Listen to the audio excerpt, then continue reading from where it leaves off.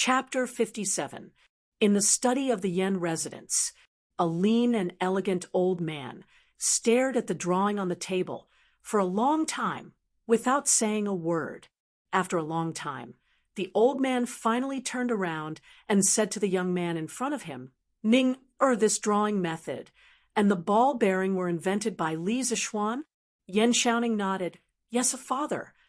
This old man was the Minister of Works. Yen lied. The drawing on the table was exactly the same as what Li Zixuan drew during the day. It turned out that Yen Xiaoning used his memory to copy the drawing that Li Zixuan drew during the day. A light flashed in Yen Li's eyes as he praised, "I have never seen such a drawing method before, but it is indeed very convenient and worth popularizing. Furthermore, this ball bearing is truly a genius creation, but it's a pity that it's difficult to manufacture. I don't know who his teacher is, but his knowledge of machinery is so profound. I'm afraid he has already caught up to you. He is a promising talent. You should invite him back to the manor some other day and test him for father. If he is really talented, this old man will ask His Majesty to give him an official position in the Imperial Censorate." Yen Xiaoning smiled bitterly. "Father, I also told Li Zixuan today, but he said he wants to be filial at home and doesn't want to be an official right now." Yen Li glared and said angrily, "Nonsense with such talent. How can he not work for the country? Call that brat over some other day, and I will talk to him. At such a young age, he is already not thinking about improving himself. How ridiculous." The next day, before dawn, Li Zixuan woke up. He woke up in pain. He felt as if there were thousands of needles stabbing into his brain. Li Zixuan felt that it would be better if he just fainted, but this kind of thing couldn't be fainted so easily. Li Zixuan held his head in pain. His face was ferocious, and his veins were bulging. Large beads of sweat rolled down his forehead and down his back. Waves of piercing pain came from the depths of his soul, causing Li Zixuan to groan uncontrollably. But at this time, it was usually the time when people were sleeping soundly. Xiao He and Xiao Shi were still sleeping soundly in the room outside. Am I going to die the moment I transmigrated to the Tang Dynasty? Wasn't I just thinking about the tank? You damned heavens! You want to kill yours truly the moment yours truly found out that he had a cheat as well? This Goldfinger doesn't even have a F*King instruction manual. I don't even know if I can use it for a treasure like a tank." Li Zixuan's heart flashed with anger and unwillingness. He had just discovered that he had a cheat, but he did not expect that he would lose his life because he did not use it properly. How can he blame me for this? This young master doesn't know what to use and what not to use. Just as Li Zixuan felt that his head was about to explode, there was a slight fluctuation in his dantian. Then there was a cooling sensation in his mind, which slightly relieved Li Zixuan's pain. Li Zixuan was shocked. He suddenly remembered that he was severely injured at Zhongnan Mountains. Sun Simiao had said that he would need to rest for a month to recover, but he had used the Taishan Sutra and recovered more than half of his injuries in a day. This meant that the Taishan Sutra was very useful for healing injuries. But this time, it seemed to be a mental injury. He did not know if the Taishan Sutra would work. Forget it. I don't care anymore. I'll just treat it as a last resort. If I don't take any measures, I'll probably die from the pain or become mentally disabled. Li Zixuan endured the pain in his mind and sat up. He crossed his legs on the bed and used all his strength to activate the 5th level of the Taishan Sutra. At this moment, there was a warm feeling in his dantian, but it was of no use. His mind was still in extreme pain. Li Zixuan's face hardened. "I don't believe it. I'll fight you to the death today." Forcing himself to be alert, Li Zixuan planned to go all the way, regardless of the pain in his mind. He crazily activated the Taishan Sutra again and again. He did not know how many times he had activated it. The true energy in Li Zixuan's body was constantly being compressed. His body was completely soaked in sweat, and water could be wrung out of his clothes. At this moment, his face was extremely pale, and he was in extreme pain. His hard work paid off.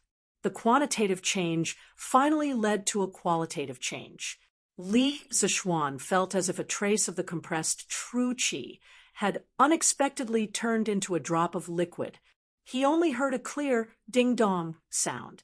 His previously incomparably violent mind immediately calmed down when he heard this clear sound. At this moment, Li Zixuan's mind felt extremely clear. It was as if the dry and cracked earth had welcomed the moisture of rain. He was so comfortable that he wanted to shout. Could it be that my Taishan Sutra has broken through to the 6th level? This was Li Zixuan's first reaction. After a careful examination, he found that the Taishan Sutra was still at the 5th level. However, it seemed to be closer to the 6th level than before. In other words, it would not take long for him to become a master. But why did the pain in his mind disappear? Could it be that the Taishan Sutra could not only heal physical injuries, but also mental injuries? Li Zixuan could not find any other explanation.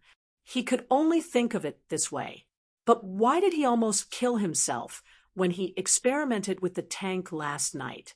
Was it because the tank was too big and its structure too complicated? Could it be that his mind could not handle such a large amount of information? Should he try again? Li Zixuan was courting death. Li Zixuan had no other choice but to slowly try it himself. In the time travel novels he had read in his previous life, the main character would usually receive a system grandpa to explain how to use the gold finger. However, this gold finger of his did not even have a manual. He could only rely on himself to figure it out. Li Zixuan immediately thought of small objects such as screws. Slowly, the things in his mind became bigger and more complicated. It was only when he thought of the cars in his previous life that Li Zixuan felt a sharp pain in his mind. Li Zixuan knew that this should be his limit. He immediately stopped thinking. He did not want to continue the painful feeling from before. Li Zixuan was now sure that this gold finger of his should be able to construct a three-dimensional model of some industrial machinery and parts in his mind. Then, he could turn these models into detailed blueprints through his own hands. However, this gold finger seemed to have limitations on the size and complexity of the object. With his current ability, he could barely construct complex industrial products like cars. However, Li Zixuan was already very satisfied with this.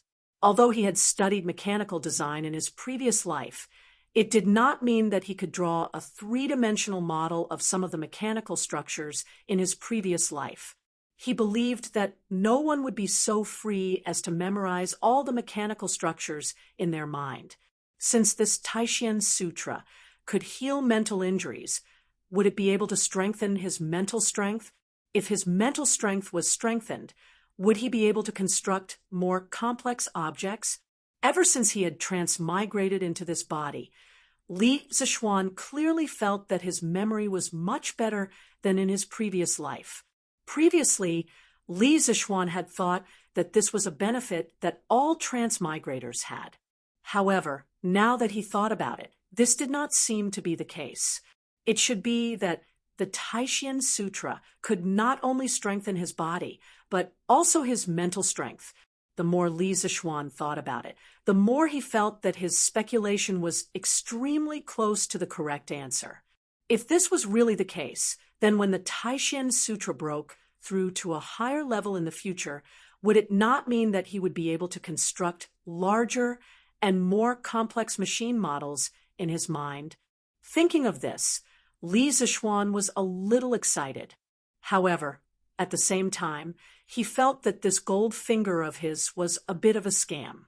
If the body that he had transmigrated into had not learned the Taishan Sutra, which was an inner force skill that could not only strengthen the body but also the mind, then wouldn't that mean that his gold finger would be useless?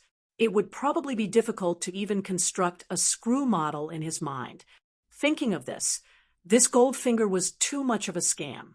It even needed to be complemented by internal strength.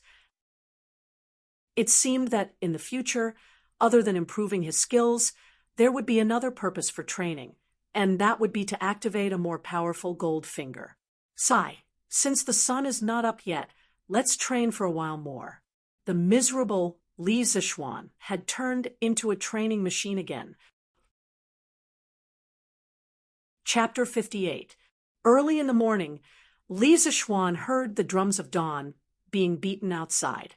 He knew that a new day had begun. Having narrowly escaped death last night, Li Zixuan was covered in sweat. At this moment, his body was sticky and uncomfortable. He got up and walked out of the inner room, wanting to ask Xiaohe to go to the kitchen and have someone boil some hot water. "Young master, you woke up so early today." Outside the room, Xiaohe saw that the young master actually woke up as soon as the morning drum sounded. She couldn't help but be surprised. Facing Xiaohe's surprised gaze, Li Zixuan felt a little embarrassed. Now, everyone in the family knew that he was a lazy person. "Xiaohe, tell the kitchen to boil some water for me. I want to take a bath."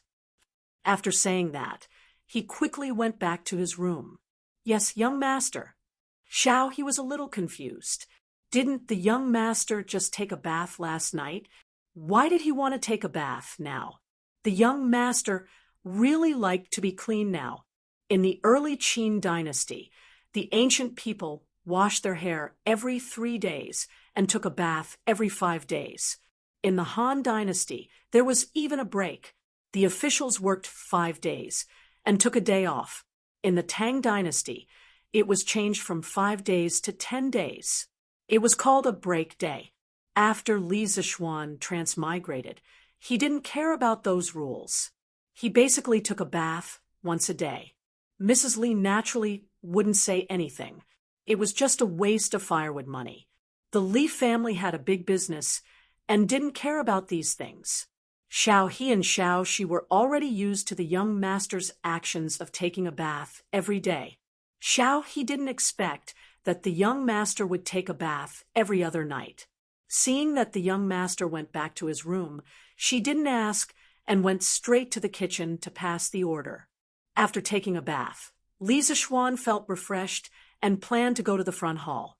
Xiaohe quickly went in to help Li Zixuan tidy up the bed. She saw that the bed was wet. Did the young master wet the bed? No wonder the young master wanted to take a bath so early in the morning. Xiaohe instantly blushed and screamed. She ran out. Li Zixuan hadn't gone far when he heard the girls scream. He quickly walked back and thought, "What's in my room? Why is this girl so scared? I didn't do anything shameful last night, did I? What are you shouting for? What's wrong? Is there a ghost inside?" Li Zixuan blocked Xiaohe's way. Xiaohe couldn't stop in time and bumped into his arms. Xiaohe jumped far away as if she had been electrocuted. She lowered her head and blushed, not daring to speak. She was afraid that if she told the truth, her young master would fly into a rage and sell her out. Li Zixuan saw Xiaohe blushing, lowering her head, and not speaking. He was a little confused and wondered, "Xiaohe, what's wrong with you? Say something. Are you counting ants here?" Xiaohe whispered, "Then I'll tell you." "Young master, you can't blame me. It's not your fault. It's not your fault. Just tell me what it is." Xiaohe then stuttered. Young master, did you do that last night? What did I do wrong? Why are you speaking in such a strange way? Make it clear." Xiaohe hesitated for a long time before she said hesitantly, "It's that That, "Young master, did you wet the bed last night? I saw that your bed was wet." Damn it, Li Zishuan instantly felt as if he had been struck by 18 bolts of heavenly lightning. That should have been because of the problem with his body last night, and the pain caused him to sweat uncontrollably. In the end, this girl thought that it was because he wet the bed. If this were to spread out, wouldn't this young master's reputation be ruined? Li Zishuan patted the girl's forehead angrily and said, "What are you thinking? It's sweat. You're so young. Why don't you think about it?"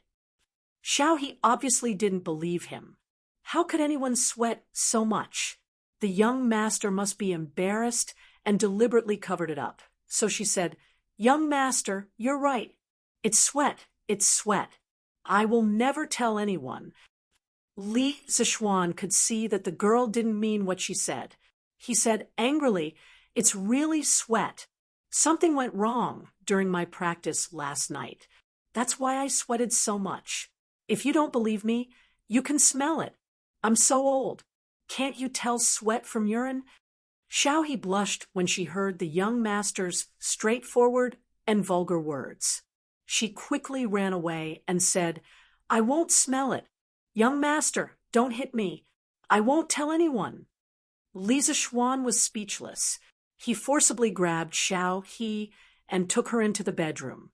Well, don't misunderstand. Our protagonist didn't do anything embarrassing. He just wanted Xiaohe to know that the bed was indeed sweat. This was related to his reputation for the rest of his life. Li Zishuan had to be serious with this little girl. Seeing that the little girl finally believed him, Li Zishuan was relieved. He went to the front yard to have breakfast with his parents, little sister, and Han Yushi. After breakfast, Li Zishuan and Han Yushi went to Mingwei Xian to see if Iron Egg's injury had recovered. Iron Egg had been staying at the young master's house these days. He had good food and drinks. There were also maids to take care of him. The young master often came to visit him. Even Madame Li came to visit him many times. Iron Egg was very grateful for these, but he wasn't happy.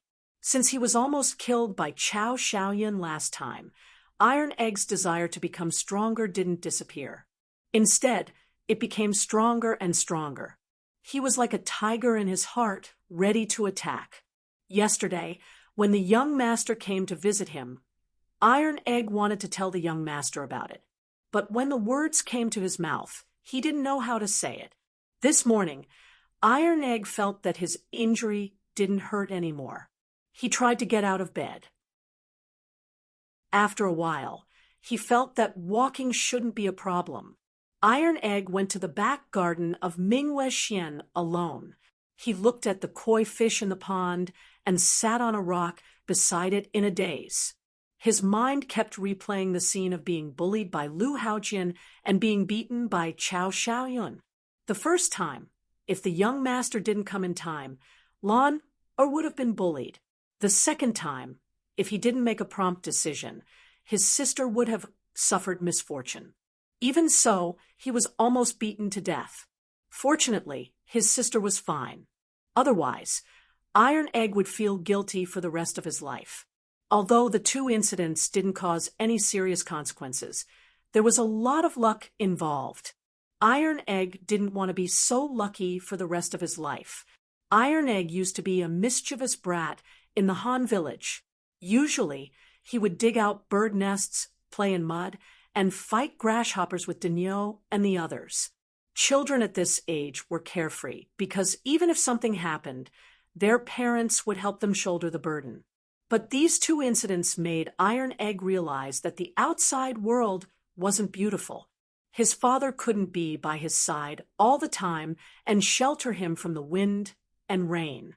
Besides, his father would grow old one day. He couldn't rely on his father for the rest of his life. He wanted to become strong. He wanted to be as strong as the young master.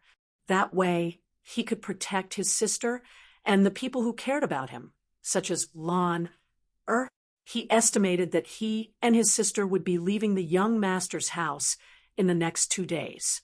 No matter what, he had to beg the young master to teach him martial arts. Whether the young master agreed or not, he had to try. Iron Egg kept encouraging himself in his heart. He had to perform well and be sincere so that the young master would accept him. At this moment, voices came from the entrance of Mingyue Xian. Iron Egg walked out of the garden and saw that the young master and his sister had come together. He quickly went to greet them. "Young master, you're here." "Iron Egg, why are you out of bed?" Li Zixuan saw Iron Egg walk over and was shocked. Iron Egg smiled and said, "Young master, Iron Egg's injuries are almost healed. He can barely walk." "Oh, that's good. Iron Egg, you were injured so badly that I was worried sick." Seeing that Iron Egg's injuries were finally healed, Li Zixuan was happy. "Young master, since Iron Egg's injuries are healed, I'll go back with Iron Egg today. My father hasn't seen Iron Egg for a few days. He must be worried sick." Although she didn't want to leave, Iron Egg's injuries were healed. There was no reason for them to continue living here. Han Yushi said goodbye to Li Zixuan. Iron Egg heard his sister say this and felt a little nervous. He still hadn't told the young master about his situation. Li Zixuan waved his hand and said, "There's no rush. Iron Egg's injuries are just healed. Let him rest for another day. I'll go back with you tomorrow. I'm going to the Han village to find your father." Thinking about it, her father should have raised enough money. She had to go to the Han village to find Han Lijing as soon as possible to finalize the matter of raising chickens. After calculating how many chickens the village could raise, they could then purchase the chicken seedlings. Since the young master said so, Han Yushi could only nod. Iron Egg heard this and breathed a sigh of relief. He secretly thought that he should hurry up. Taking a deep breath, Iron Egg felt that he couldn't wait any longer. He carefully said, "Young master, Iron Egg has something to tell you." "Oh, what's the matter with Iron Egg?" Li Zixuan was a little curious. He had always admired this child. He planned to go to the Han village to talk to Han Lijing and see if he could keep Iron Egg by his side. At this moment, Iron Egg resisted the nervousness in his heart and the pain in his body. With a plop sound, he knelt in front of Li Zixuan. Iron Egg knew that he didn't have money or ability. He didn't have anything to show. He could only follow the storytellers in the restaurants and use his sincerity to move the young master. Li Zixuan and Han Yushi were shocked by this kneeling. Why couldn't this child talk nicely? Why did he have to kneel? Li Zixuan wanted to pull Iron Egg up, but Iron Egg hurriedly waved his hand to stop him. "Young master, Iron Egg wants to be your disciple. I beg you to teach me martial arts. Iron Egg wants to become strong. He wants to protect my sister and everyone who cares about Iron Egg from harm. I beg you, young master, to agree." Iron Egg knows that he doesn't have money or ability, but Iron Egg will remember young master's kindness for the rest of his life. After saying this, he was about to kowtow. This time, Li Zixuan ignored Iron Egg's attempts to stop him and quickly pulled Iron Egg up. This child must have heard too many stories. Even if he wanted to be his disciple, he didn't need to kneel and kowtow. Li Zixuan was also shocked by Iron Egg's words. Was this still the shy bred he saw before? After all, Iron Egg was only 6 or 7 years old. It seemed that after experiencing these two things, Iron Egg had matured a lot. Sure enough, setbacks were a catalyst for a person to mature quickly. Han Yushi was also a little surprised by her brother's actions. When she heard Iron Egg's words, she was a little touched. She couldn't help but think of the scene where Iron Egg stopped Chao Xiaoyan, regardless of the danger, and let her go first. Han Yushi couldn't help but tear up. Her brother had grown up. Han Yushi was both touched and gratified. She looked at Li Zixuan and wondered if the young master would agree. Chapter 59. After being pulled up by Li Zixuan. Iron Egg's eyes were still fixed on Li Zixuan. He really hoped that the young master would accept him. Feeling the deep pleading in Iron Egg's eyes and recalling the words of Iron Egg, Li Zixuan could not help but feel touched. This child was only 6 or 7 years old. It was not that he could not accept him as a disciple, but there were some things that had to be made clear in advance. Li Zixuan turned around and put his hands behind his back. After thinking for a while, he said, "Iron Egg, you risked your life to save Lan. I have always been grateful to you. But if you want to be my disciple just to learn martial arts and not be bullied, I can't accept you." Iron Egg asked anxiously, "Why, young master?" Han Yushi also looked at Li Zixuan curiously. She heard the young master's words. It seemed that Iron Egg did have a chance. Li Zixuan said slowly, "Heroes use martial arts to break the rules. Iron Egg, if you only focus on learning martial arts and pursue power without paying attention to self-cultivation, sooner or later you will go astray and bully the weak with your martial arts." Iron Egg hurriedly promised, "Young master, Iron Egg will not do that kind of thing. Please believe in Iron Egg. Iron Egg only wants to learn martial arts and not be bullied." Li Zixuan shook his head. At the end of the day, Bruiser still had the temperament of a child. Once a person gained power, their way of thinking would change. When the time came, they would be slightly instigated by a villain, and it would be easy for them to go astray. Bruiser's thinking was still too simple. "Iron Egg, I can accept you as my disciple and teach you martial arts, but I will also teach you other things to help you cultivate your mind. You must pay equal attention to them.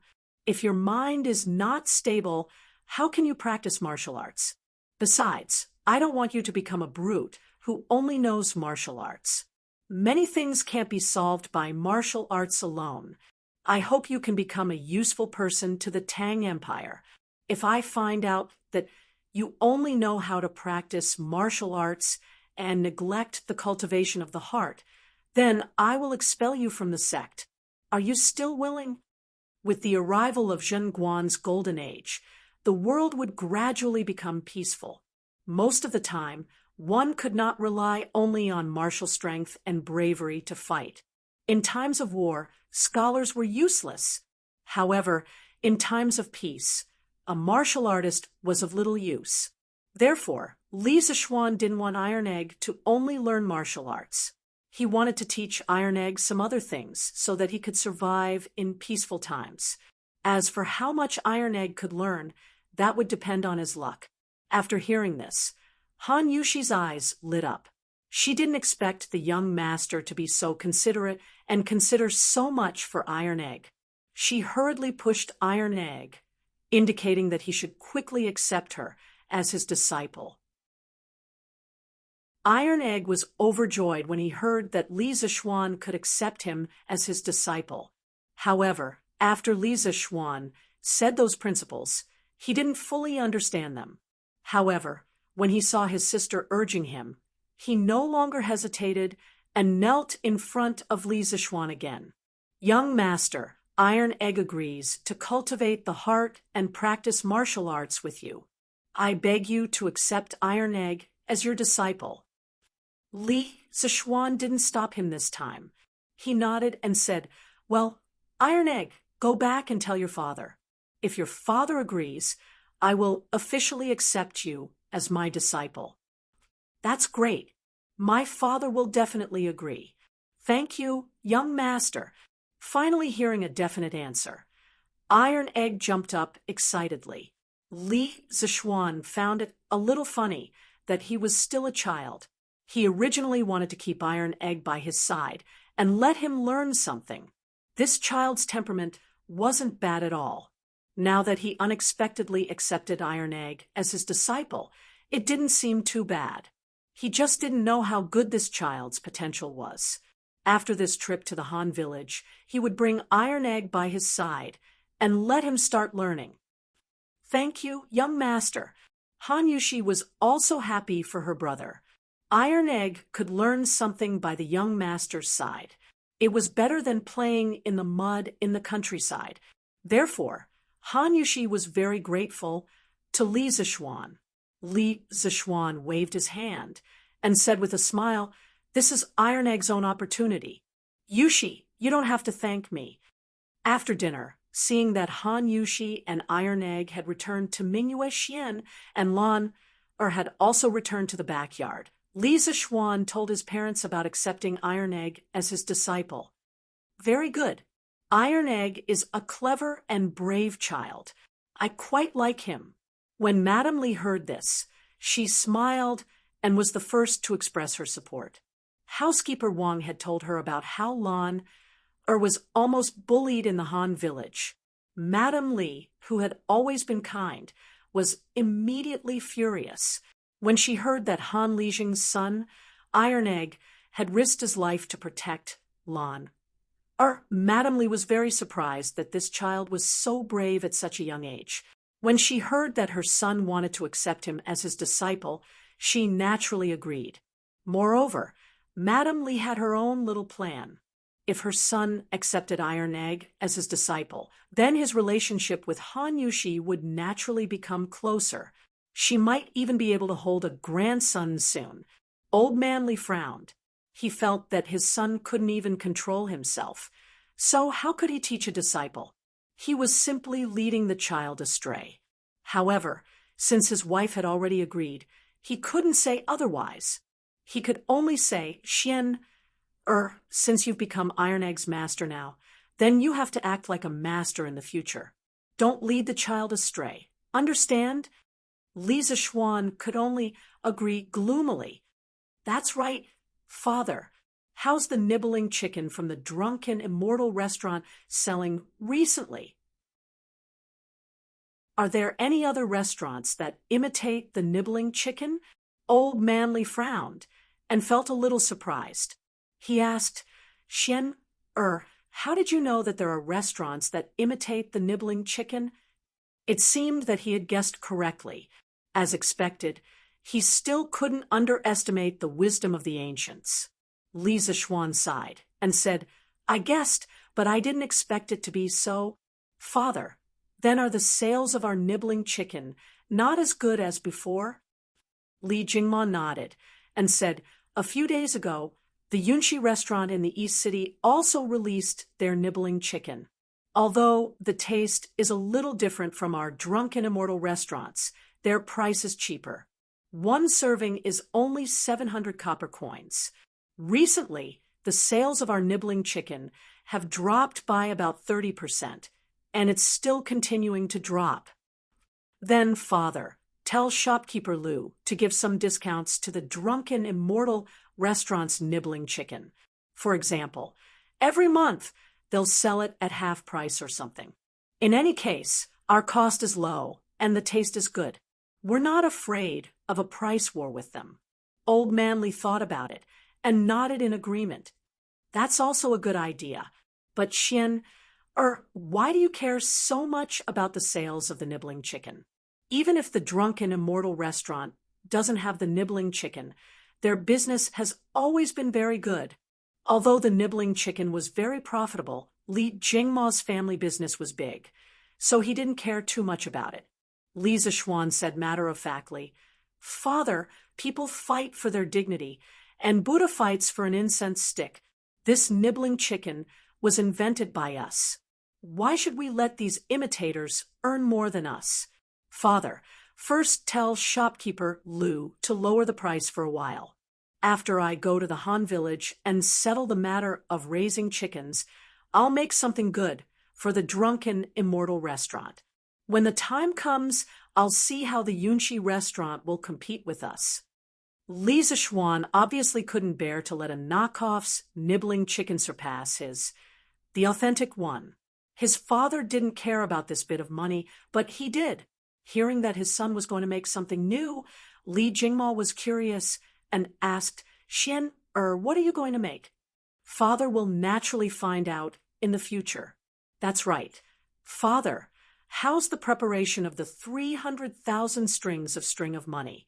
Old Man Li glared at him and said, "Naturally, there's no problem. The funds will all be in place by tomorrow. When the time comes, I'll send the money to the family storehouse. I'll give you the key. Then thank you, Father. Your son will go to the Han village tomorrow and explain the matter of raising chickens to the villagers. Then we'll start buying the chicken seedlings. This autumn harvest. Father, you must remember to send people to buy grain. Yes, Father knows. You just have to take care of your own matters. You're not young anymore. It's time for you to learn how to do some things. This matter can be considered a test for you. Li Zishuan nodded and said solemnly, Your son understands the importance of this matter. I won't mess it up.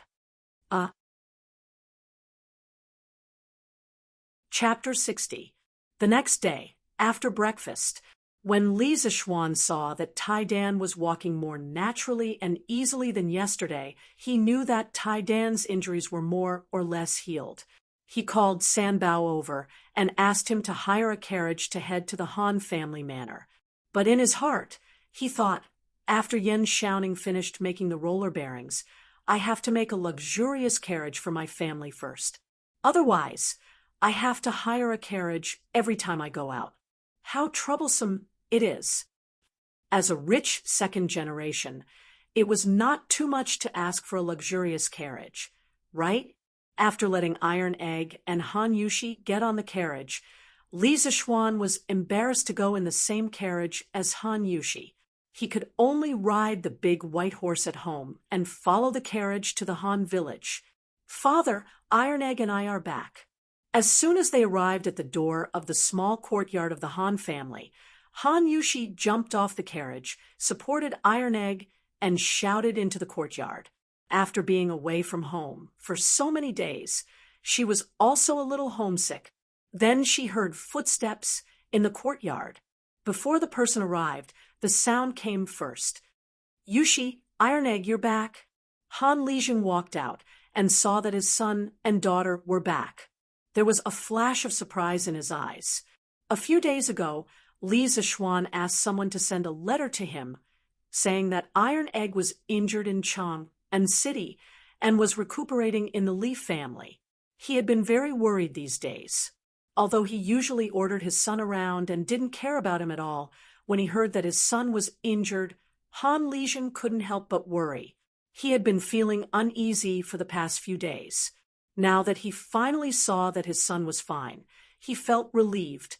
At this moment, Han Lijing caught a glimpse of Li Zishuan standing to the side.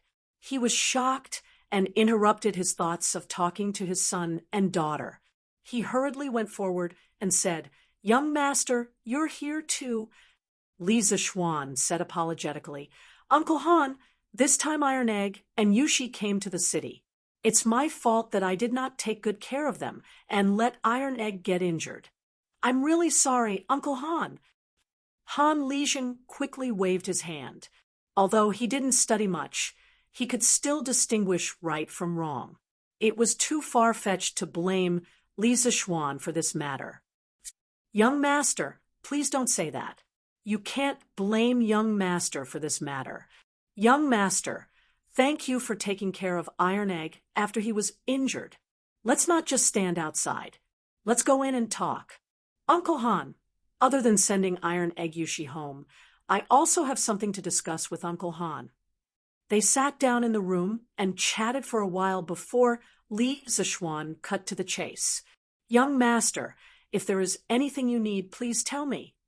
Han Lijing sat up straight and earnestly said, I don't dare to instruct you, but I have something to discuss with Uncle Han. Previously, when I was at my house, I found that Yushi's winemaking skills were very good, so I wanted her to help me make a new wine. The monthly salary is 10 strings of coins. I don't know if Uncle Han is willing. Han Lijing's eyes widened. 10 strings of coins. It was more than what he worked hard to earn in a year. He quickly shook his head and said, Young master, you can't do that. It's our family's honor that Yushi can help you. Previously, young master has brought so many benefits to our family. You can't ask for such a high salary from young master. Lisa Schwan said, Uncle Han, what I want to discuss with you is not about money. I want to ask if you are willing to let Yushi help me make a new wine. As for the money, if Yushi is willing to help me, she deserves it. Once the new wine is made, the profit will be far greater than this small amount of money. Please don't refuse. When Han Lijing heard this, he finally thought of the crux of the problem. His daughter was still an unmarried daughter, although the villagers would not be as particular as those wealthy families. If his daughter were to appear in public to help the young master make a wine, it would inevitably cause gossip. However, his family had received so many favors from the young master's family. Now that it was rare for him to be able to help the young master, it was really difficult to refuse. Han Lijing was also in a dilemma for a moment, so he might as well give the choice to his daughter. Yushi, are you willing to help the young master make a wine? I respect your decision. Han Lijing's tone was somewhat solemn. When Han Yushi heard that she could help the young master, she was only excited and did not think so much. Now that she saw her father's solemn expression, she realized that things were not as simple as she thought. She was a girl. If she agreed to help the young master, she would definitely not be able to avoid getting along with him day and night. It would easily cause gossip. However, it was rare for her to have the opportunity to help the young master. She really did not want to refuse. Moreover, she did not hate working with the young master. She even had some faint expectations in her heart. Han Yushi gritted her teeth and said, Father, I want to help the young master make a wine. Even though she knew that she should not do this, Han Yushi still could not bear to refuse the young master's request for help. As long as I can help the young master, let others gossip if they want to, Han Yushi thought in her heart. Han Lijing sighed softly in his heart. Ever since Li Zishuan left the Han family manor last time, he realized that there was something wrong with his daughter. However, as a father, it was really difficult for him to speak about a girl's private matters. If only the child's mother was still alive. Sigh. He hoped that his daughter would not regret it in the end and would have a good ending. Young master, since Yushi has agreed, then this old man has no objections. Li Zishuan did not think as much as the father and daughter. He was still in the mindset of a modern person. He did not think that there was anything wrong with letting Han Yushi help him make a wine. However, he also noticed that the atmosphere was a little strange. When he heard Han Lijing's words, he could only suppress the doubts in his heart and cup his hands to thank him. Uncle Han, there is one more thing. Iron Egg told me yesterday that he wants to be my disciple and wants me to teach him martial arts. You are his father, so I thought that this kind of thing should only be done with your consent. This. Han Lijing was a little shocked. He secretly thought that Iron Egg, this stinky brat, even knew how to find someone to be his disciple. He looked at Iron Egg in surprise. At this time, Iron Egg had his head down and was counting ants. He was quite courageous when he wanted to be his disciple, but after that, being looked at by his father like this brat also felt a little embarrassed. I heard that the young master also has a famous master. Iron Egg can be your disciple. It is his good fortune. As long as the young master does not think that this brat is stupid, of course I will agree. Han Lijing thought about it and said with some gratitude. His son's future, following the young master, was obviously better than playing in the mud in the countryside. Which father did not want his son to be successful? In the past, he could not even take care of his children's food and clothing. Naturally, he did not have the time to think about his son's future. Now that there was such a good opportunity, of course, he would agree. Li Zishuan nodded and said, Since Uncle Han has agreed, then after 2 days when I am done with the matters at hand, Iron Egg will follow me back to Chang, and to study martial arts. Han Lijing solemnly bowed and said gratefully, "Thank you, young master, for promoting this stinky brat. If this brat is disobedient in the future, young master, feel free to scold and discipline him. If he is beaten to death, he deserves it. This old man will not say a word." Li Zichuan smiled and shook his head. He said, "Uncle Han, this time I came to the Han village because there is a very important matter that I need to discuss with you."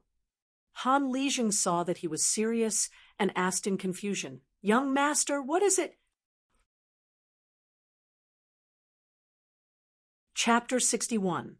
Han Village, Han family's small courtyard. "Uncle Han, my father and I plan to have all the farmers in the village help us raise chickens. We will be responsible for providing the chicken seedlings, and we will also use a portion of the rent as payment for everyone raising the chickens." Li Zichuan revealed the main purpose of his visit to the Han family village this time. Hearing this, Han Lijing asked curiously, "Young master, isn't it just asking everyone to help raise a few chickens? Why do we need to pay them? It's not like it takes much effort." Li Zichuan explained, "Uncle Han, it's not about raising a few chickens. We plan to raise at least 50,000 chickens in the Han village. Of course, we need to pay the farmers a corresponding amount." Ah, so many! Even though Han Lijing was someone who had escaped death on the battlefield, he was still shocked by the huge number of chickens. Han Yushi, who was beside him, also opened her small mouth in shock. Young master, why are you and master raising so many chickens?" Han Lijing really couldn't understand. "We have a use for these chickens next year. Now, I need to trouble Uncle Han to gather all the farmers in the village at noon.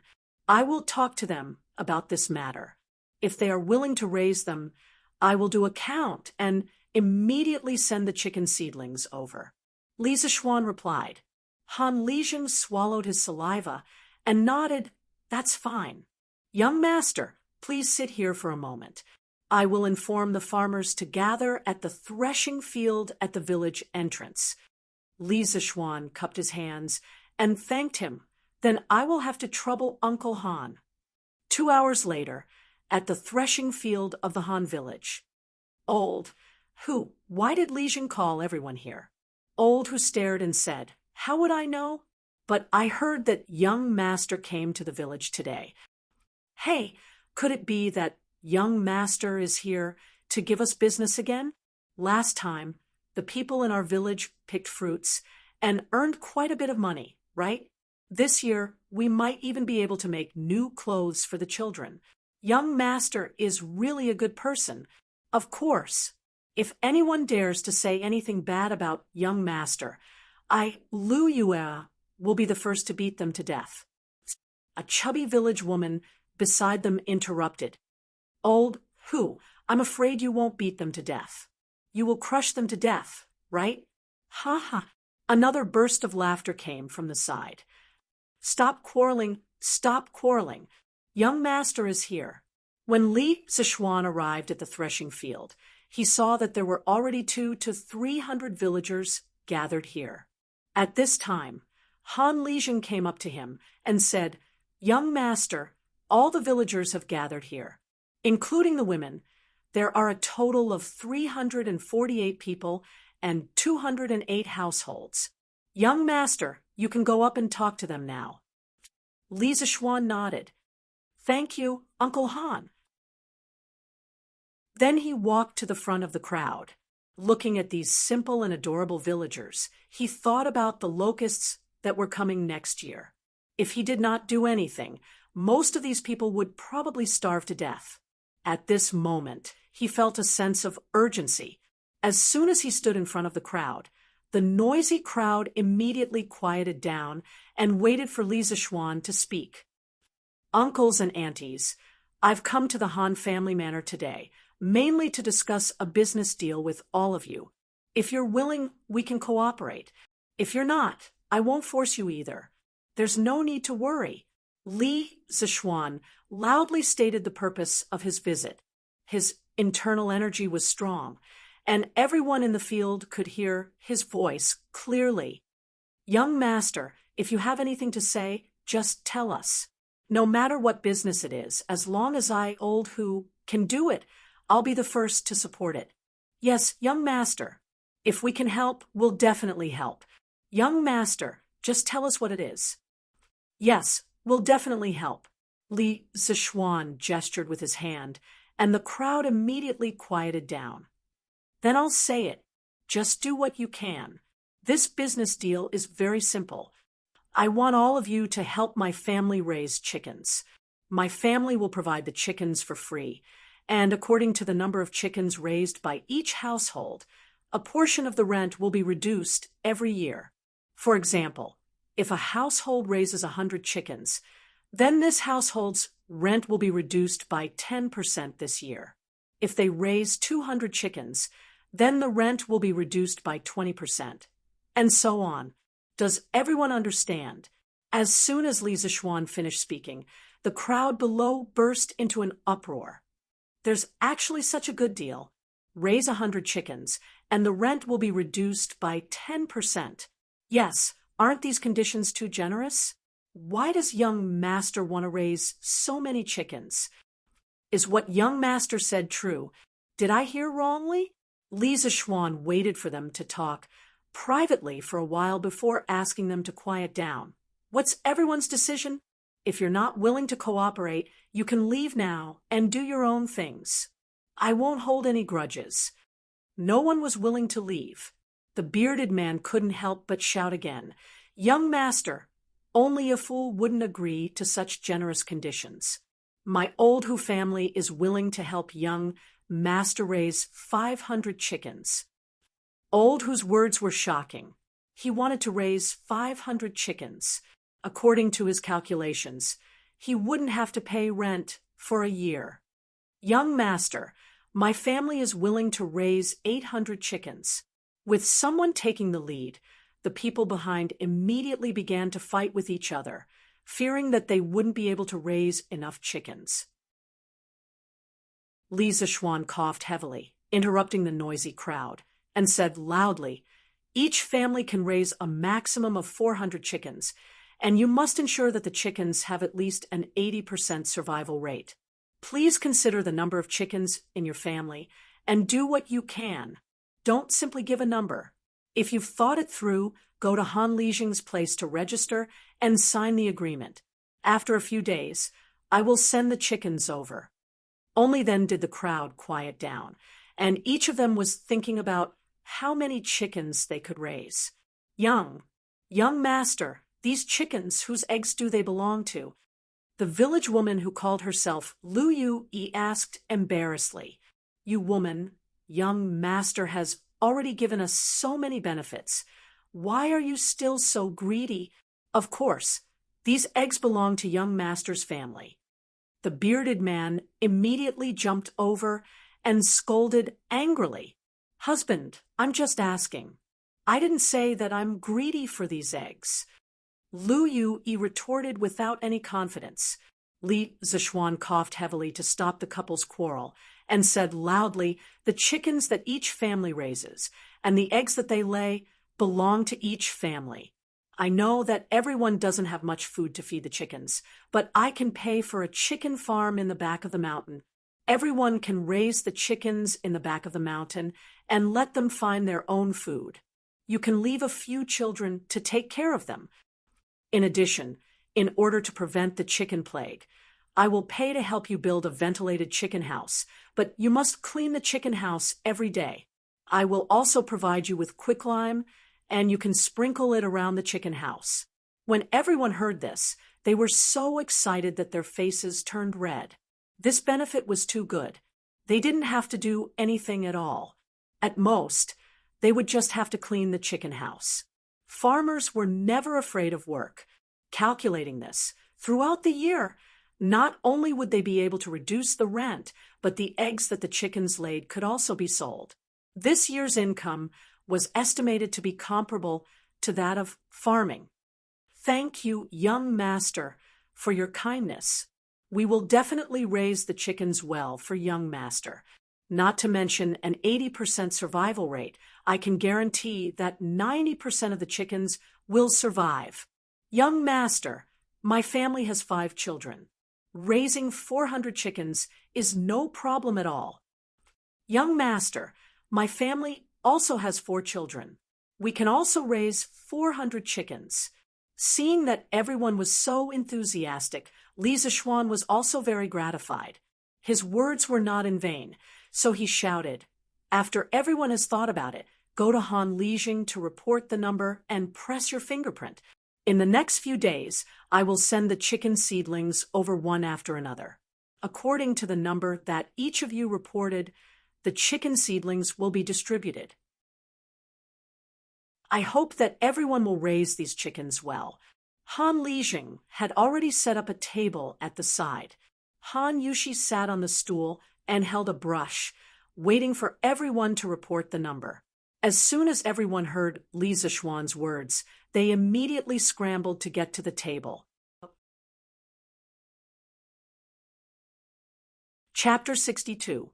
In the afternoon, in the small courtyard of the Han village, after Li Zishuan explained the matter of raising chickens to the villagers, he and Iron Egg returned to the small courtyard of the Han village to rest.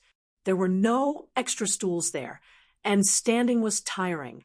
Li Zishuan's laziness had not been cured.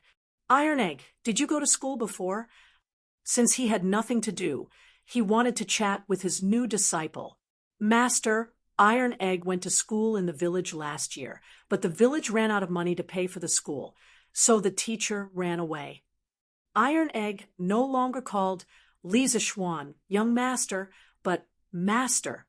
It was also the first time that Li Zishuan heard someone call him master, and he felt a little proud. He then asked happily, "Iron Egg, how many words did you learn after going to school for a year?" Iron Egg scratched his head and said embarrassedly, "Master, Iron Egg knows about 100 words. He was a famous brat in school, and his grades were not good. So little, not as good as Lan.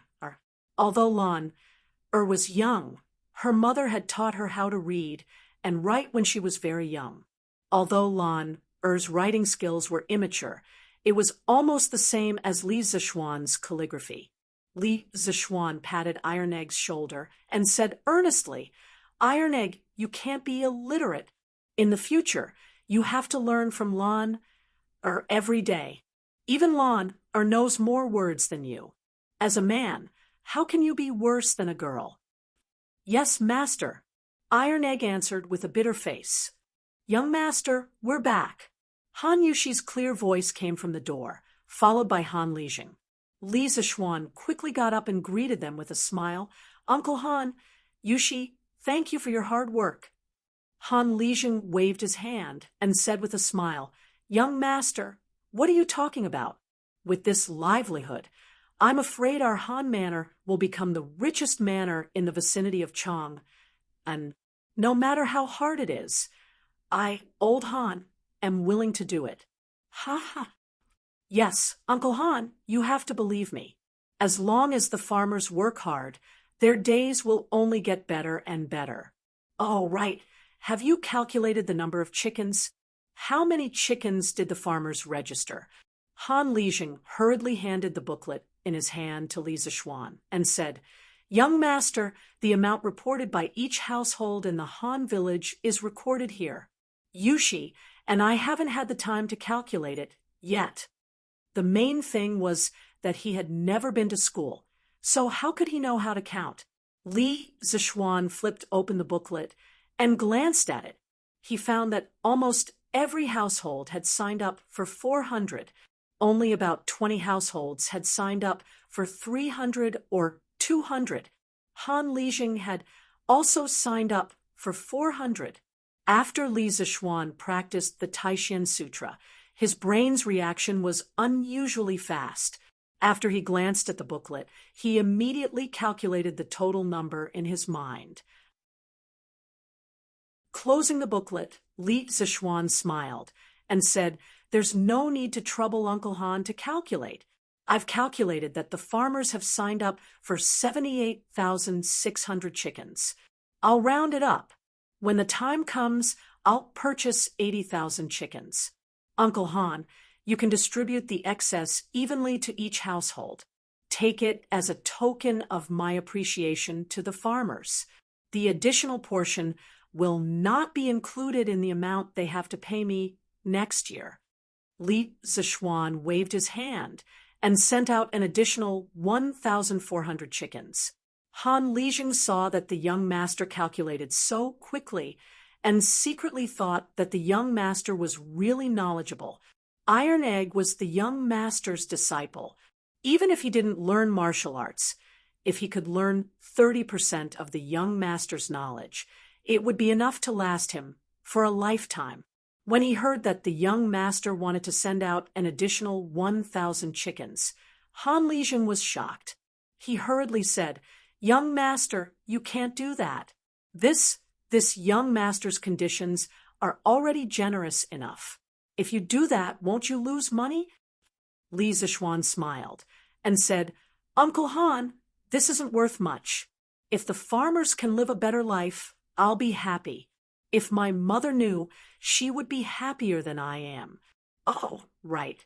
Uncle Han, I also want you to help me find a type of person." "Young master, what kind of person are you looking for?" Han Lijing asked curiously. "That's right. Uncle Han, do you know a type of person who can make a flock of chickens very obedient? For example, if you tell the flock to head east, the flock will head east. Is there such a person?" Li Zishuan wasn't confident that he could find such a person.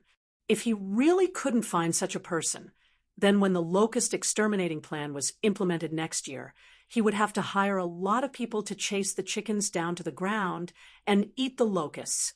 The efficiency would be very low. In his previous life, he had seen a lot of experts on the internet who could train chickens like they were their own arms. He just didn't know if there was such a person in the Tang Dynasty. Han Lijing, who was listening at the side, was stunned. He asked in bewilderment, "Young master, is there such a person in the world?" It seems like I'm thinking too much." Li Zishuan was slightly disappointed. "Master, I know who can make chickens obedient." Iron Egg, who was at the side, jumped up and shouted excitedly. "Oh, Iron Egg, you really know?" Li Zishuan asked in surprise. "Stinky brat, don't talk nonsense. How come I don't know that there is such a person in the farmstead?" Han Lijing frowned and scolded. "Father, there really is such a person. Uncle whose son can make a flock of chickens obedient. Moreover, his sister also has this ability." Iron Egg hurriedly explained. "Oh, so that child really knows how to do this? How come I don't know?" Han Lijing asked in puzzlement. Li Zishuan ignored the puzzled Han Lijing and pulled Iron Egg over. He hurriedly asked, "Iron Egg, quickly tell Master what is going on." "Yes, Master. It's just that uncle who has a son. Since he was young, he didn't like to play with the children in our farmstead. He usually stays alone in the small courtyard at home and keeps his chickens company. We all call him Silly Who in private. There was once when I went to Uncle Who's house to help my father return something. I saw him and his sister playing with the chickens in the courtyard. I heard him squawk, and the chickens ran to the east. His sister squawked, and the chickens ran back. Moreover, the chickens weren't afraid of them at all. At that time, I thought it was strange, but after hearing what Master said, I feel that the two of them are quite suitable for Master's conditions." "Oh, there is such a thing. That's great. Iron Egg, what are the names of these two children? I have to meet them." Li Zishuan originally didn't have much hope. He didn't expect that there would be a glimmer of hope at the end of the tunnel. He couldn't help but be excited. "Master, that's Silly Whose real name is Huguoji. His sister is Huguoji. If Master wants to meet them, I can bring Master there." Iron Egg replied. Li Zishuan, who was about to follow Iron Egg to meet the two children, suddenly staggered and almost lost his balance when he heard these two strange names. Why are their names so strange? Lisa Schwan wondered. Han Yushi, who was at the side, explained, "Young master, I know this. It is said that when Aunt Lu was pregnant, Uncle, who wanted a boy, he went to the Taoist temple in Chang and West City to find a fortune teller. The Taoist priest said that Aunt Lu was definitely pregnant with a boy. Uncle, who was overjoyed, and went home to tell Aunt Lu. In the end, after Aunt Lu gave birth, she found out that it was a girl. Uncle, who conveniently named her Hu Guoji. A year later, Aunt Lu was pregnant again. Uncle, who went to another Taoist temple to have his fortune told. The Taoist priest there said that Aunt Lu was definitely pregnant with a boy this time. Later, Aunt Lu gave birth to a boy. Uncle, who named the boy Hu Guoji. Li Zishuan was thunderstruck when he heard this. He was speechless for a long time. He silently mourned for these two unlucky children to have such an unreliable father. The world was really big. There were all kinds of strange things. There were many strange things in modern society. He didn't expect to encounter such a strange thing in the Tang Dynasty. Uncle Han, then I'll have to trouble you to bring me to meet the two children. I'm quite interested in their abilities. Han Lijing nodded and said, "Okay, then Yushi, you and Iron Egg can stay at home and cook. Young master must be hungry after being busy for so long at noon. We'll be back soon." Han Yushi nodded and agreed. "Okay, father. Yushi will go and cook now." Chapter 63. On the way to Li Zishuan's house, Han Lijing introduced his family situation to Li Zishuan. The uncle who that Iron Egg mentioned was called Hu Hanyun. The people in the village called him Old Hu. He used to be a blacksmith and a government soldier. He only moved to the Han village 10 years ago. Hu Hanyun's wife was Lu Yu-yi, whom he met after he moved to the Han village. She was considered a flower in the village when she was young, but her personality was very shrewish. Young master, actually this old, who is also a pitiful person. Han Lijing suddenly sighed, heavily. Li Zishuan was puzzled. "Oh, Uncle Han, how is he pitiful?" Sigh. Back then, Old, who also fled from the north and came to our Han village. He was a forthright and righteous person. He could talk to anyone. It didn't take long for him to take root in the village.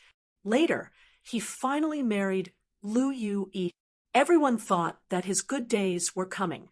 Who knew that Lu Yu-yi's first child was actually born? More than a month after it was born, everyone found out that the girl was born blind. Old, whose family didn't have much money to begin with. In order to raise money, he did everything he could. Then he brought his daughter to basically all the big and small medical centers in Chang. But no one could cure that child's eyes. Old, whose child was a blind girl? Li Zishuan was shocked. He had met Hu Hanyun before. This man gave him the impression that he had a carefree personality. He didn't expect him to bear such a painful misfortune. Sigh. Young master, this isn't the worst. Later on, Lu Yu-er gave birth to a son, Hu Guoji. Although the child was born healthy, the couple slowly realized that the child's reaction was very slow, and his speech was also very slow. The doctors all said that the child was a bit stupid. Someone in the village advised Old Hu to send the foolish child to the temple. Old Hu refused and said that even if his son was a fool, he would raise him for the rest of his life. Han Lijing finished and shook his head. His face was full of worry. Li Zishuan was silent after hearing this. In this era, the medical conditions were definitely not as good as in the future. Moreover, the people in this era were even poorer. There were always misfortunes. Alas, even though the world is at peace, The common people are still suffering. The two of them walked for a while before Han Lijing stopped. He pointed at a dilapidated farmhouse in front of them and said, "Young master, we've arrived. That's Old Hu's house." Li Zishuan looked around and realized that this courtyard was even more dilapidated than Han Lijing's house. The courtyard was surrounded by a low wall made of reeds and bamboo sticks, and there were a few dilapidated huts inside. It could be seen that this family lived in poverty. Han Lijing came to the front of the courtyard and shouted inside. Old Hu quickly opened the door. "Young master is here." Li Zishuan saw Han Li shouting at the door from behind. He suddenly felt like laughing because this scene was very similar to a joke from his previous life. "Old friend, quickly open the door. I'm checking your water meter." Fortunately, his tolerance was good. Otherwise, he would have laughed out loud. At this moment, a woman's voice came from the courtyard. "He's here. Is Han Lijing here?" Li Zishuan recognized the voice. It was Lu Yu's voice. He heard it during the mobilization meeting in the afternoon. When the courtyard door opened, it was indeed the plump Lu Yu. Just now, he heard from Han Lijing that she was a flower in the village when she was young. Li Zishuan took a closer look and found that her facial features were still considered normal. It was just that the years had left too many traces on her face. It seemed that she had suffered a lot in these years. But why was her figure so fat? Could it be that women get fat easily when they reach middle age? "Lijing, you're here? Io, isn't this young master?" "Young master is also here. Quickly come in and have a seat." She quickly came over to pull Li Zishuan. Li Zishuan quickly moved away and cupped his hands. "Hello, Aunt Lu. We're here to see the Hu siblings." "Are they at home?" Lu Yui was puzzled. "Young master, why are you looking for these two children?" "I'm afraid that these two children are insensible and impolite. They'll offend young master." Li Zishuan waved his hand and smiled. "Aunt Lu, it's okay. Why would I be calculative with two children? Do I look like such a petty person? I heard from Uncle Han about these two children today. Coincidentally, I know a famous doctor. I'm here to see these two children. I'll ask that doctor later to see if there's a cure." Lu Yu heard this, and a huge surprise rushed to her head. Her breathing quickened, and her eyes widened as she stared at Li Zishuan. She said in disbelief, Young master, you're saying that our family can still be saved?" "Aunt Lu, I didn't say that it can definitely be saved. As for the specific situation, I'll have to see them to know." Okay. I'll bring young master to see them now. Young master, quickly follow me." Lu Yu couldn't wait to bring Li Zishuan in. "Cough, Yui, why isn't Old Hu at home?" Han Lijing asked at this time. Lu Yu then remembered that Han Lijing was next to her. She quickly turned around and answered, "Our master went to the fields. It seems that the rented cattle from the farmstead can be used by our family today. Our master went to the fields in advance to guard." Han Lijing suddenly understood and nodded. The few of them entered the courtyard. Li Zishuan saw that there was a flock of chickens in the courtyard. There were about 10 of them. Beside the flock of chickens stood two children. The slightly older girl was about 7 or 8 years old. She was so skinny that Li Zishuan even suspected that this girl didn't weigh more than 40 pounds. The girl's facial features could be considered delicate and pretty. However, her pair of lifeless eyes somewhat destroyed her beauty. The little boy was slightly chubby and was about 6 or 7 years old. He was squatting on the ground with his hand supporting his chin. He was muttering something to the flock of chickens. No one knew what he was saying. After he finished speaking, he was still laughing. Lu Yu saw that her son was making a fool of himself in front of the young master. She angrily shouted, "Sure enough, quickly come over and greet the young master. You actually came over too." When the little boy heard the shout, he stood up and turned his head. He smiled at Lu Yue and said, "Mother." After he finished speaking, he didn't immediately run over. Instead, he turned around and pulled the bamboo stick in the girl's hand. He brought the girl along with him. Li Zishuan looked at his actions and raised his eyebrows thoughtfully. "Sure enough, quickly greet the young master." Seeing her son and daughter walk over, Lu Yue said to them, who actually bowed, and politely said, "Greetings, young master." Although she couldn't see, the direction in which she bowed was actually facing Li Zishuan. Li Zishuan was also somewhat surprised. However, what made him even more surprised was this girl's temperament. It was a kind of calm and indifferent, like an ancient well without any ripples. Standing beside her was like standing on the surface of a calm lake. This girl, at such a young age, her temperament was probably even more indifferent than those monks. At this time, Hushur chuckled and scratched the back of his head. He laughed foolishly and said, sure greets young master." This child's pronunciation was really very slow. Moreover, it seemed that this child was really struggling to speak. Also, when Hushur said this sentence, coupled with his name, Li Zishuan felt that it was a little strange no matter how he heard it. Chapter 64. Looking at the two children in front of him, Li Zishuan felt a little uncomfortable. Other children at this age were playing with their friends outside, but these two children could only squat at home and play with a flock of chickens. How sad. "Aunt Lu, you go to your things first. I want to talk to these two children alone for a while." Then young master, if you need anything, call me," Lu Yue responded, and brought Han Lijing to sit in the front hall. "Is your name Guoji?"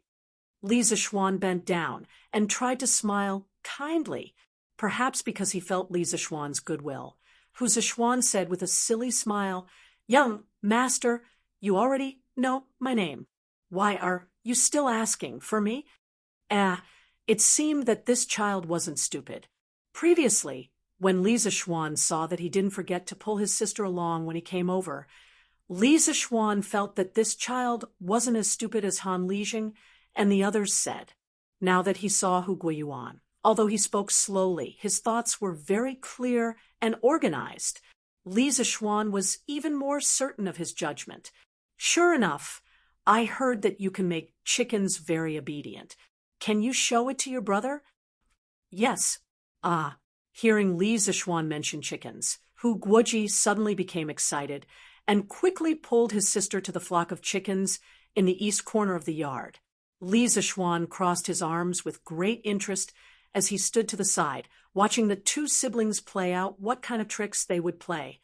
He saw Hu Guoji raise two chubby little hands and let out a burst of hurried goo-goo-goo sounds. The flock of chickens seemed to have heard the order and excitedly surrounded him. Goo-goo-goo sounds around him. Sister, it's your turn," Hu Guoji shouted at Hu Guoji. She took out a willow leaf from her waist, put it to her mouth, and blew an incomplete tune. The flock of chickens that were surrounding her turned around and ran to her side. Li Zishuan was dumbfounded as he watched from the side. In his previous life, his family had also raised chickens, but when his mother usually called the chickens to feed them, those chickens would only run over and watch nearby. They would only dare to come over to eat when his mother was far away. It wasn't like this. When the chickens heard the voices of the two siblings, they were not afraid of them at all. They surrounded them as if they had taken drugs. It was really amazing. What Li Zishuan didn't expect was that there would be something even more extreme. Sure enough, Hu seemed to be a little high at this time. He ran to his sister's side and stood in front of the flock of chickens. Then he turned his head to Li Zishuan and smiled proudly, saying, Hey, Young master, look quickly. Hu Guoji raised his hands, half squatted, and jumped up and down. His mouth made a very rhythmic G sound. The flock of chickens in front of him, at this moment, seemed to have heard his call and lined up neatly in front of him. What was even more amazing was that the flock of chickens actually followed Hu Guoji's rhythm and began to jump. They also tilted their necks and turned their heads neatly. Perhaps Hu felt that it was boring for his brother to play alone, so he put the willow leaf next to his mouth and played a happy and melodious tune with Hu Guoji's rhythm. In the small courtyard, a young girl was standing under the sun and playing a tune. A young boy was happily walking while making strange sounds. The flock of chickens on the ground twisted their bodies to the rhythm. This scene was so beautiful that it almost blinded Li Zixuan's titanium alloy eyes. At this moment, Li Zixuan's heart gave birth to a strange feeling. The scene in front of him was as if a young girl was playing music, and then a young boy was below the stage leading a flock of chickens to do a square dance. TSK. Li Zixuan expressed that this was really something that he had seen long ago. Hey, young master Guoji, how is your acting? The two children played for a while, and Hu Guoji felt tired first, so he stopped and ran to Li Zixuan's side, somewhat proudly asking for praise. Usually, only his sister was willing to play with him. When other children saw him and his sister playing with a flock of chickens, they all treated them as fools and distanced themselves from them. This time, it was rare to have such an amiable young master who specially wanted to see him and the flock of chickens perform. Hu Guoji was very happy and had long regarded Li Zixuan as his best friend. Li Zixuan could see that Hu Guoji urgently needed to be acknowledged and praised by others. He also understood that this child's heart was lonely and lacked recognition. Li Zixuan smiled, rubbed Hu Guoji's head, and said, "Sure enough, your performance was very good. You really are the smartest child I've ever seen." Hu Guoji, who was on the side, heard this and breathed a sigh of relief. She was afraid that this young master would say something to hurt her brother like other people and make him sad. Her brother's heart had been hurt enough. At this time, when she heard Li Zixuan praise her brother, Hu Guoji felt a trace of gratitude towards Li Zixuan from the bottom of her heart. When Hu Guoji heard Li Zixuan's words, he jumped 3 feet high and excitedly rushed to the front hall. As he ran, he cheered, "Mother, young master just said, I'm not a fool. He said, I'm the smartest child in the village." At this moment, he was so excited that he spoke faster than before. This was the first praise he received from an outsider since he came to this world. Finally, there was someone who didn't treat him as a fool. Of course, Hu Guoji's heart was excited. Although he was young, he had been treated as a fool by the children in the village since he was young. His self-esteem had been trampled over and over again, so of course he was more mature than his peers. He was so eager to be recognized, and today there was finally someone who recognized him. Hu Guoji felt that he had never been as happy as today. In his heart, he thought, this young master who came from nowhere is really a good person. At this time, Hu Guoji used the bamboo stick to explore the road and came to Li Zixuan's side. She smiled and said, "Thank you, young master, for saying so. I haven't seen my brother so happy in a long time." Although her heart was as calm as still water, it was only for outsiders. For this brother of hers, she naturally cared and loved him very much. Li Zixuan habitually shook his head. Suddenly, he realized that this girl seemed to be unable to see, so he quickly said, awkwardly, "What I said just now was actually the truth. I didn't deliberately say that to make you happy." Hu Guoji said in disbelief, "Really? Of course it's true. In the eyes of others, your ability to make chickens obedient may be worthless, but in my eyes, your ability is priceless. Li Zishuan said with certainty. Well, although I can't see young master's expression, I can feel young master's sincerity. Young master is speaking the truth. Thank you, young master. Hu Guoji's face finally broke into a smile and said, happily. Chapter 65. Actually, how did you and your brother manage to make the chickens listen to you? Li Zishuan saw that this little girl was not as distant to him as before, so he wanted to chat with her. Hu actually replied softly, Young master, isn't this normal? You actually believe that anyone who spends all their time with these chickens will eventually have the ability that my brother and I have. Moreover, my brother and I treat these chickens as our good friends. So naturally, they will listen to us. Li Zishuan was silent. This sentence sounded simple, but it contained endless loneliness and sorrow that ordinary people could not imagine. If it were not for their rough childhood, how could they spend all their time at home with these chickens? Actually, I just said that your brother's ability is valuable in my eyes. Do you know why? Li Zishuan wanted to change their fate, but this also required them to work hard. He could not cultivate their habit of reaping without sowing. Hu actually shook her head and said, Although I can feel that young master is telling the truth, I can't think of what my brother and I can do for young master with this ability. Actually, you should have heard from your mother that I want to raise a large number of chickens in the Han family manner, right? Hu actually nodded. Li Zishuan continued, I need you and your brother to teach your ability to a group of people. Next year, I need you to lead these people to help me control the flock of chickens in the manor. When I tell you to drive the flock of chickens, you just have to do it. Hu actually was puzzled and asked, Young master, what do you need these chickens to do? Li Zishuan smiled and said, You will naturally know next year. I can't tell you now. I really hope that you can help me. This is not a deal. If you are willing, you can treat me as a friend. As your friend, I will also find a way to find a famous doctor to treat your illness. Hu actually was surprised when she heard this, but then she shook her head and said, Young master, as long as you can find someone to treat my eyes, I am extremely grateful. When I was young, my father spent a lot of money to treat my eyes. I don't want to trouble others anymore. Moreover, I am already used to the darkness.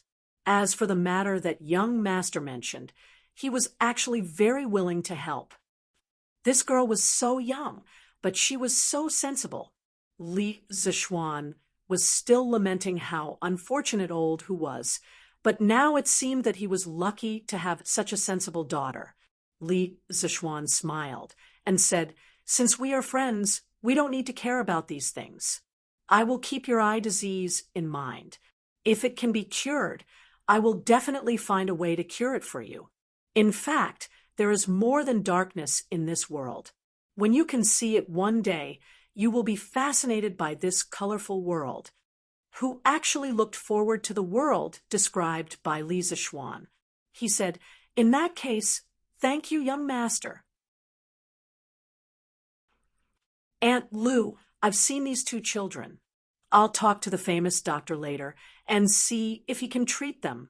I also want these two children to help me. I hope Aunt Lu can agree. Li Zishuan entered the house and said to Lu Yu-yi. Lu Yu-yi smiled happily and said, Young master, you have helped our family so much. We don't know how to thank you. Young master, if you need anything, please tell us. Li Zishuan told Lu Yu-yi the plan that he had just told, Hu actually. Han Lijing and Lu Yu-yi were both shocked. They really didn't know why Li Zishuan did this. Lu Yu-yi couldn't help but ask, Young master, what is the use of letting people learn this? Li Zishuan smiled and said, It is very useful. Aunt Lu, you will know next year. Aunt Lou, let these two children help me teach people. I can spend 20 strings of coins to hire them. The tens of thousands of chickens that our Han family village will raise in the future will be called the Sky Chicken Brigade. These two children will be the captains of the Sky Chicken Brigade. Ha ha. In June next year, the sky would be filled with locusts pouring down. There would be a Sky Chicken Brigade on the ground, like divine soldiers descending from the sky. This would be a war without gunpowder. It would be a battle between man and heaven, a battle between chickens and locusts. Lu Yu didn't care about the Sky Chicken Brigade. She just heard that the young master was going to give her 20 strings of coins. This was 20 strings of coins. Lu Yu had never seen so much money. She really didn't expect that her stupid son and blind daughter could bring so much profit to the family. At this moment, her eyes were shining. Li Zishuan felt that her eyes were full of small amounts of money. He couldn't help but find it funny. Of course, Lu Yu wouldn't refuse Li Zishuan like Old Hu. She and Old Hu had been married for so many years and had become more realistic. She hurriedly agreed. Young master, don't worry. I will urge Wang Zhenghe to teach this ability to others. Li Zishuan nodded and smiled. Thank you for your cooperation. Aunt Lu, I will ask someone to send the money over another day. He then turned to Han Lijing and said, Uncle Han, let's go to the field to find Uncle Hu. We have to tell him about this. On the way to the field, Han Lijing couldn't help but ask, Young master, what do you want Wang Zhenghe and Wang Zhenghe to teach people to train chickens for? Li Zishuan smiled. Uncle Han, it's not convenient for me to talk about this now, but please keep this in mind. When you go back later, inform the people in the village. In the Han family village, whether it's adults or children, the first 100 people who learn the ability of Hu Zhenghe and Wang Zhenghe to train chickens will receive a reward of 500 coins. Uncle Han, you will work hard and be in charge of the assessment. Help me record these people's names in the book, and then hand it to me. Han Lijing was dumbfounded. He really wanted to say, Young master, is it really good to spend money like this? In his eyes, Li Zishuan's actions were really nonsense. On the ridge of the field outside the village, the two of them found Old Hu, seeing him sitting on the ground, bored to death as if he was waiting for something. The two of them walked over. Old Hu, young master, and I are here to see you. Han Lijing called out, Ayo, Lijing, young master, why are you here? Old Hu stood up in surprise. Uncle Hu, I came to talk to you about Wang Zhenghe and Wang Zhenghe. Li Zishuan replied, Young master, what's there to talk about those two children? Old Hu stared at him in confusion. Li Zishuan told Old Hu about his thoughts just now.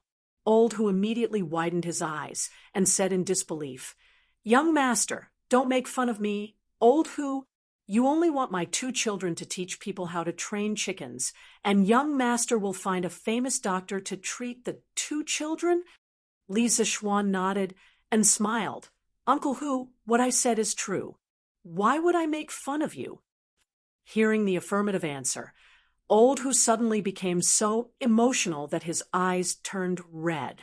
His lips trembled. Young master, as long as you can get people to treat my two children, my life will be yours from now on. Even if young master wants me to die, I am willing. Li Zishuan also admired this honest and affectionate man in front of him. In his previous life, he had seen many parents who abandoned their children after giving birth to deformed or disabled children. This Old, who did not care about any difficulties and did not abandon his children. This was a man worthy of respect, and also a father worthy of respect. Li Zishuan hurriedly said, Uncle Hu, what are you talking about? Why would I want your life? As expected, as long as you can help me teach a group of people, that would be the best reward for me.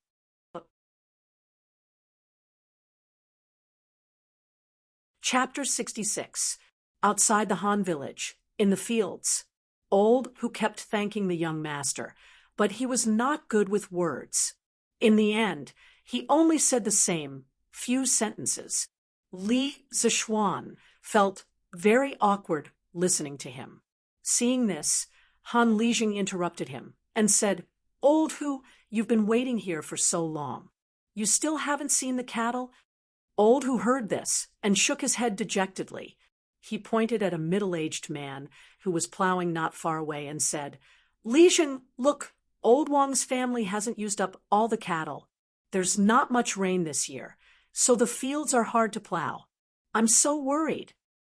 "Uncle Han, can't we borrow more cattle from the county?" Li Zishuan heard Old Who's complaints and was a little confused, so he asked. Han Lijing shook his head and said, "Young master, you don't know, but we have a lot of people in the village. The county has already given us more cattle than the other villages. At this time, it's spring plowing season everywhere. The county definitely doesn't have any extra cattle to give us." Old Who sighed heavily and said, Lijing, with the current speed of plowing, I'm afraid that many of the villagers will miss the spring plowing season. What should we do?" Li Zishuan was shocked when he heard this. In his previous life, he was also a child from the countryside. He knew how serious the consequences of missing the spring plowing season were. At that time, many families would starve. If everyone missed the spring plowing season, it would definitely affect their enthusiasm for raising chickens. This problem must be solved. He pondered for a while, then looked at Old Who and asked, "Uncle Who, how much land can a cow plow in a day?" Old Who scratched his head and thought for a while before saying, "Young master, the fields are very hard to plow this year. A cow can at most plow 4 mu of land a day. If we plow more, we're afraid that the cows will be tired out. If this was in the previous years, they could plow 6 to 7 mu of land a day. It's all because there's not enough rain this year. For mu of land a day, this speed was too slow."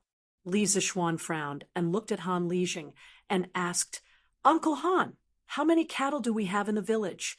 "Young master, this year the farmstead has rented 20 cows, which is already much more than the other farmsteads." Li Zishuan silently calculated in his heart, at this rate, wouldn't it take more than a month to finish plowing? That wouldn't do. It was not that he had not thought of spending money to buy cattle from other places, but in this era, cattle had always been scarce.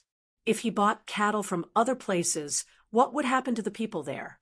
If only he was like the other transmigrated protagonists and had a system with him, he could directly exchange for a farming tractor and guarantee that he could plow dozens of acres of land in a day.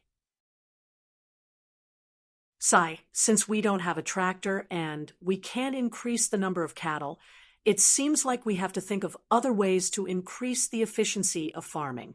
This problem was easy to solve. He had countless advanced mechanical models in his mind, and he would definitely be able to find a better plow. "Uncle Han, I'll go and see what kind of plows the farmers are using." Li Zishuan instructed and walked towards Old Wang, whom Old Who had pointed out. Han Lijing and Old Who quickly followed.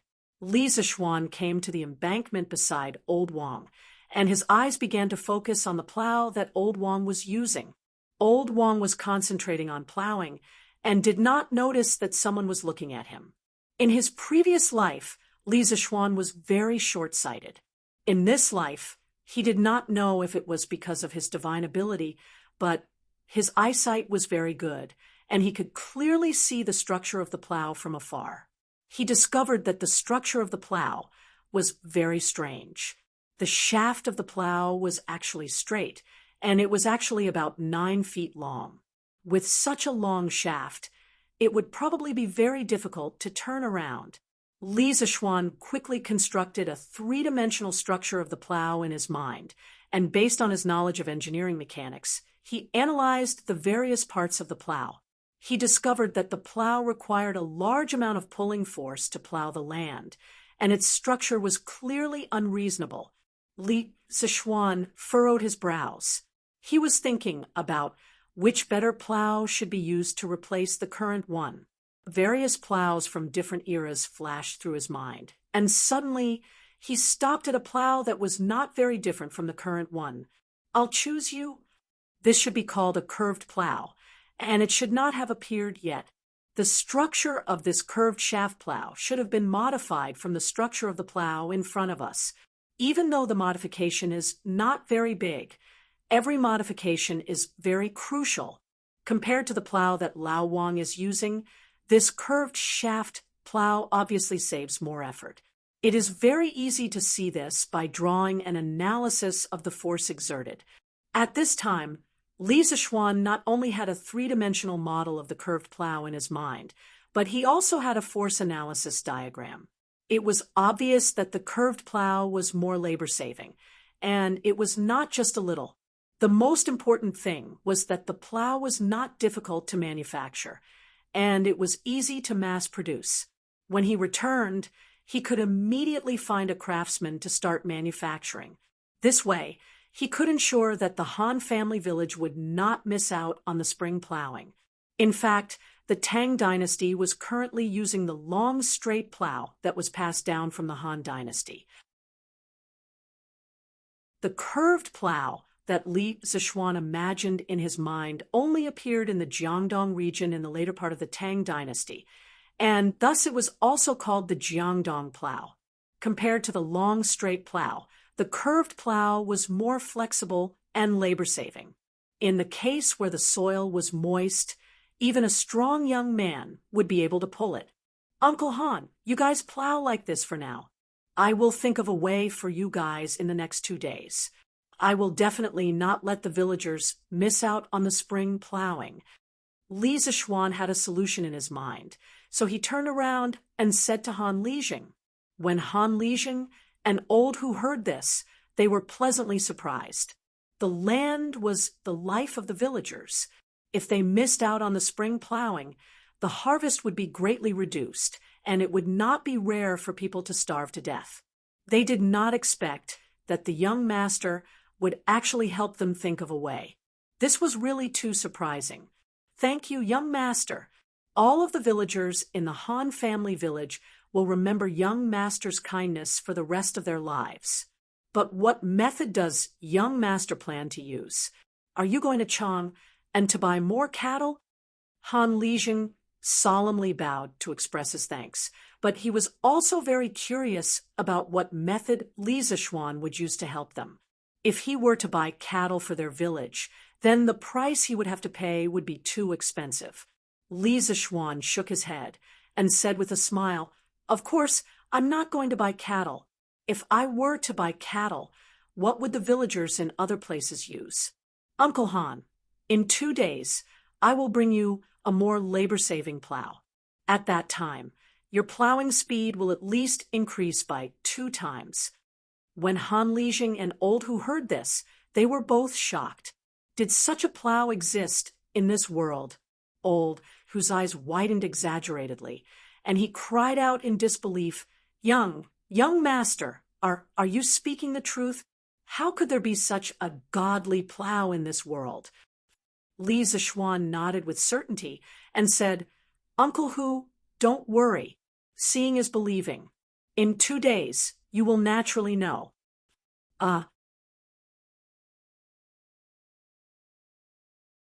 Chapter 67. When Li Zichuan returned home, the sky was almost dark. He also brought Iron Egg over. Since he had accepted this disciple, Li Zichuan also planned to teach him well. He would let Iron Egg stay in the west courtyard first. Since the west courtyard was so big, he could just pick a wing room for him. As for Han Yushi, of course, she didn't come with him. Li Zichuan planned to let her help with the wine mixing after he was done with his work. At that time, the first batch of fruit wine from the Han village would be delivered. Recently, he really didn't have time to care about this. There were too many things to do. During dinner, Li Zichuan's parents expressed their goodwill to Iron Egg a new member of the family. Iron Egg, who was always dignified and strong, was a little embarrassed. During dinner, he was teased by Lon was also very happy about Iron Egg's arrival. Now, she finally had a playmate of the same age. Although her brother was usually very good to her, he always treated her like a child. Lon always felt a little indignant. Now that Iron Egg was here, she was no longer the youngest. Of course, this was only what she thought. In reality, Iron Egg was a few months older than her. After dinner, Li Zixuan reported the number of chickens raised by the Han village to Old Man Li in the study. Old Man Li was shocked. 80,000? So many? So many chickens. Can the villagers raise them all? Father, don't worry. They can definitely raise them all. I will arrange for the villagers to take care of them. I plan to prepare to buy the chicken seedlings tomorrow and send them to the Han village in batches. Li Jingma nodded and said, Yes, the sooner the better. Father, do you know the market price of the chicken seedlings in Chang? And how much is one? Li Jingma thought for a moment and said, About 70 to 80 copper coins for one. But if you need so many chicken seedlings, I'm afraid that the peddlers in Chang and will not be able to supply all of them. 70 to 80 copper coins for one? So expensive? Li Zixuan was shocked. In his previous life, a chicken seedling only cost 3 or 4 yuan each, which was about the same as the Tang Dynasty. But after thinking about it carefully, he understood. Modern chicken seedlings were hatched in batches using large automatic incubators, so the cost was naturally lower. Li Zixuan frowned when he heard the second half of his father's words. Dad, do you have any way to provide a large number of chickens in a short period of time? In his impression, as long as it was related to business, his father was omnipotent.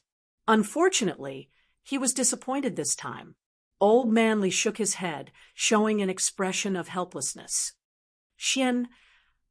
I have indeed done various businesses in my early years. However, I have never set foot in the chicken market. Li Zixuan felt a little helpless. Then let's buy as many as we can and send them over. I believe that those peddlers will definitely think of a way when they see that the market is in short supply. At that time, we just need to give them more money. Li Jingma nodded and said with a smile, You've seen through it all. Early the next morning, Li Zixuan called Wang Zhong and asked him to bring Sanbao, Fu, and a few other servants to the East Market to purchase as many chicken seedlings as possible. The few of them took the money and left with the order. Li Zixuan calculated in his mind. If he calculated according to the price of 80 yuan per chicken, 80,000 chicken seedlings would cost about 6,400 strings of coins. Of course, with Li Zixuan's large purchases, there would be many other peddlers who would raise the price. Li Zixuan felt that if he wanted to buy 80,000 chicken seedlings, he would need to spend about 8,000 to 9,000 strings of coins. This was really expensive. Early in the morning, Iron Egg was also picked up by Li Zixuan to learn how to read from Lan. This made Lan very happy. She never thought that she would become a teacher one day. Looking at the little girl, with her hands behind her back, pretending to be mature and steady, teaching Iron Egg, Li Zixuan couldn't help but want to laugh. In fact, Li Zixuan's guess was not wrong at all. After Wang Zhong and the others came to the East Market, they were like bandits. When they met peddlers who sold chicken seedlings, they directly bought all of their stock. Merchants had the most sensitive noses. Some of the peddlers soon heard the news from Wang Zhong and the others. So one by one, they heard the news, and one by one, they raised the price of the chicken seedlings and sent people to the surrounding counties to purchase chicken seedlings in large quantities. In half a day, the price of a chicken seedling rose from 75 yuan per chicken to 85 yuan, and finally to 90 yuan per chicken. In a short time, chicken seedlings were expensive in Chang. However, Wang Zhong and the others still didn't care about the price. They bought all the chicken seedlings in the West Market and told the peddlers that they still needed a lot of chicken seedlings and asked them to hurry up and stock up. Young master, this old servant bought all the chicken seedlings in the West Market. There were only about 8,000 in total. In the end, some peddlers raised the price, but this old servant still bought all of them. Those peddlers will go to the surrounding counties to stock up today. We can continue to buy tomorrow. In the front yard of the Li residence, Wang Zhong pointed to more than 10 large wooden boxes on the ground and reported to Li Zishuan. Noisy chattering sounds came from the wooden boxes. For a moment, it was very lively. Li Zishuan nodded and agreed. Uncle Wang, you did the right thing. I believe that the price of the chicken seedlings will only be more expensive tomorrow. I'll have to trouble Uncle Wang to bring 7 or 8 servants and hire a few carriages to transport these chicken seedlings to the Han village, give them to Han Lijing, and let him distribute them according to the order that everyone signed up. Also, let Han Lijing immediately gather people in the village. The wage is 30 yuan per person per day. Let them surround the back of the mountain and build a chicken farm. You can continue to purchase the chicken seedlings tomorrow. Wang Zhong nodded and immediately went to gather people. Li Zishuan returned to the west courtyard and went to his study. He spread out a piece of rice paper and closed his eyes. He drew the structure of the curved shaft plow and labeled the dimensions. Li Zishuan also learned about the measurement units of the Tang Dynasty. The labeled dimensions were naturally converted. He also noted the things that needed to be taken note of during the processing. After he finished drawing, Li Zishuan rolled up the drawing and prepared to go to Yan Xiaoning's house to find him. Of course, the sooner the better. The villagers of the Han village were still waiting for his curved shaft plow to plow the land. Under the lead of a servant, Li Zishuan arrived at the Yan residence. After the gatekeeper announced his arrival, Yan Xiaoning came out to greet him with a big smile. "Ha! Xiao Xian, how come you have time to visit me today?" Li Zishuan smiled and said, "Brother Xiaoning is the technical director of our strange interest pavilion and one of the 4 major shareholders.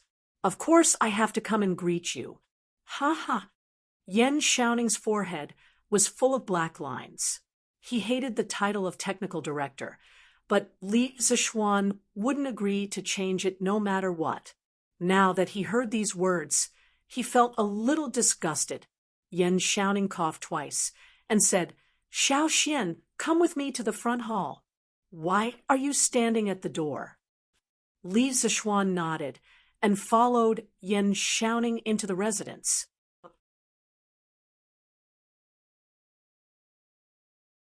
Chapter 68. In the front hall of the Yan mansion, after the two sat down, Li Zishuan asked, "Brother Xiaoning, how many scooters have you made?" He didn't come here just to deliver the blueprint.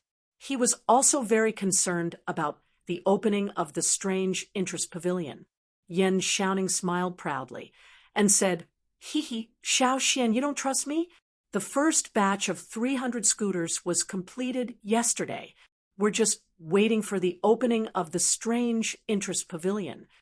With his father's current status, it was easy for him to get someone to make some scooters. Li Zishuan's heart also relaxed. This Yan Xiaoning was really direct and efficient, unlike some pedantic scholars who did things indecisively. As an engineering student, he didn't embarrass his fellow engineering students. "Brother Xiaoning, I'm relieved. Otherwise, how can the strange interest pavilion open without products? By the way, Brother Xiaoning, have you found the craftsman for the strange interest pavilion?" He had asked Yan Xiaoning to help him find a group of skilled and honest craftsmen. The strange interest pavilion must have its own workshop in the future. This would be more conducive to keeping secrets and monopolizing the technology. Yen Xiaoning was even more proud when he heard Li Zishuan ask about the craftsman.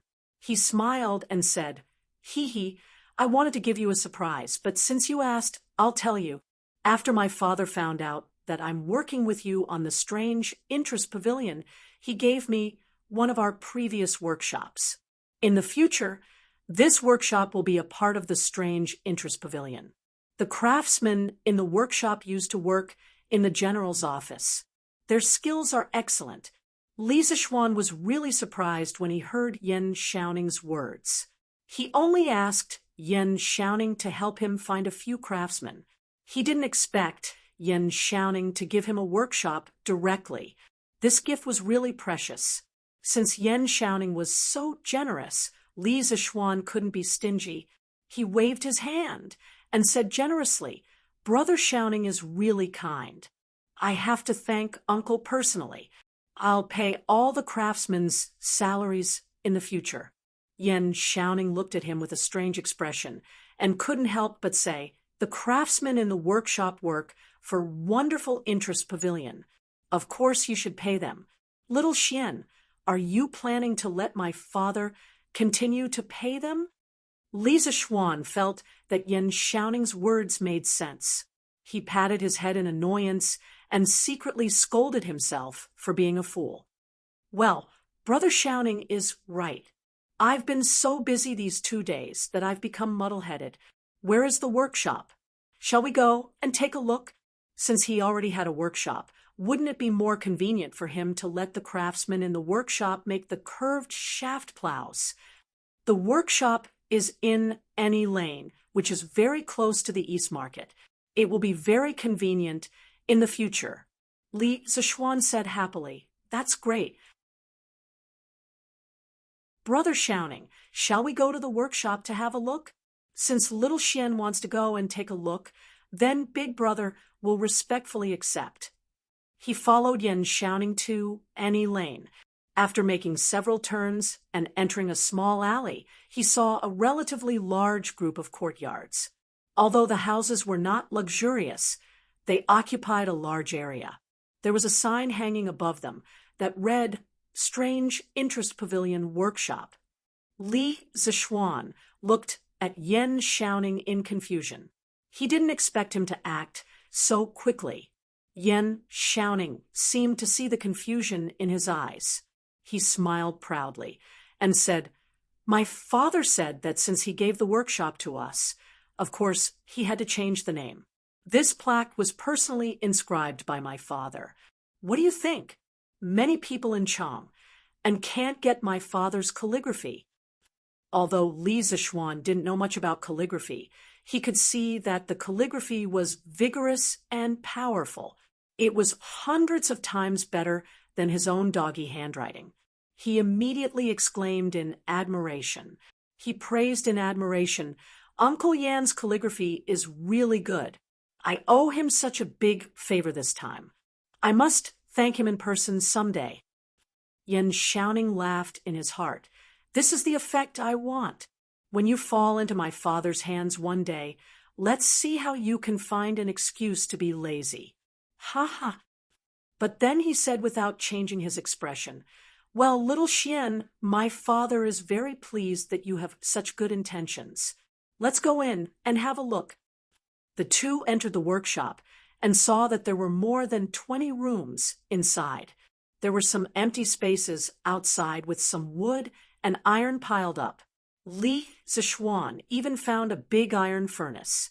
The scale of the workshop was really beyond Li Zishuan's expectation. He thought it was just a small workshop, but it was actually equivalent to a small factory. At this moment, Li Zishuan was really moved. Looking at Li Zishuan's shocked expression, Yen Xiaoning introduced it to him. "Little Xian, this workshop was built by my father in the year of Wuda Yuan. At that time, it was just a small workshop, and my father was only a supervisor. But our Yen family is a real engineering family, and we know many people in the same field. It didn't take long for the workshop to expand gradually, and we have more people. Now, there are more than 60 craftsmen in the workshop. Some of them are old craftsmen, such as Faubert, who worked with my father before. Their skills are superb. Little Xian, you can't mistreat these old craftsmen, or else my father won't forgive you. Li Zishuan waved his hand and said, "Of course I won't mistreat them.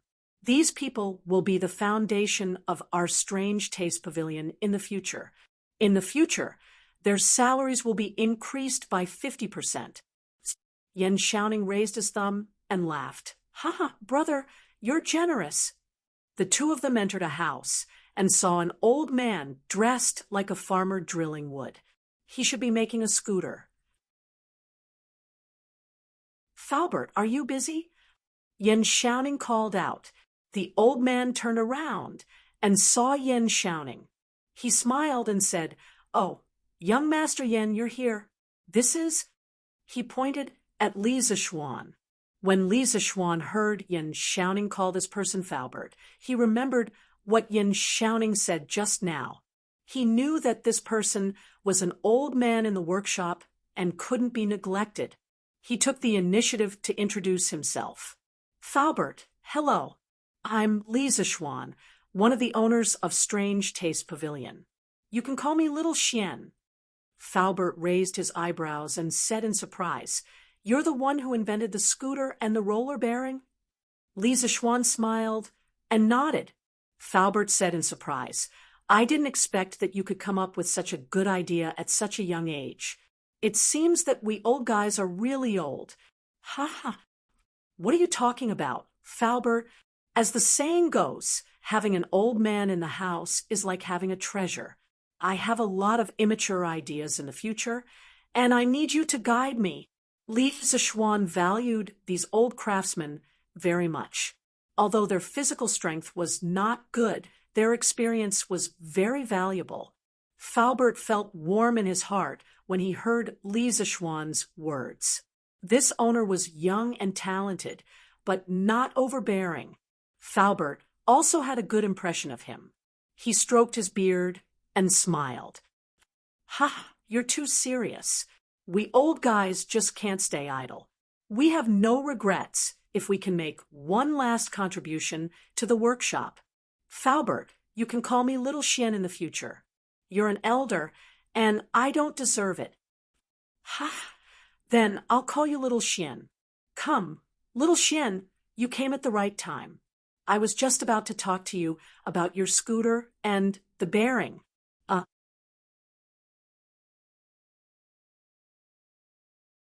Chapter 69. Strange Interest Pavilion Workshop. Little Xian, I'm a straightforward old man, so don't be offended. Although your scooter is innovative, it's just a toy for children. It's not beneficial to the people's livelihood. Your roller bearings are very useful. Since you have talent in this area, you should study more things that are beneficial to the people." After they sat down, Faubert began to preach to Li Zishuan. Li Zishuan was speechless. This old man's temper was really straightforward. If it was a narrow-minded person, they would definitely bear a grudge against him because of this. But fortunately, Li Zishuan wasn't that kind of person. He agreed with Faubert's words. "Faubert is right. This scooter is just a toy I thought of to coax my sister. Of course, I won't only make this in the future." Faubert nodded with gratification. "Well, you're worth teaching." Li Zishuan remembered another purpose of coming to the workshop this time. He said, "Yesterday I went to my family's farmstead and found that it's very difficult to plow the fields this year due to the lack of rain. It's estimated that some of the farmers will miss the spring plowing. Brother Xiaoning and Faubert, do you know about this?"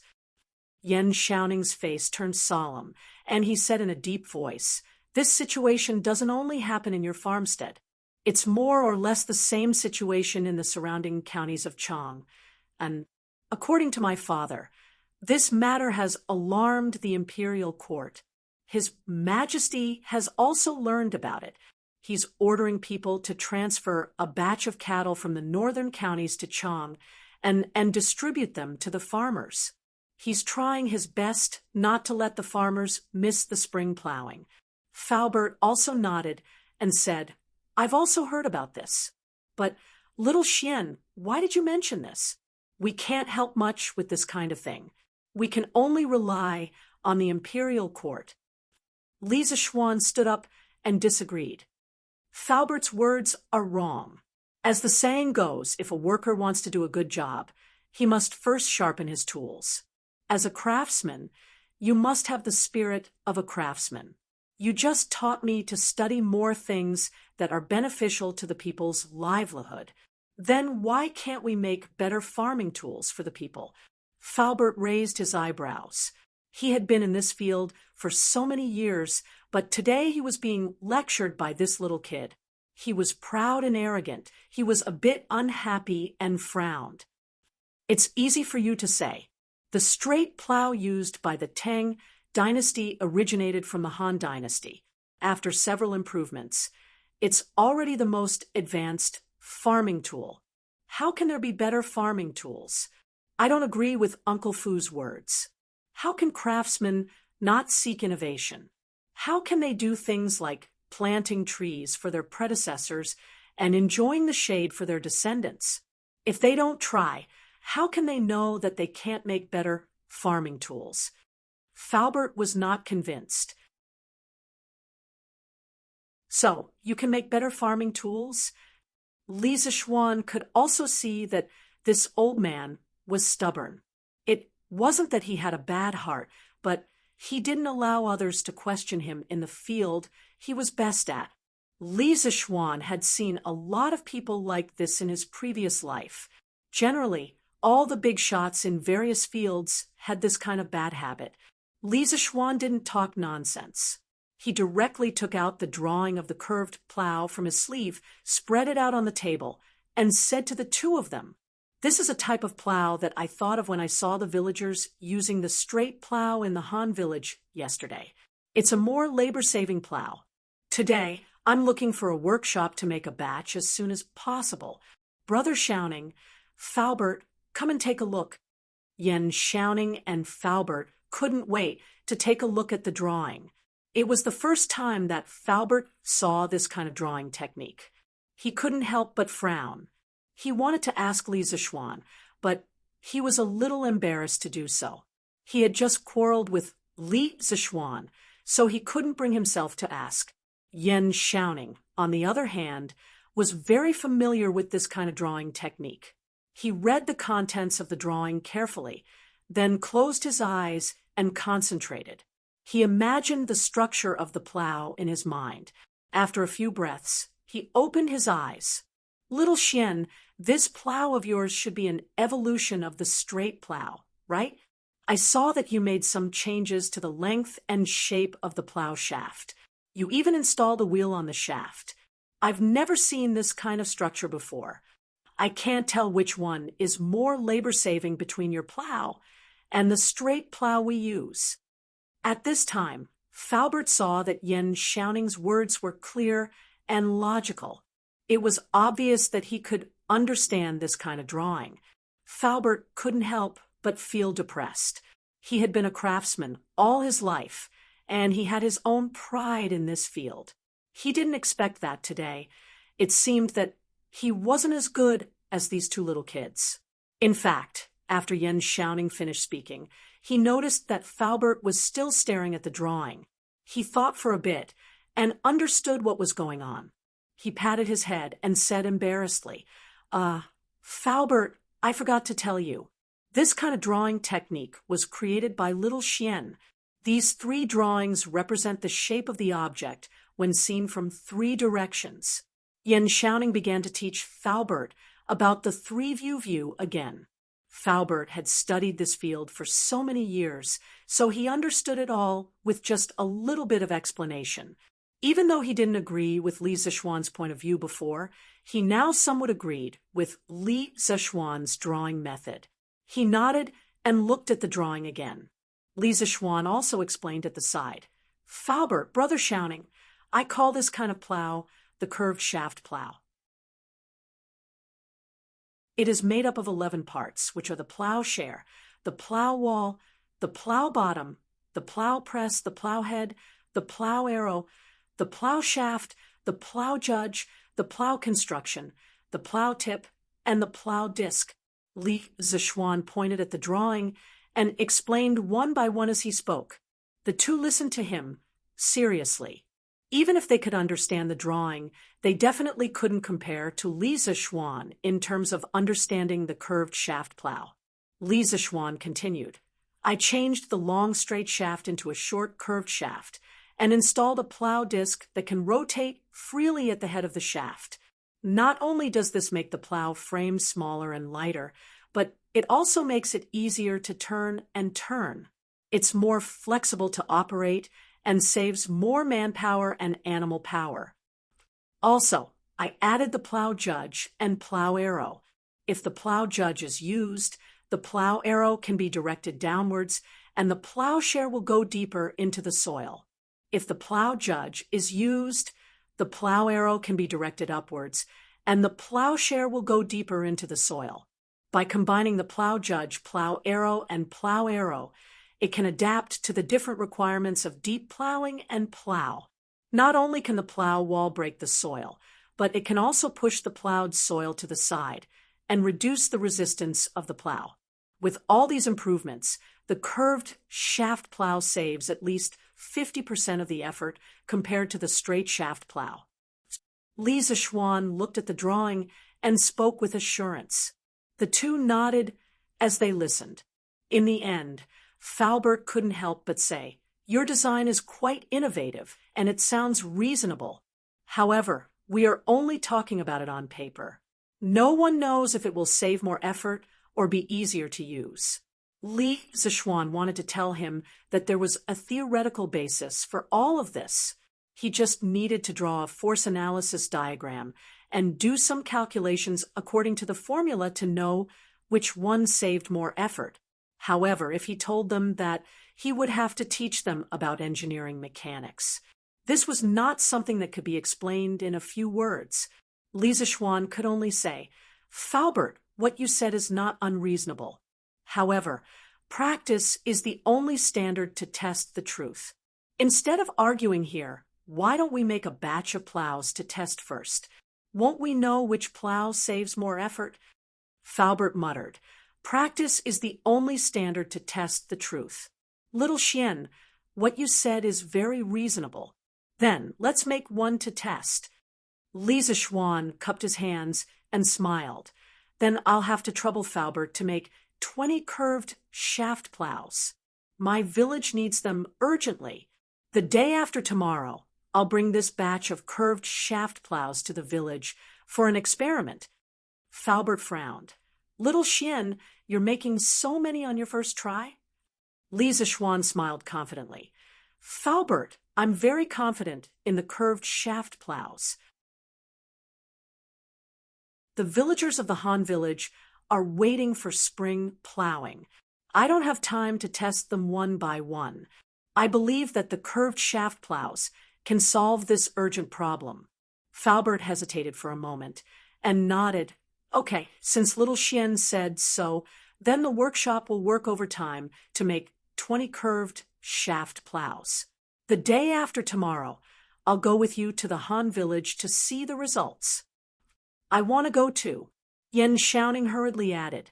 If the curved shaft plows were really as magical as Li Zishuan said, then this would definitely be a shocking event. He had to go and see for himself.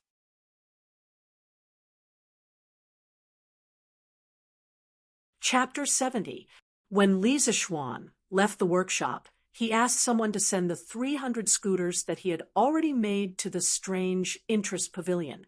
The original shopkeeper of the Curious Pavilion had already moved everything away. Li Zishuan had previously had Wang Zhong decorate the shop. He felt that the most important thing about the Curious Pavilion was the novelty of the products, not the decoration of the shop. Brother Shouting, now that we have the first batch of scooters, I plan to open for business tomorrow. I will have someone inform the Crown Prince and Princess Changle that tomorrow at noon, Brother Shouting, please be there on time. With the first batch of scooters, Li Zixuan's back was firm and he planned to open for business immediately. Yan Xiaoning was shocked. So fast! Li Zixuan nodded his head. Since we already have the first batch of scooters, the sooner we open for business, the better. Besides, there are still a lot of things waiting for me to do. Okay, then your brother will definitely be there on time tomorrow. When Li Zixuan returned home, he immediately wrote 2 invitations and asked Wang Zhong to send them to Cheng Chumo and Li Chengqian. These 2 good brothers still had to be notified, and at the same time, let them come and support him. Wang Zhong accepted the order and left.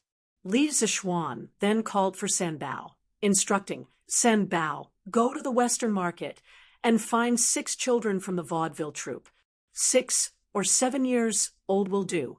Tell them that this young master needs to invite people to perform. Each person will be paid 200 copper coins a day. Quickly go and bring them back. Although San Bao was puzzled, he knew that he should not ask. Thus, without hesitation, he bowed and replied, Yes, young master. San Bao will go immediately. 2 hours later, San Bao returned with the 6 children and a middle-aged man. Young master, San Bao has returned. This is troop leader, son of the vaudeville troupe. He was somewhat worried and followed along. San Bao pointed at the middle-aged man and introduced him to Li Zixuan. Without waiting for Li Zixuan to speak, leader's son took the initiative to step forward and say, Young master, I'm really sorry. I was just worried that these children were not sensible and would offend young master. So I followed you. Young master, please don't misunderstand.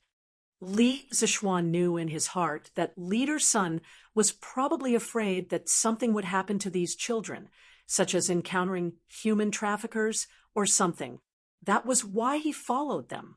However, this also showed that this person had a good heart and was not the kind of person who only had money in his eyes. Li Zixuan was too lazy to expose him, so he just smiled and said, What are you talking about, leader's son? I have a shop in the East City that will officially open tomorrow. I invited these children here mainly to let them perform at the entrance of the shop tomorrow for a festive occasion. Leader's son heaved a sigh of relief when he heard this. He had indeed been worried about the safety of these children before, which was why he had followed them here. If that's the case, young master, if you have any requests, feel free to instruct these children. Their playing skills are not bad. This old man will take his leave first. Li Zixuan nodded. San Bao, give your salary to leader's son first. After leader's son left, Li Zixuan looked at the 6 children in front of him. There were 3 boys and 3 girls. They were all about 6 or 7 years old.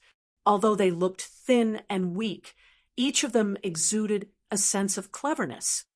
What are your names? Li Zixuan asked kindly. Young master, my name is Xiao Hang. I'm the oldest among us. This is Xiao Hao, this is Xiao Ji, this is Xiao Shui, this is Xiao Meng, and this is Xiao Ya. Young master, what do you want us to perform? Feel free to instruct us.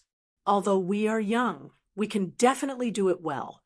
A slightly older boy came out and introduced them to Li Zixuan. The other children looked at Li Zixuan with hopeful faces. They all wanted to perform well and satisfy this young master. Otherwise, they would definitely be scolded when they went back.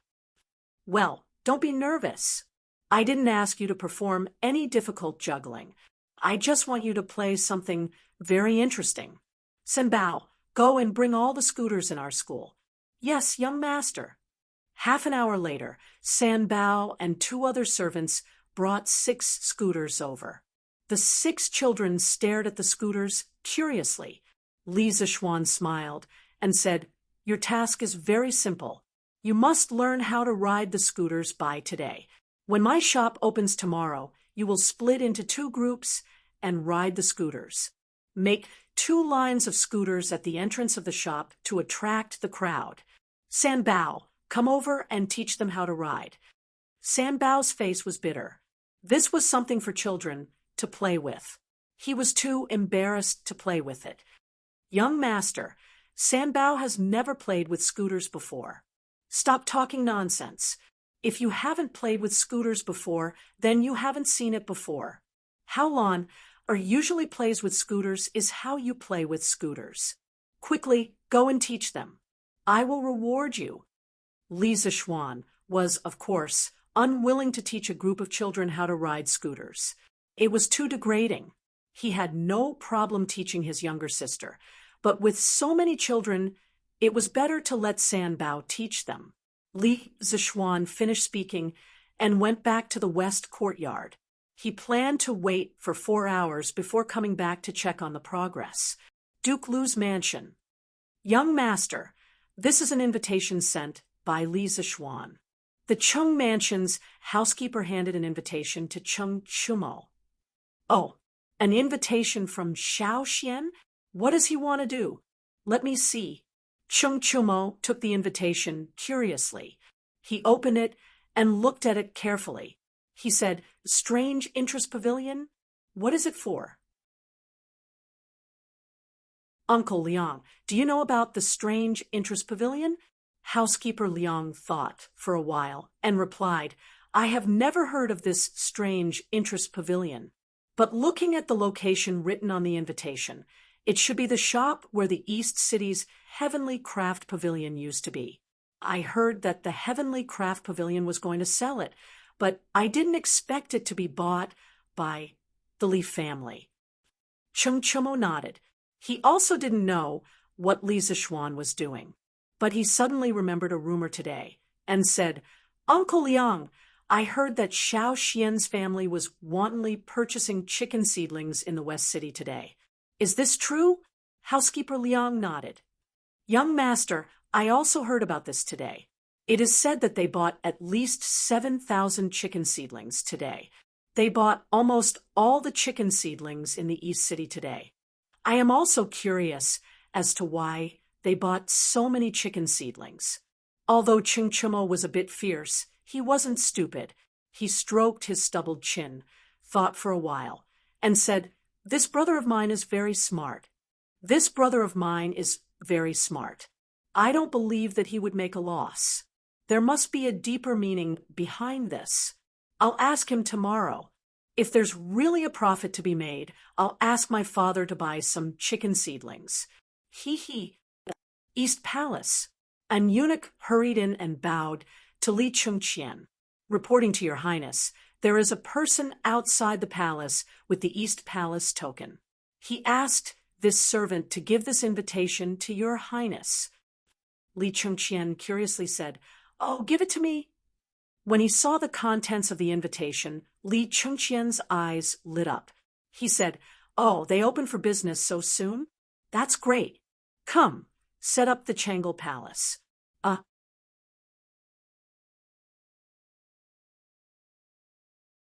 Chapter 71. Changle Palace. Changle was reading Journey to the West with great interest. She had been studying palace etiquette in the inner court for the past 2 days. It was rare for her to be free today. She finally had time to read this imaginative story. Changle, are you reading Journey to the West? Li Chungqian came in directly without letting anyone report. He had a good relationship with Changle. He had come to Changle Palace many times, and the palace maids were already used to it. Brother Crown Prince, why are you here?" Changle saw that her story was interrupted. She looked up and saw Li Chungqian. She was pleasantly surprised. "Ha! I'm here to give you good news today." Li Chungqian envied Li Zishuan, since he met him and saw the harmonious and warm relationship between him and Lan. After that, he visited his sister more frequently. He also wanted to be a good brother. "Brother Crown Prince, what's the good news?" Changle smiled faintly. Li Chungqian took out the invitation and handed it over. He said, "Changle Strange Interest Pavilion will officially open tomorrow. You are also one of the shareholders. Do you want to go tomorrow?" Changle took the invitation and opened it. She was pleasantly surprised. Of course I want to go. Let's go and ask for leave from Mother. I will go out with Brother Crown Prince tomorrow. She put down the invitation and was about to pull Li Chengqian to the inner court to find Zhang Sun. Li Chengqian shook his head helplessly and followed his sister. Li Tai remembered that he hadn't returned the journey to the west that he'd borrowed from Changle. He thought about going to Changle Palace to return it. As an elder brother, it was already not proper for him to borrow the book secretly. If he borrowed it and didn't return it, it would be even more inexcusable. To show his sincerity, Little Fatty specially brought the hardcover version of Journey to the West that he personally copied and came to Changle Palace. Of course, he was prepared to be scolded by Changle. After all, he was in the wrong. This servant greets Your Highness, Duke of Wei. When Li saw the visitor, she immediately went forward and bowed.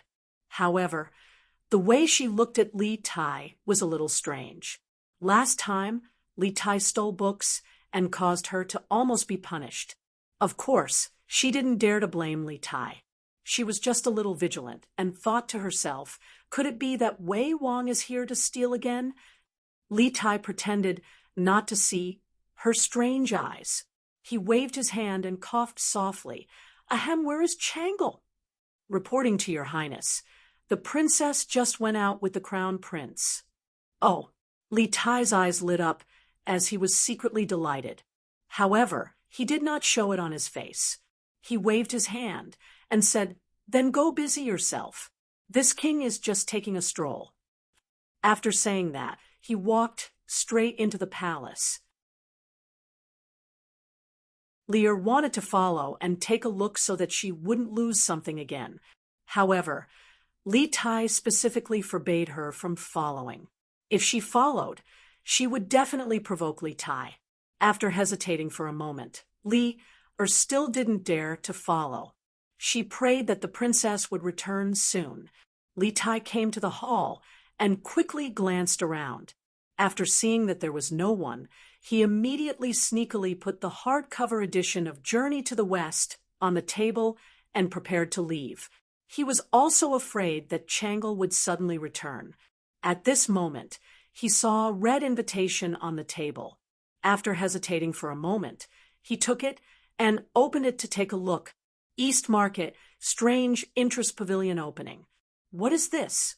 Lisa Schwan? It's actually Lisa Schwan's shop. So it's you, this bastard. Instead of writing Journey to the West properly, you actually opened some strange interest pavilion. You really don't do proper work. I'm so angry. This king will go and capture you tomorrow to specially write stories. Humph. Li Tai put down the invitation and walked away angrily, leaving behind a dazed Li outside the hall, unaware that someone was plotting against him. Li Zixuan took an afternoon nap on the lounge chair in the western courtyard. When he opened his eyes, the sun was about to set. Thinking that the children in the front yard were still practicing their scooters, Li Zixuan hurriedly got up and washed his face. He wanted to go to the front yard to see how the children were doing. Before he reached the front yard, he heard the laughter of children.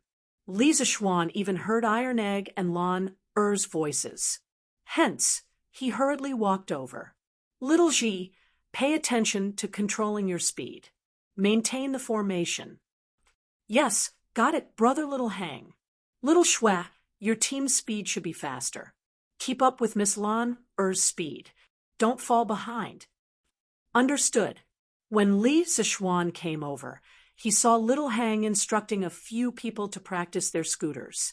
There were a total of 2 teams. The boys' team, Little Hang was at the front. Iron Egg, that brat, actually mixed into the team. As for the girls' team, Lan was at the front. Behind her, 3 little girls were struggling to follow Lan The 2 teams were like 2 small dragons, meandering in the front yard. It was very beautiful. The few children in the field cheered repeatedly, and Lan Er's voice was the loudest. The little girl usually had few playmates. This time, so many children came to play scooters with her. She was so excited that she pulled Iron Egg, who was learning how to read, along. Ah, brother, you're here. When Lan saw Lisa Schwan, she stopped in her tracks and said in surprise. However, the three little girls following behind her didn't have time to stop in time. Be careful! Seeing that the few people were about to be rear-ended, Lisa Schwan flashed over and picked up Lan and her scooter. Only then did they avoid a chain accident. He put Lan down and glared at her angrily. You're so careless. How can you be so careless? Lan was not afraid of him. She went forward and grabbed Lisa Schwan's arm. She smiled and said, Lan knows that brother can save me in time. Didn't it happen last time? Little Hang and the others had also stopped their scooters. They came to Lisa Schwan with some fear and said with trembling, Young master, please forgive us. We didn't take good care of Mississippi. Lisa Schwan smiled and waved his hand. He was not the kind of person who couldn't distinguish right from wrong. It's not your fault. Don't be afraid. I just saw. Little Hang, you guys are practicing very well. Let's stop here today. Tomorrow morning, when the gate opens, you guys come over and practice for a while. At noon, we'll go to the East Market together. Send Bao, give each of them 10 coins. You guys go home quickly. It was not that he was stingy, but 10 coins was a lot for these children. If he gave them more, it would harm them. When Little Hang heard that Lisa Schwan did not vent his anger on them, he was greatly relieved. These young masters of rich families often beat people over small things. When he heard that there was a reward, Little Hang quickly went forward and said gratefully, Thank you, young master, for your reward. We will definitely come on time tomorrow and practice well. We won't embarrass you. Lisa Schwan nodded. This child was very clever and knew how to talk. He could not help but wonder, are the children in ancient times all so precocious? The children happily received the reward and went home. At this time, Lan came over and said, Brother, Lan wants to perform with them tomorrow, okay? Lisa Schwan frowned and said, Lan why are you adding to the trouble? If there's trouble like just now, it will be very dangerous. Lan pouted and said, It won't happen. Lan was happy to see you just now. Lan promises that it won't happen again. Okay, brother? Lisa Schwan's hair stood on end. When did this little girl learn to act coquettishly? He hurriedly jumped away, waved his hand, and said, Okay, you go. When the time comes, be careful. Lan cheered and said, Okay, then Iron Egg will go with us tomorrow, okay? Give him an inch, and he wants a mile. This was a classic example of giving him an inch, and he wants a mile. However, when Lisa Schwan saw that Iron Egg was looking at him with a hopeful face, he knew that this child was addicted to playing. He said, Okay, but Iron Egg has to learn 20 words tomorrow before you can go. Oh, brother is the best. Iron Egg, let's go. Sister will teach you how to read now. Lisa Schwan looked at the little girl's back and shook his head. Alas, this crazy girl. In the future, no one in the family will be able to control her.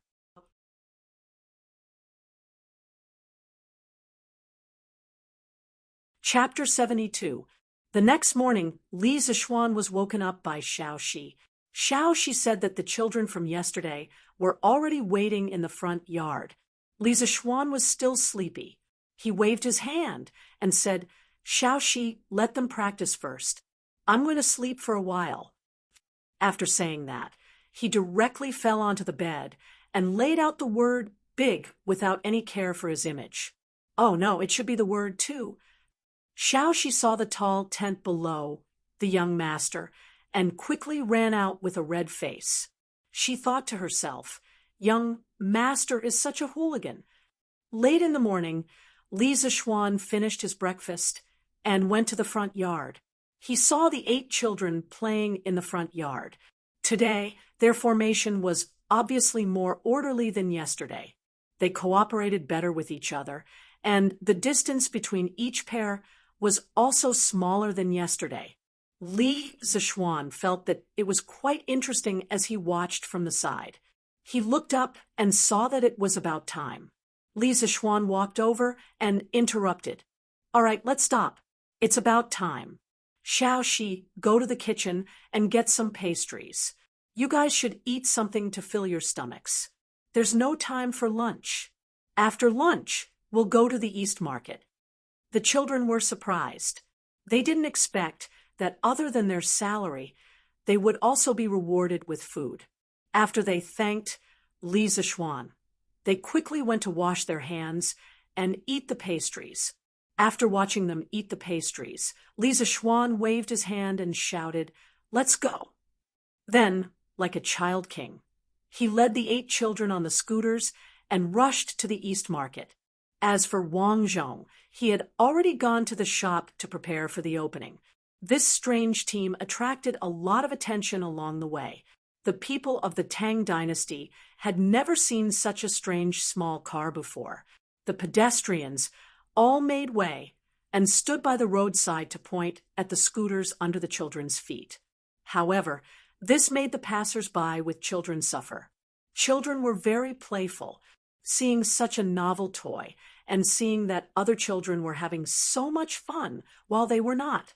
How could they hold it in any longer? They immediately started acting coquettishly. "Mother, I also want that small car." "Mother, quickly buy it for me." "Daddy, Meng wants the cars that those little brothers and sisters play with. Can Daddy also buy one for Meng?" These two were the gentle type of people who could negotiate with each other. Of course, there were even more extreme ones. "Dad, if you don't buy that car for me, I won't get up today." A certain brat directly rolled on the ground and acted shamelessly. The man beside him was so angry that the veins on his forehead bulged. He said angrily, "You little bastard, if you don't get up, I'll beat you to death." "I won't get up even if you beat me to death." The parents looked at each other and could only compromise. But where were they going to buy such a car for their children? "Brother, do you know where I can buy this car?" "I don't know either. This is the first time I've seen it. Should we follow them and take a look?" "Brother, you're right."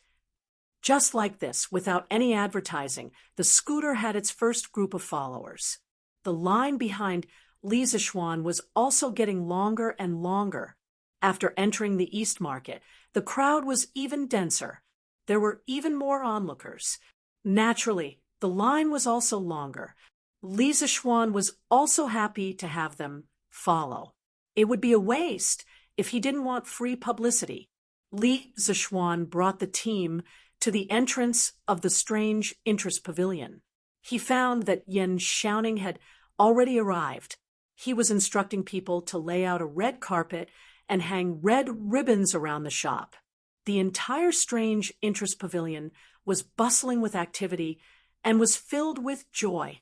Li Zixuan greeted him and saw that there was a plaque covered with a red cloth hanging above the shop. Li Zixuan curiously looked for Wang Zhong and asked, "Uncle Wang, where did this plaque come from?" "Young master, this was just sent by a group of people. They said it was custom made by a person called Gao Ming." "Oh," Li Zixuan patted his head. These past 2 days, he had been busy preparing for the opening of the shop. He had nearly forgotten that the plaque had not been made. Fortunately, Li Chengqian was rather reliable. He had not forgotten about the plaque he had asked him to make last time. Li Zixuan patted Wang Zhong's shoulder and whispered, "Uncle Wang, this plaque was sent by His Imperial Highness the Crown Prince. In a moment, the Crown Prince and Princess Changle will be coming. Don't be too surprised." In the future, Wang Zhong and Li Chengqian would inevitably come into contact many times. Li Zixuan wanted to tell Wang Zhong as soon as possible to prevent him from accidentally offending Li Chengqian. Young master, this, Wang Zhong's eyes widened in shock. He retreated 2 steps in disbelief. Li Zixuan comforted him. Uncle Wang, don't worry. The Crown Prince's temper is still quite good. Li Zixuan was preparing to go out and have the children begin their performance on the scooter. At this moment, he saw Li Chengqian, Princess Changle, and Cheng Chumo walking over together. Li Zixuan promptly went to welcome them. Gao Ming, little sister Changle, brother Chonyo, you've come. Li Chengqian nodded his head in greeting. Changle smiled sweetly. Brother Xiaoxian, Changle has 10% of the shares in this shop. Of course, Changle has to come take a look. Changle also has to thank Brother Xiaoxian for the 10% of shares. This is Changle's first time opening a shop. Li Zixuan liked this bright-eyed princess from the bottom of his heart. Hearing Changle's words, he smiled and said, "It's fine as long as the princess likes it. There's no need to be polite." At this moment, Cheng Chumo stepped forward and laughed heartily. "Haha, after not seeing you for a few days, Xiaoxian, you've actually opened your own shop. As your older brother, of course, I have to come and congratulate you. Haha, many thanks for Brother Chonyo's support. Everyone, please follow me into the shop." After having Wang Zhong attend to these 3 people, Li Zixuan once again arrived outside the shop. Facing the children, he said, Xiaoxian, start the scooter. Little Hang, lead them and start performing the skateboard formation. Just stay around here. Don't go too far. Be careful, especially Lan. You hear me? Yes, young master. Xiaoxian quickly replied. Finally, she could go out with her friends. Lanner said excitedly, Got it, brother. Lanner will be very careful. At this moment, Changle and the other 2 also came out. Looking at the group of children standing on the strange scooter and lined up neatly, Changle couldn't help but ask curiously, Brother Xiaoxian, what's this called? Will our strange taste pavilion sell this in the future? This thing is called a scooter. It's only the first generation of products. Soon, an upgraded version will be released. Of course, Strange Taste Pavilion won't only sell scooters in the future. We'll also sell all kinds of novel things. If the princess likes it, I can give you one later. Changle said happily, Thank you, Brother Xiaoxian. At this moment, Wang Zhong came forward and reminded, Young master, the auspicious time has arrived. Should we unveil the plaque and open for business now? Many of them were parents who had been dragged over by their own brats. The brats were looking enviously at Lan, and the others who were performing the skateboard formation. Li Zixuan felt that the time was about right, so he nodded and looked at Li Chengqian, saying, Since this plaque was bought by Gao Ming, then let Gao Ming unveil it. Li Chengqian didn't refuse. He smiled and took the bamboo stick from Wang Zhong. He used his strength to pull off the red cloth on the plaque. This meant that Strange Taste Pavilion had officially opened for business. 3 bold and lively words, Strange Taste Pavilion, were seen in the middle of the plaque. Li Zixuan saw the beautiful lines of the 3 words as if they were alive. He couldn't help but be shocked. He looked at Li Chengqian and couldn't help but ask, Gao Ming, which famous writer wrote these 3 words? Li Chengqian said proudly, it wasn't easy for me to get Dr. Chu to write these words. Brother Zixuan, you have to thank me properly. Li Zixuan was stunned. It turned out to be Chu Suiliang. He was one of the 4 great calligraphers of the early Tang Dynasty, along with Ouyang Sun, Yu Shinan, and Xueji. This plaque could be a family heirloom in the future. Li Zixuan also heard a story about Chu Suiliang. It was said that the idiom, Little Bird Depends on Man originated from Chu Suiliang. According to historical records, Li Shimin, Emperor Taizong of the Tang Dynasty, once talked about the officials in the imperial court. He commented on Chu Suiliang as follows: Chu Suiliang is a bit more knowledgeable and has a strong character. He wrote loyal couplets such as Little Bird Depends on Man, adding love. Probably many people didn't think that the idiom Little Bird Depends on Man was first used on a very strong and straightforward official. Li Zishuan recovered from the shock and said, "Yes, we have to thank Gao Ming properly.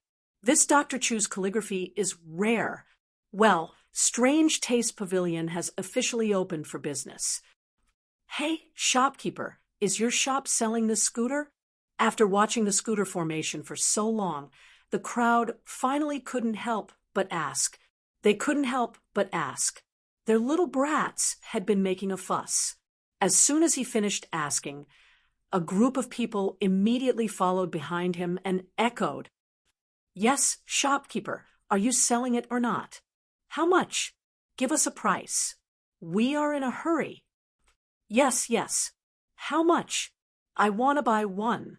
Li Zishuan went forward and cupped his hands. "Friends, of course we are selling this scooter. Today is the opening day of our shop. All the scooters are 10% off. The original price of a scooter is 400 copper coins.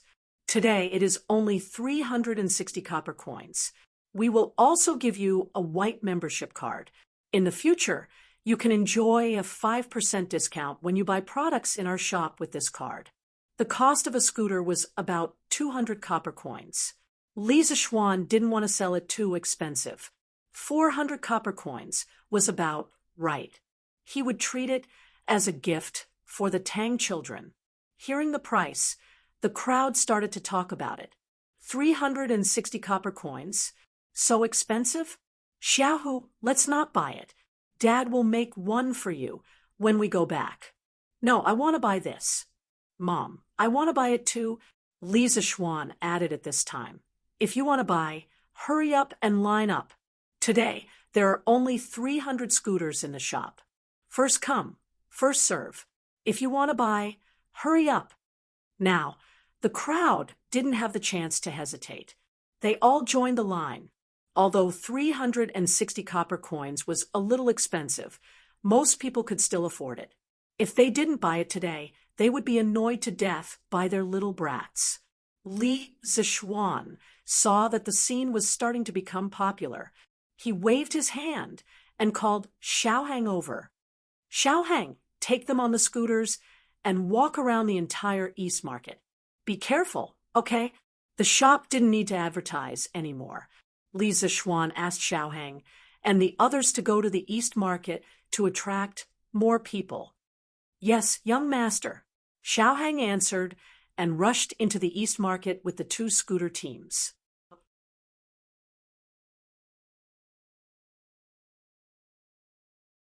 Chapter 73. The line outside the Strange Interest Pavilion was getting longer and longer. Many people were shopping in other places in the East Market when their children saw Xiaohang's fleet of scooters. They cried and dragged them over to buy scooters. In less than an hour, there were only a few dozen scooters left out of the 300. Some people at the back of the line saw that it was not their turn, so they said unwillingly, "Manager, when will you have more scooters?" Li Zishuan thought for a while and said, "Tomorrow. For those who didn't buy one today, please come early tomorrow." It seemed that he had to ask Faubert to make more scooters because the children who bought the scooters today would advertise the Strange Interest Pavilion for free as long as they came out to play with the scooters. When other children saw that their friends had such fun things, but they didn't, they would definitely make a fuss and ask their parents to buy them. The sales of the Strange Interest Pavilion scooters would only increase in the next few days. Less than an hour later, the 300 scooters were all sold out. Those who didn't manage to buy any scooters dragged their crying children back home. It was likely that these families wouldn't be able to have a peaceful night. Li Zixuan turned his head and smiled at them, saying, "This is a good start." "Smart, Changle," shouting. "It seems that as shareholders of the Strange Interest Pavilion, you won't lose money." Ha! It was Changle's first time doing business, so she was the most excited.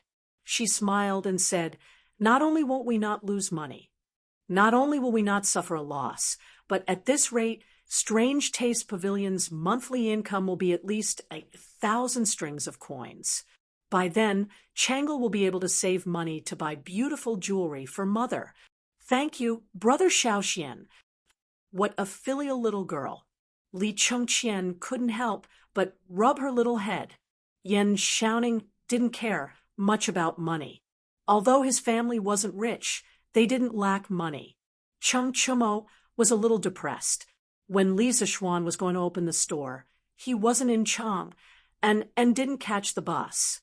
However, he saw that the scooters were a little childish and seemed to be only suitable for children. He felt relieved and said, "Xiaoxian, although your scooters look interesting, they are only for children." "Who said so? This scooter can be slightly modified so that adults can also play with it." Li Zixuan replied, "In his previous life, weren't there many college students who skateboard as well?" Li Zixuan had even joined a skateboarding club during his undergraduate studies. "Who are you trying to fool? If Milord were to play with this, wouldn't he be a laughingstock?" "Ha ha! Brother Chonyo, don't doubt me. Wait a moment, I'll show you." Li Zixuan went straight into Chizu Pavilion and went to the second floor to get a skateboard he made a few days ago. It was the kind of skateboard that didn't have a handle at the front. Cheng Chumo was overjoyed when he saw Li Zixuan holding a broken wooden board without a handle. "Ha, little Xian, you're not talking about this thing in your hand, are you? It's just a broken wooden board. What's so fun about it? From what I see, it's not even as good as the scooters you sold before." Li Zixuan ignored this idiot and asked the waiter to bring over 4 stools. He placed them in front of the Chizu Pavilion with a few feet between them. Li Zixuan then turned to Cheng Chumo and said, "Brother Chonyo, watch carefully. Brother Chonyo, watch carefully. Don't be tempted to play this game too." Cheng Chumo curled his lips and said with disdain, "Ha! Whoever plays with this is a dog." Li Zixuan was furious. "Damn you! I don't have a sister. However, Xiaoxian, if you want, I can introduce one to you." "Ha ha!" Li Zixuan was speechless. Li Zixuan didn't want to talk nonsense. He set up the skateboard and stepped on it with one leg while the other leg pushed off the ground to increase his speed. Everyone saw Li Zixuan getting closer and closer to the stools on the ground. Their hearts were in their throats, and they couldn't help but worry for Li Zixuan. Just as he was about to hit the stools, Li Zixuan's entire body and the skateboard suddenly soared into the sky. He beautifully jumped over the stools and landed steadily. This guy even had time to strike a pose. Then, without slowing down, he jumped over the remaining 3 stools. After landing, he spun twice and stabilized himself. At this moment, there was already a circle of onlookers. Everyone saw Li Zixuan make a series of beautiful moves and land steadily. The onlookers all cheered loudly. "Wow, Brother Xiaoxian is so awesome." Changle clapped her hands excitedly. Li Zixuan and Yan Xiaoning were also dumbfounded by Li Zixuan's beautiful skills. Cheng Chumo was a little dumbfounded. He didn't expect that a broken wooden board could be played with by Li Zixuan. However, Cheng Chumo had always liked excitement. Now that he saw such a new way of playing, he couldn't help but want to try it. He ran to Li Zixuan's side and chuckled. "Aya, Xiaoxian, this thing of yours is pretty interesting. Let me play with it for a while." I guarantee that I'll play it better than you. Ha ha. This guy completely forgot what he just said. He didn't care if Li Zixuan agreed or not. He directly pushed Li Zixuan away and took control of the skateboard. He also copied Li Zixuan's movements. He stepped on the skateboard with one foot and accelerated with the other. Needless to say, this guy's learning ability was pretty good. He actually copied Li Zixuan's movements by 70 to 80%. Everything went so smoothly. Feeling the wind-like speed, Chung Chumo was very proud. Just as Chung Chumo was about to get close to the bench, he let out a cheering "awoo." He also copied Li Zixuan's movements and jumped up. However, although he jumped up, the skateboard didn't. Chung Chumo also realized that something was wrong in the air.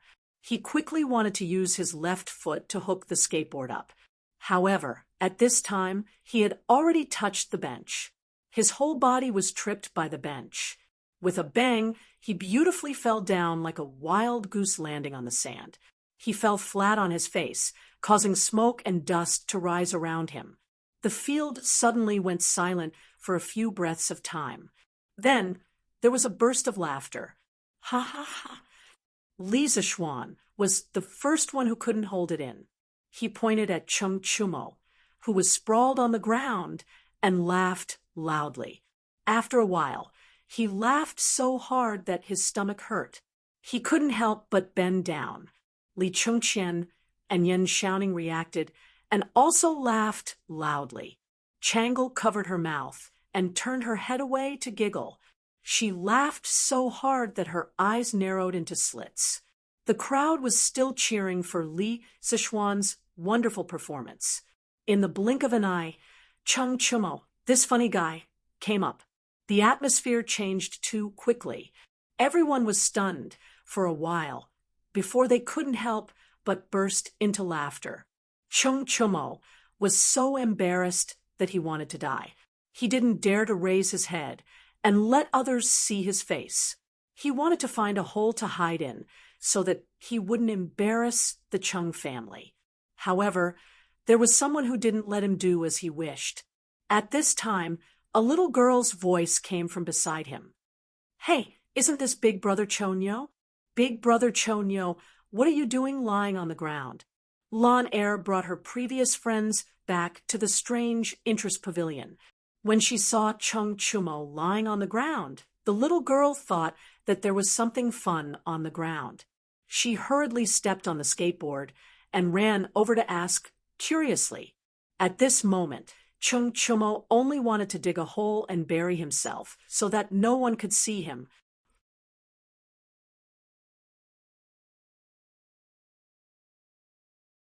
Chapter 74. Li Zixuan asked someone to bring the dusty Chung Chumo to the second floor to clean up. Then he turned to look at Xiao Hang and the others and said with a smile, "Xiao Hang, your performance today was very good. You will all be rewarded. 3 treasures, 20 coins each." The 6 children quickly stepped forward and bowed to thank him. "Thank you, young master." Li Zixuan waved his hand with a smile and said, "This is what you deserve. Go back and tell your leader that I am very satisfied. If there is a chance next time, I will look for you to cooperate." The children happily received the reward, handed in the scooters, and were about to leave. However, they couldn't help but look back at the scooters a few times. Anyone could see the reluctance in their eyes. Although they had only played with the scooters for a day, they were completely fascinated by this novel toy. However, they definitely couldn't afford it, so they could only look at it a few more times. "Brother, those scooters are a little old. Anyway, we can't sell them. Why don't we give them to Xiao Hang and the others?" Lan Er gently tugged at Li Zixuan's arm and whispered. She had a lot of fun with these little friends today. Everyone took care of her. At this time, seeing that Xiao Hang and the others were reluctant to part with the scooters, Lan Er thought of an excuse to ask her brother to give them the scooters.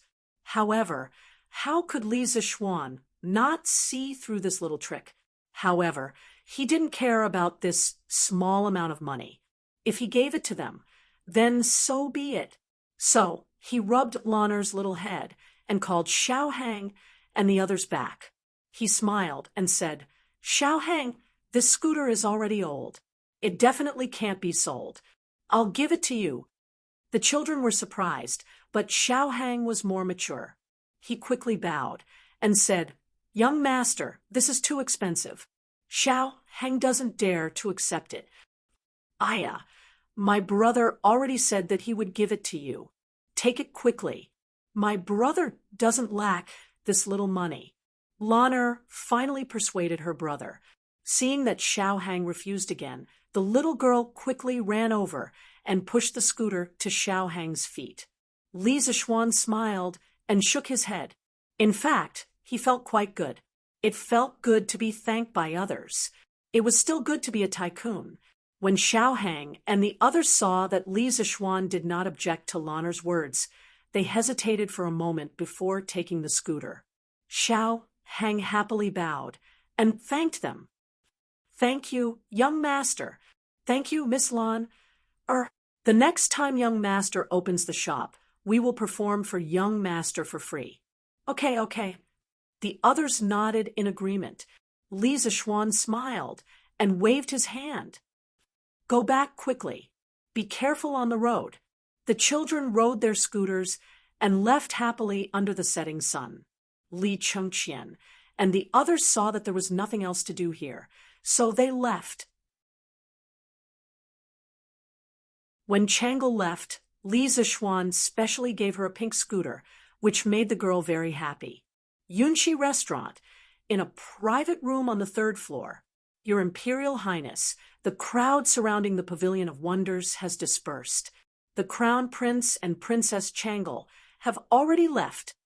A black-clothed imperial bodyguard bowed and reported to a luxuriously dressed little fatty seated at the head of the table. This little fatty was Li Tai. Today, he had come to capture Li Zixuan and bring him back to write a story. However, he had never expected that the Pavilion of Wonders would be surrounded by so many spectators. Immediately, Li Tai felt somewhat terrified. Although he was Lier's most beloved imperial son, if he caused trouble in front of so many people, and if an imperial censor were to bring this matter to court, Lier would definitely not let him off easily. Moreover, his elder brother and younger sister were both there. If they were to speak up for Li Zixuan, it would be difficult for him to do anything. As a result, he had imperial bodyguards keep an eye on the Pavilion of Wonders, while he himself went to the Yunxi Restaurant across the street. He ordered a table of dishes and sat there, eating as he waited for news. To his pleasant surprise, the Yunxi Restaurant actually had gnawed chicken. Although the taste was slightly inferior to that of the Drunken Immortal compared to the other dishes of the restaurant, this knockoff version was clearly more delicious. The little fatty was so engrossed in eating that he had nearly forgotten the reason for his visit today. Only now did he hear the imperial bodyguard's report, did he remember that he had come to capture Li Zixuan. Li Tai belched and rubbed his round belly. With a sinister smile, he said, "Hee, since they've all left, it's time for us to take action. Zhao Yu, take a few men and quickly follow this prince. Don't let him escape." "Yes, sir." Pavilion of Wonders. Seeing that the Eastern Marketplace was about to close, Li Zixuan packed up his things and had the head steward support the bruised and battered Cheng Chunmo. He was about to close the door and return home. Just at this moment, a group of burly men blocked their path. Following this, an arrogant voice sounded out from behind them. "Which one of you is Li Zixuan? Hurry up and stand out for this prince." As soon as the voice fell, a fair and clean little fatty slowly walked out from behind the group of burly men. When Li Zixuan heard the child in front of him refer to himself as this prince, and his tone was obviously unfriendly, he was shocked. However, he was not someone who was afraid of trouble. He squeezed Lan Er's small hand to reassure her, then stepped out from the crowd and said in a clear voice, "Your Highness, I am Li Zishuan. May I know why your Highness is looking for this humble one?" At this moment, Chung Chumo recognized the person. He asked in surprise, "Prince Wei?" When Li Tai heard that someone recognized him, he hurriedly looked in the direction of the voice. After a long while, he finally recognized that the bruised and battered person in front of him was Chung Chumo. He turned his head and glared at Zhao Yu. Chung Chumo was also here. How could the guard not report such important information? This was an injustice to the guard. Chung Chumo had injured himself while skateboarding and had been recuperating on the second floor, not daring to come out and embarrass himself. How could the guard know whether Chung Chumo was here or not? Although Li Tai was a prince, he was still quite wary of Chung Chumo. He thought to himself, "It seems like I can't take her by force today." This was because he had heard that Li Zishuan had a good relationship with Chung Chumo. If he took her away in front of Chung Chumo, Li Er would definitely not let him off easily. "Oh, so Chonyo is here too. Haha, what a coincidence," Li Tai said, awkwardly. Chung Chumo could tell from Li Tai's first words that he did not come here with good intentions. He was probably here to cause trouble for Li Zishuan. Of course, he would support his brother at this time. Chung Chumo walked to Li Zishuan's side and patted Li Zishuan's shoulder hard. He laughed loudly at Li Tai. "Today is the opening of my brother's new shop. Of course, Old Chung, have to come to support." "Haha, may I know why Prince of Wei is here today?" The crown prince and the princess just left. He pretended to be close and deliberately mentioned Li Chongqian and Changle. Naturally, he implied that he wanted to intimidate Li Tai and remind him not to deliberately make things difficult for Li Zishuan. He was usually a simple-minded person, but that was just because he did not want to use his brain. But today, his good brother was in danger. He had to use his brain to help. Although he could defeat this group of people, he would definitely cause trouble for his father after the fight. How could Li Tai not hear the hidden meaning in Chung Chumo's words? Even though he knew that Chung Chumo was speaking the truth, Li Tai, would not be threatened by anyone other than Li Er and Chang's son. At this moment, Li Tai said with a fake smile, "Oh, Chonyo, are you representing your Chung family to stand against this prince?" Chung Chumo was momentarily speechless. Regarding the issue of a prince's side, he naturally could not represent his father. He did not know what to do when Li Tai used his power to suppress others. "Your Highness Prince of Wei must be joking. Brother Chonyo was only joking. Your Highness Prince of Wei should not take it to heart.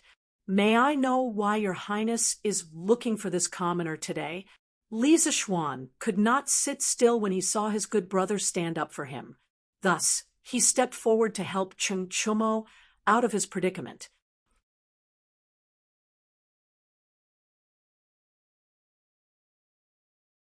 Chapter 75. East Market, in front of Strange Interest Pavilion. When Li Tai saw someone come forward to admit it, he looked at Li Zishuan and asked proudly, "Did you write Journey to the West?" What did this have to do with Journey to the West? Li Zishuan was a little puzzled, but he still nodded and admitted Journey to the West was indeed written by me. "What does your Highness mean by this?" "Well, I'm here to find you. There's a good job here. I want you to be my guest. In the future, you will write stories like Journey to the West for me. Your monthly salary will be 20 strings of coins. How about it?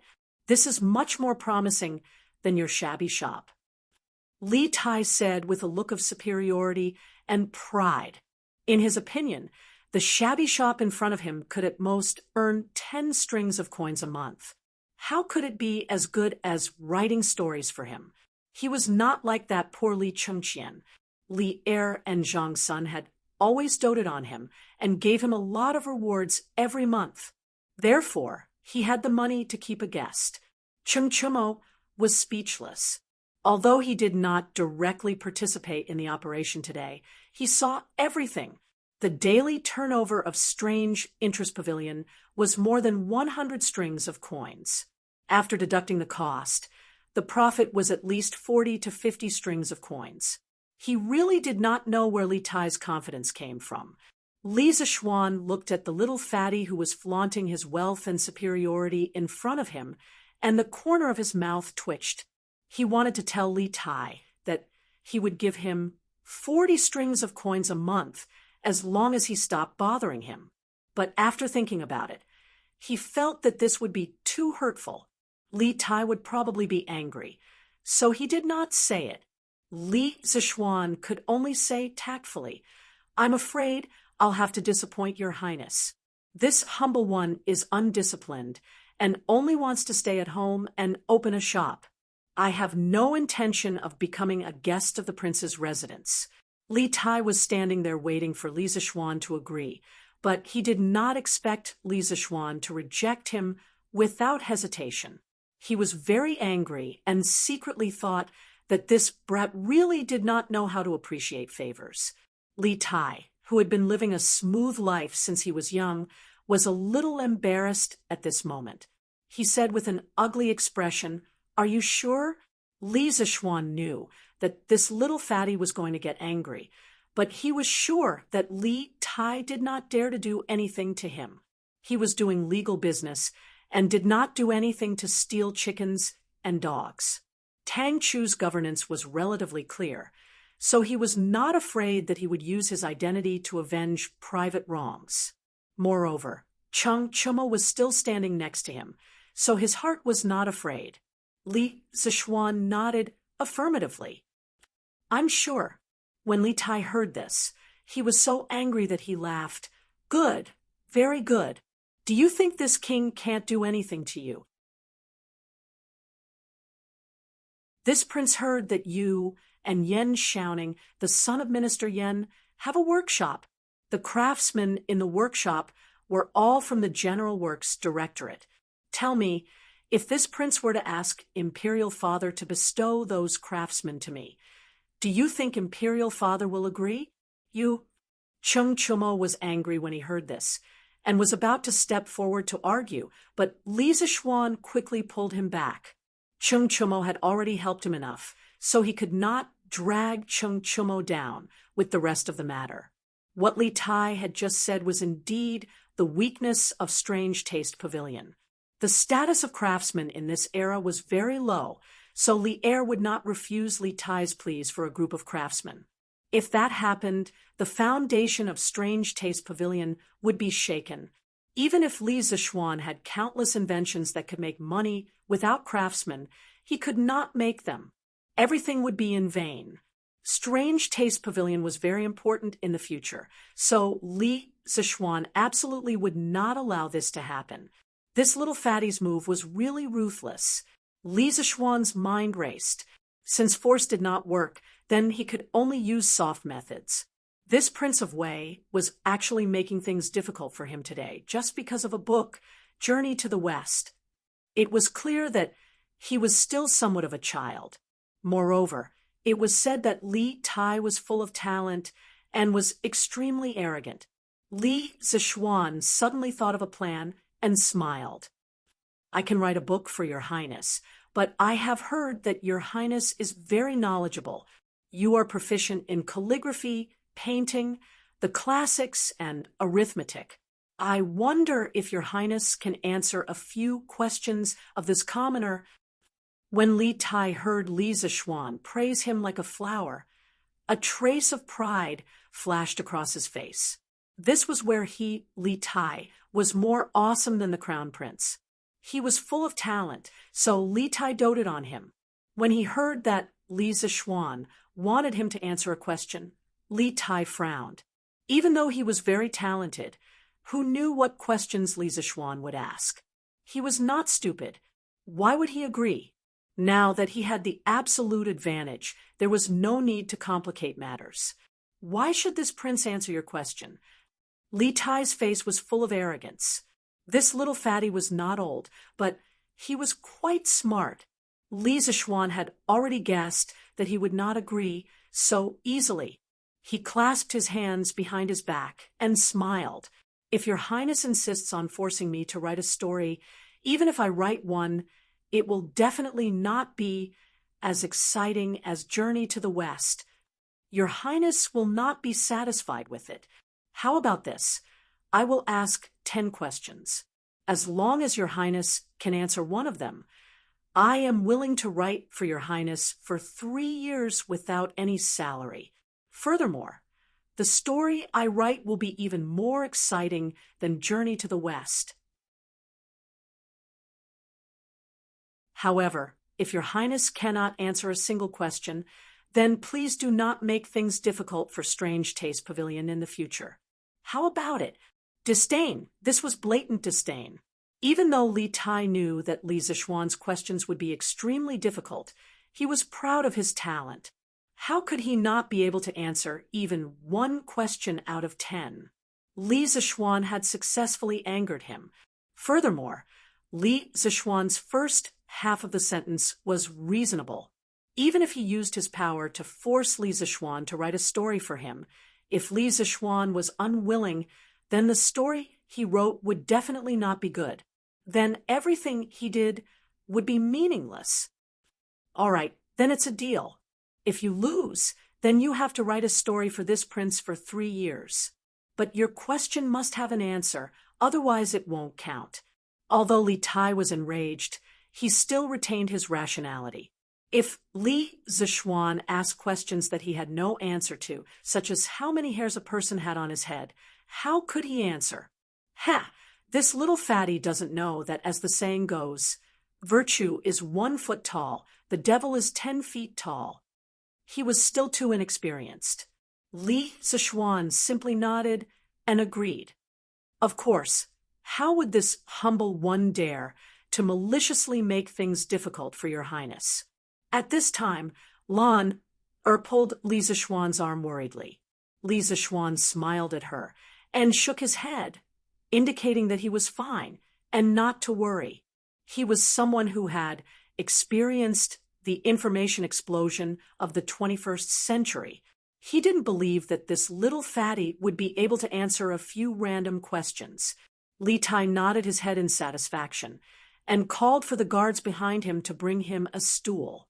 After standing for so long, he was a little tired. He sat down on the stool and raised his chin at Li Zishuan, saying, Li Zishuan, if that's the case, quickly ask any questions you have. This prince is anxious for you to write a story for me. Ha ha. Li Tai was confident that he would not lose.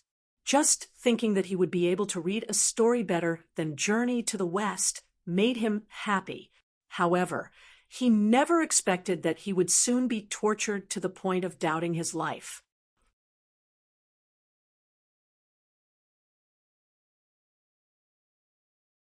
Chapter 76. Since Li Tai couldn't wait to be abused, Li Zishuan naturally had to satisfy the little fatty's wish.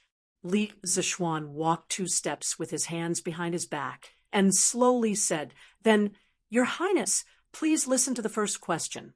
What are paper and paper afraid of? Li Tai laughed and said, Such a simple question. Li Zishuan, you're bound to lose. Ha! Paper and paper are of course afraid of fire. It seems that you're bound to be a follower of the prince's residence. Li Zishuan shook his head and said lightly, Your Highness, you've answered incorrectly. Li Tai said in disbelief, Is there another answer? I think you're deliberately acting shamelessly. If you can't give a convincing answer today, I won't forgive you. Li Zishuan ignored his threat and said with a smile, Ha! I don't know if your highness has heard of the saying, Don't paper, fear 10,000. Only paper, fear what if? The answer to this question is in this sentence, so I said that your highness has answered incorrectly. Chung Chumo was stunned for a moment when he heard the answer. Then he almost laughed out loud. He didn't expect Li Zixuan to be so mischievous and come up with such a tricky question? The people of the Tang Dynasty had never heard of a brain teaser. Li Tai was stunned for a moment before he reacted and said, angrily, "You're playing word games. It's just a small trick. I've already understood the trick of your question. Quickly come up with the next question." "Haha, you think you've understood, but you don't know that you've just fallen into a big hole." Li Zixuan disagreed and continued, "Then, Your Highness, please listen to the second question. From 1 to 9, which number is the most hardworking, and which number is the laziest?" Li Tai stood up and scratched his head. After thinking for a long time, he still couldn't think of anything. Li Zixuan reminded him from the side, "Don't worry, Your Highness. Hurry up. It's getting late." Li Tai waved his hand and said impatiently, "This king can't think of anything. You win this question. Quickly tell me the answer." Replying to Your Highness, the answer to this question is 1, the laziest, 2, the most hardworking. As for the reason, I don't know if Your Highness has heard of the saying, 1 does not do 2, 2 does not rest. Hee hee. Another word game. Li Tai slapped his head in annoyance. He didn't think that he would make the same mistake twice. These 2 questions were very simple. He just had to start from the words themselves and find some idioms related to the questions. Then, he would be able to relate them to the questions. Li Tai warned himself that he could not give Li Zixuan another chance. After summing up the lessons of his 2 failures and making up his mind, Li Tai regained a bit of his confidence and said, "Let's continue with the next question. This king does not believe that I will make the same mistake a 3rd time." Li Zixuan chuckled. He also knew that these 2 brain teasers were very easy for people to find a way to solve the questions. With Li Tai's intelligence, he must have found a way to deal with such questions. However, he did not plan on continuing with this question with Li Tai. He wanted to change the topic. He did not believe that Li Tai would be able to guess it. Hee hee, since Your Highness is so confident, then please listen to the 3rd question. May I ask why frogs can jump higher than trees? After Li Tai heard the question, he quickly searched his mind for an idiom or idiom related to frogs and trees. However, he could not think of anything. He could not help but feel anxious.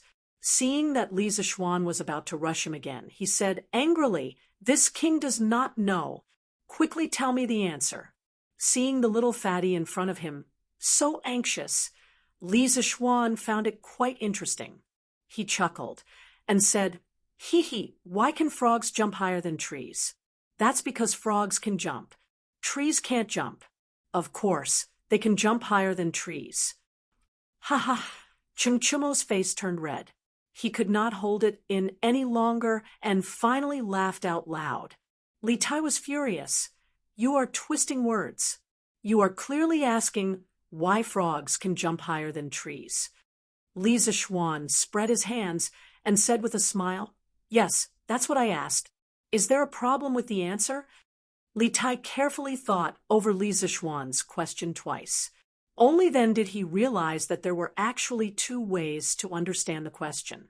He had walked into the wrong line of thought from the beginning. This was another word game. However, Li Zixuan changed the way he played, and he was tricked again.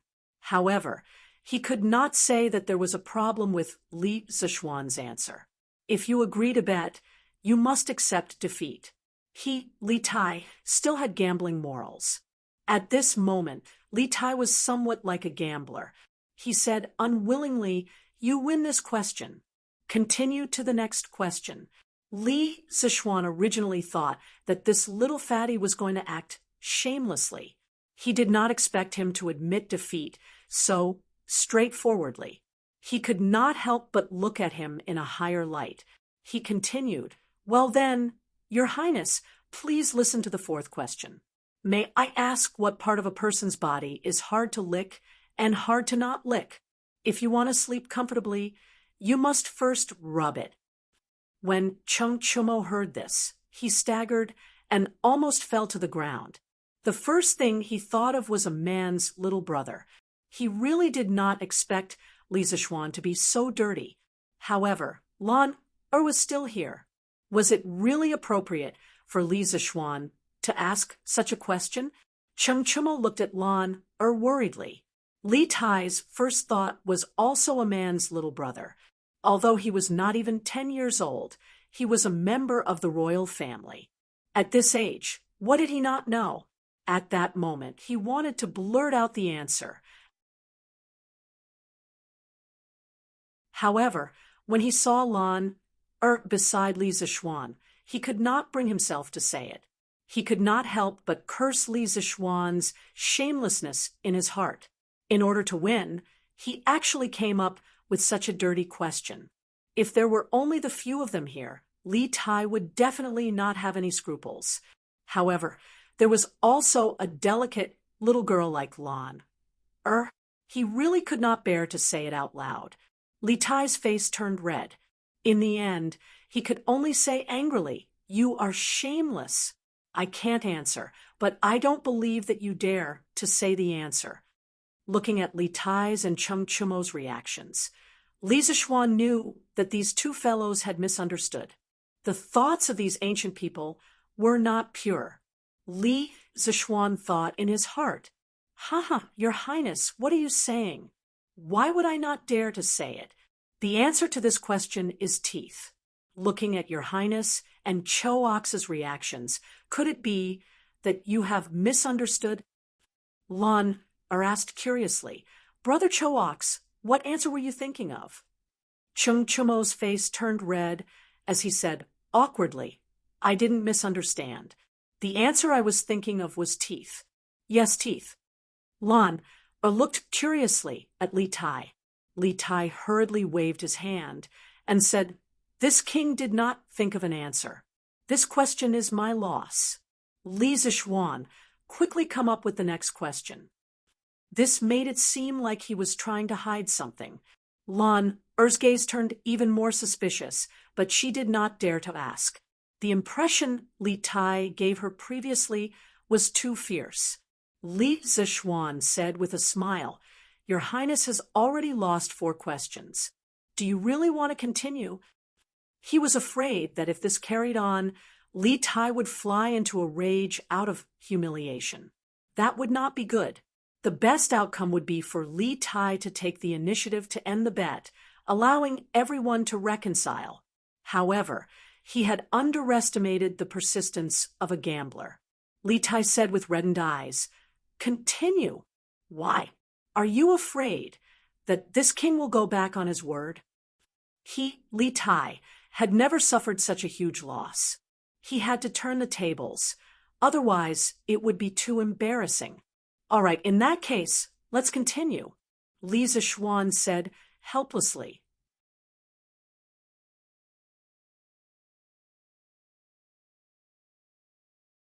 Chapter 77. Looking at Li Tai's attitude, it seemed like he would not turn back until he hit a wall. Li Zixuan could only give him a hand and let him hit his head until he bled. "Your Highness, please listen to the 5th question. Before I ask, I want to know if Your Highness has heard of Ode of Mulan." Li Tai nodded. "Of course I have." Ode of Mulan, also known as Poem of Mulan, was a narrative poem written during the northern and southern dynasties in China.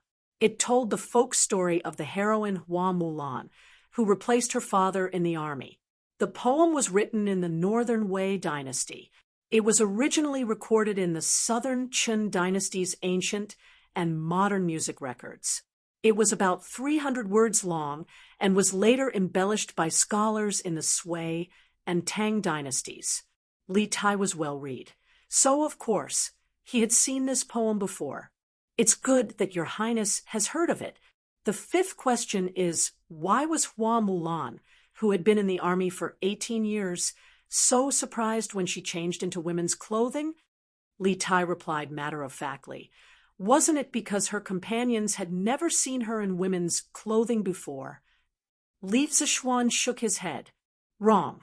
It was because her companions thought that it was more appropriate for her to wear men's clothing. Li Tai was speechless. He really wanted to curse in his heart, but he did not know if he should say it. Pftahaha! Tisk! Chung Chumo could not take it anymore. He laughed loudly, but tragically, the wound on his face was torn. Lan covered her mouth when she heard this funny answer. She could not help but giggle. Li Tai said with a dark face, "Continue. Next question." Next question. Next question. As time passed, Li Tai's face became darker and darker. However, he couldn't help but listen to the next question every time. Putting aside the gambling, Li Zichuan's questions were all very novel, and the answers to each question were even more unexpected. He was like an opium addict. Although he knew that he would lose if he continued like this, he could not help but want to listen to the next question and the answer to the next question. Your Highness, this is the last question. Please listen carefully. After Li Zichuan finished, he sighed in relief. He was finally going to get rid of this troublesome fatty. Wait.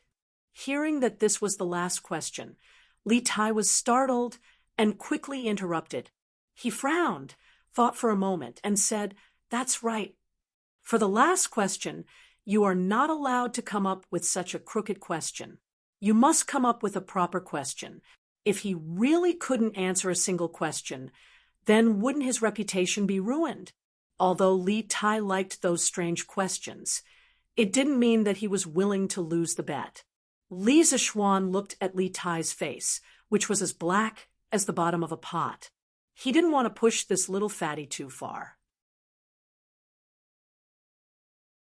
I heard that Your Highness is also proficient in mathematics.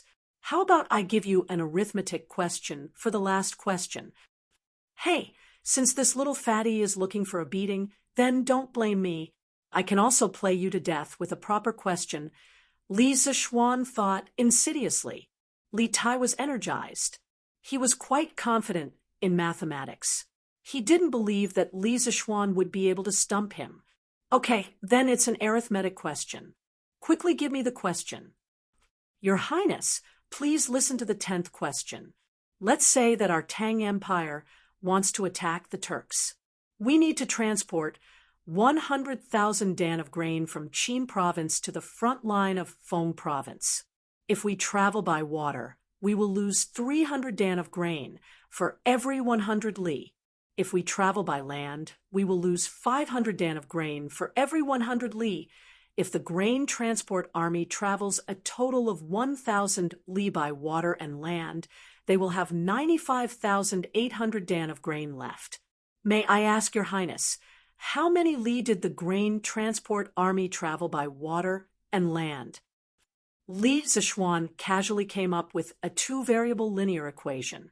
As for higher-order equations, he didn't bother. He was afraid that Li Tai wouldn't be able to understand it. Although this question wasn't as strange as the previous one, it was still difficult for the ancient people. The people of the Tang Dynasty didn't have the concept of equations. Li Tai furrowed his brows. This question was open and above board. He tested all the hypotheses in his mind one by one. Gradually, sweat appeared on his forehead. After a long time, he still couldn't find the correct answer. Li Zichuan reminded him, "Your Highness, the East Market will be closed soon." Li Tai looked at the sky and said unwillingly, "If I have another 2 hours, I will definitely be able to find the correct answer." Li Zichuan smiled and said, "Your Highness, the correct answer to this question is 400 li by water and 600 li by land. I can find the correct answer in 3 breaths." Li Tai subconsciously put Li Zichuan's answer into the question to check. He found that it was correct, but he still couldn't believe it. "You must have calculated the answer in advance. That's why you can say it so quickly. If your highness doesn't believe me, you can change a few numbers in the question. Let's see if I can find the answer in 3 breaths. If I can't, I will lose today's bet. All right, that's what you said. Then, this prince will change the remaining provisions to 96,500 Dan. You can calculate how many li we have traveled by water and land, respectively. Li Tai changed a number casually. He didn't believe that Li Zishuan could find the answer in 3 breaths. Li Zishuan's mental strength was far beyond that of ordinary people. As soon as Li Tai finished speaking, he immediately got the answer in his mind. Your Highness, the soldiers traveled 750 li by water and 250 li by land.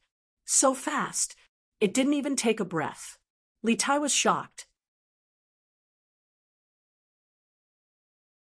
He quickly put Li Zishuan's answer into the question to check. A moment later, Li Tai's eyes widened and he muttered, "It's completely correct. How is this possible? Even Dr. Liu from the Imperial College can't do it." Although Chung Chumo didn't know how to calculate, seeing Li Tai's reaction, he knew that his good brother had calculated correctly. He couldn't help but change his understanding of Li Zishuan. He thought to himself, "It's fine if his martial arts are better than mine, but why is he smarter than me? How am I supposed to live in the future?" When Li Tai wanted to compete with Li Zishuan in mathematics, Lan wasn't worried at all. She still remembered Li Zishuan's heroic performance in the clothing store. "Your Highness, what about today's bet?" Seeing Li Tai in a daze, Li Zishuan asked worriedly. Li Tai had been tortured miserably today. He waved his hand dispiritedly and said, "I lost. A bet is a bet. This king will not make things difficult for your strange interest pavilion in the future. Thank you, Your Highness, for keeping your promise. We'll take our leave now." Li Zishuan admired this little fatty's character of being willing to admit defeat and keeping his promises. "Wait, are you really not willing to write a story for me? If you have any requests, you can tell me. I'll consider it." Li Tai was still unwilling to give up, but his tone was no longer as arrogant as before. Not only was this person in front of him good at writing stories, he was also quite talented and had strange ideas. He was a smart and interesting person. Li Tai really wanted to rope him in as a guest of the palace. Li Zishuan shook his head and said, "Sorry, this humble one's ambition does not lie in this." Looking at the little fatty's disappointed expression, he also felt that Li Tai's tone was no longer as arrogant as before. He thought to himself that this fatty was just a child spoiled by his parents. Li Zishuan then added, "But in my free time, I'll write some stories. When the time comes, I'll engrave them into books and sell them at Strange Interest Pavilion." Li Tai's eyes lit up, and he said with a smile, "Okay, I'll definitely get someone to buy a few books. But you must tell me about your learning skills in the future. I'll definitely treat you well." Li Zishuan smiled and said, "Of course." The few of them bade farewell. Li Zishuan looked at the sky and estimated that the market would close in a few minutes. He let Wang Zhong take Lan back first. He quickly walked to Strange Interest Pavilion's workshop and happened to meet Faubert, who was preparing to go home. He asked Faubert about the progress of the curved plows. Faubert smiled and said, "Young master, the 20 curved plows you wanted have all been made. They're just waiting for you to send someone to take them away tomorrow. I'll go to the manor with you tomorrow to see how effective the curved plows are." Li Zishuan nodded and said, "Okay, that's good. I'll send someone to take these curved plows away tomorrow." At this moment, Faubert seemed to have thought of something and said, "Oh, that's right. Young master, the roller bearings you mentioned before have been made in the workshop. Now we can make roller bearings of various sizes." Li Zishuan was overjoyed and said with a smile, "That's great. After I'm done with this, I'll give Faubert a blueprint. Faubert can help me build a carriage with roller bearings for all the parts that need to be rotated. Li Zichuan was very happy that there was finally hope for the luxurious carriage that he had been longing for. Faubert smiled and said, "Okay, no problem."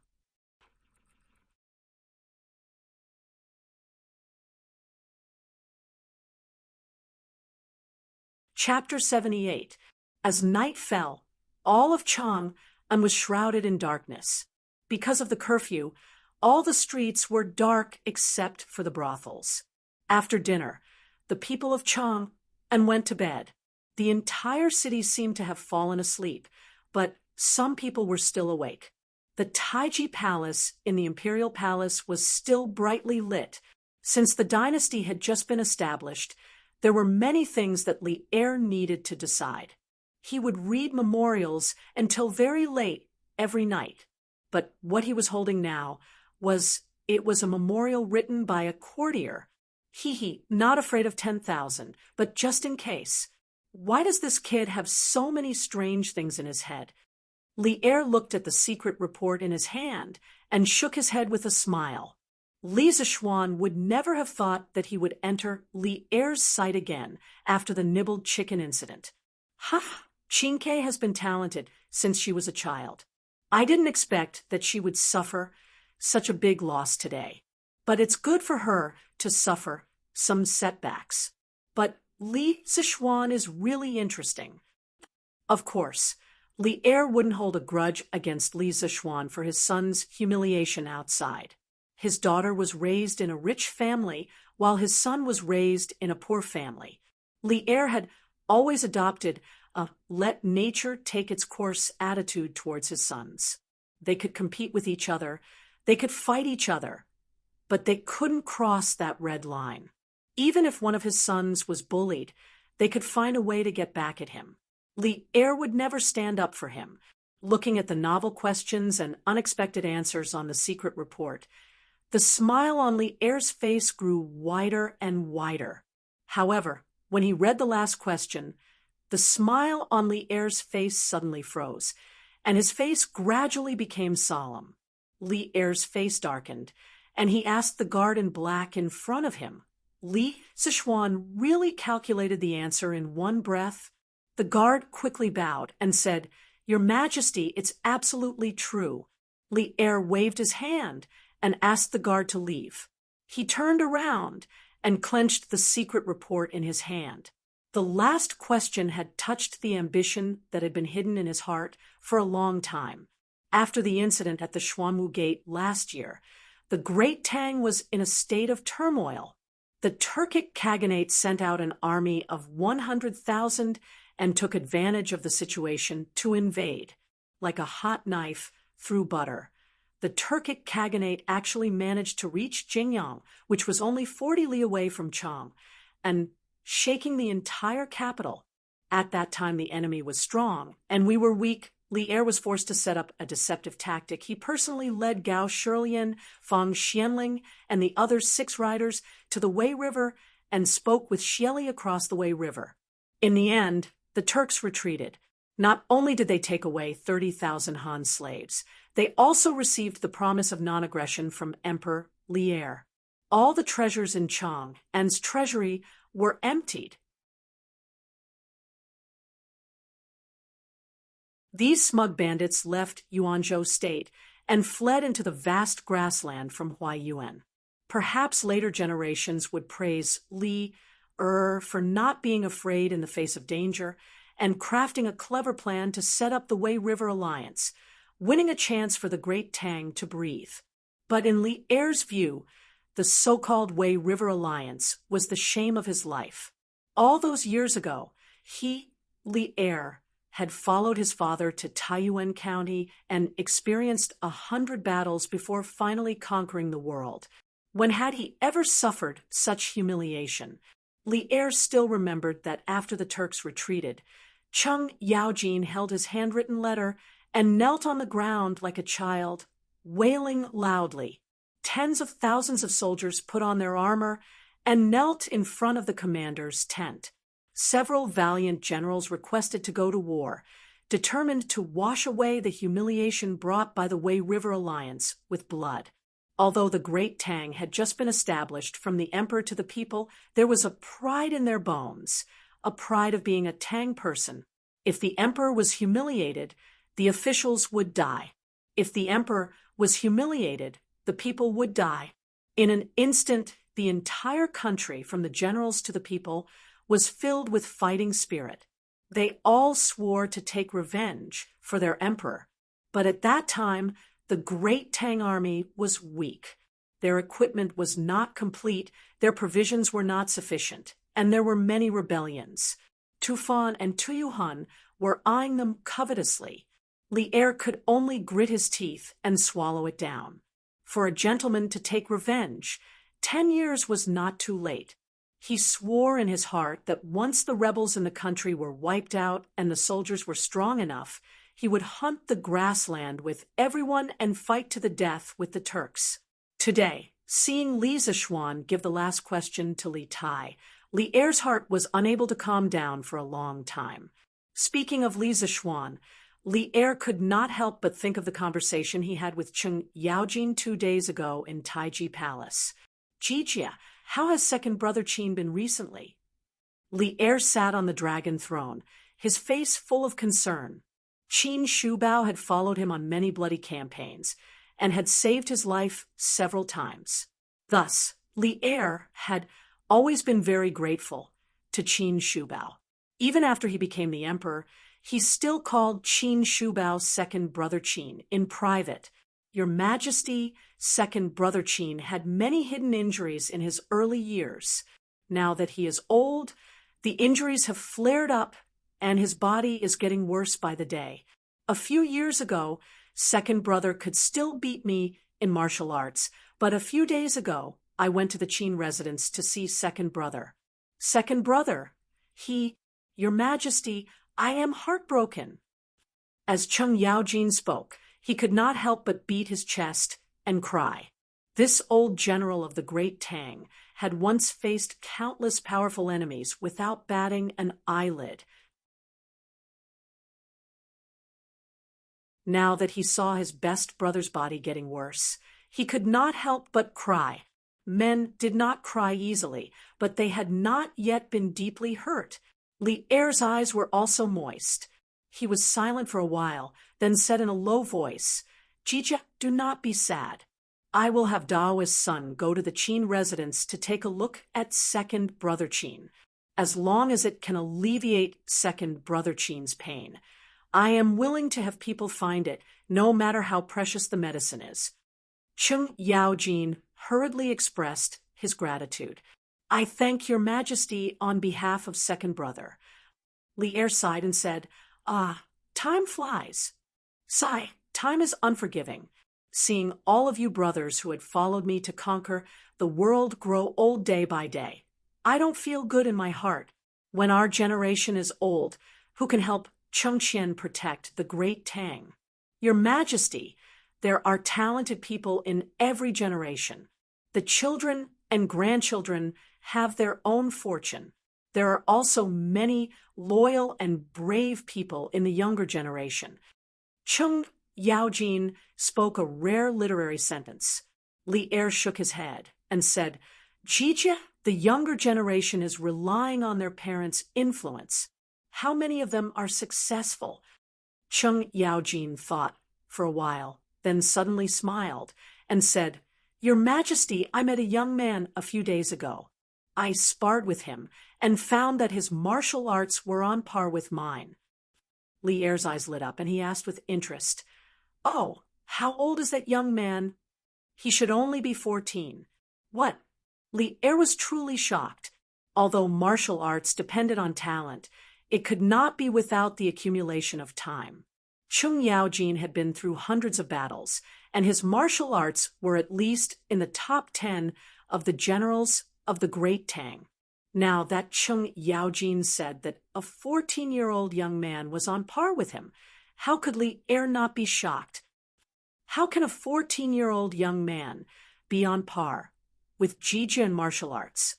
How come I have never heard of such a young talent in Chang? And, Your Majesty, it is true. This person is called Li Zixuan. He lives in Chang and's Yongla Lane. He was on good terms with my son, so I met him. Li Zixuan. This name was so familiar. Li Er stood up, frowned, and walked 2 steps before he suddenly remembered. Is it Li Zixuan who invented the chicken nibbling technique?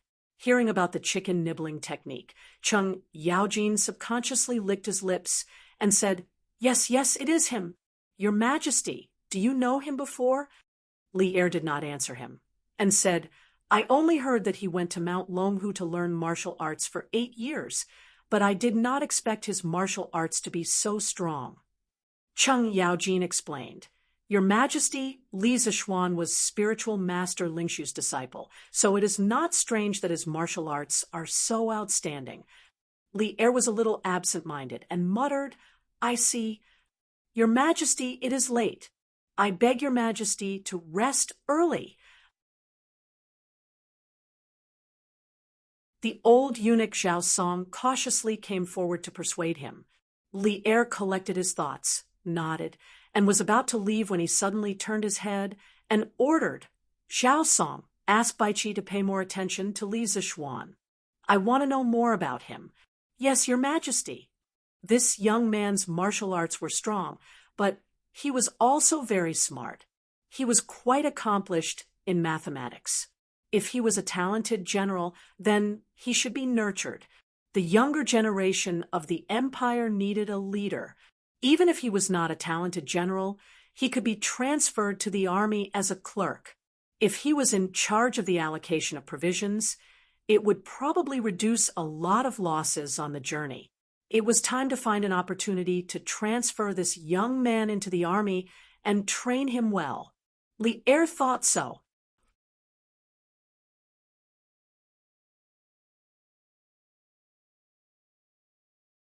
Chapter 79.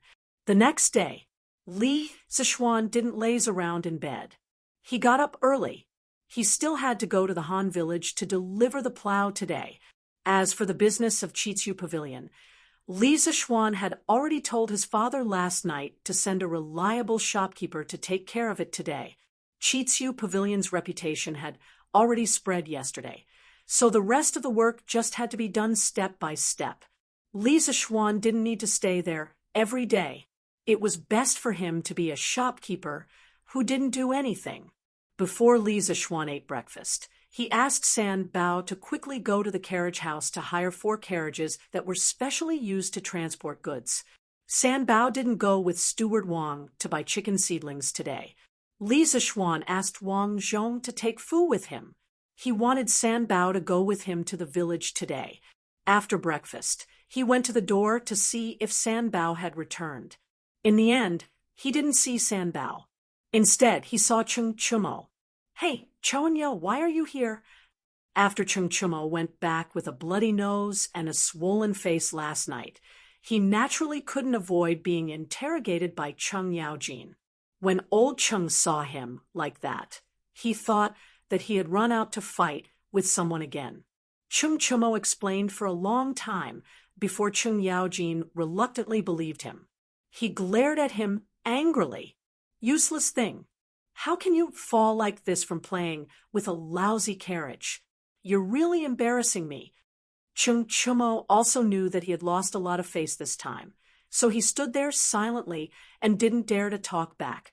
Who knew that Cheng Yaojin would continue to say, Another day, ask Xiao Xian to make one for me.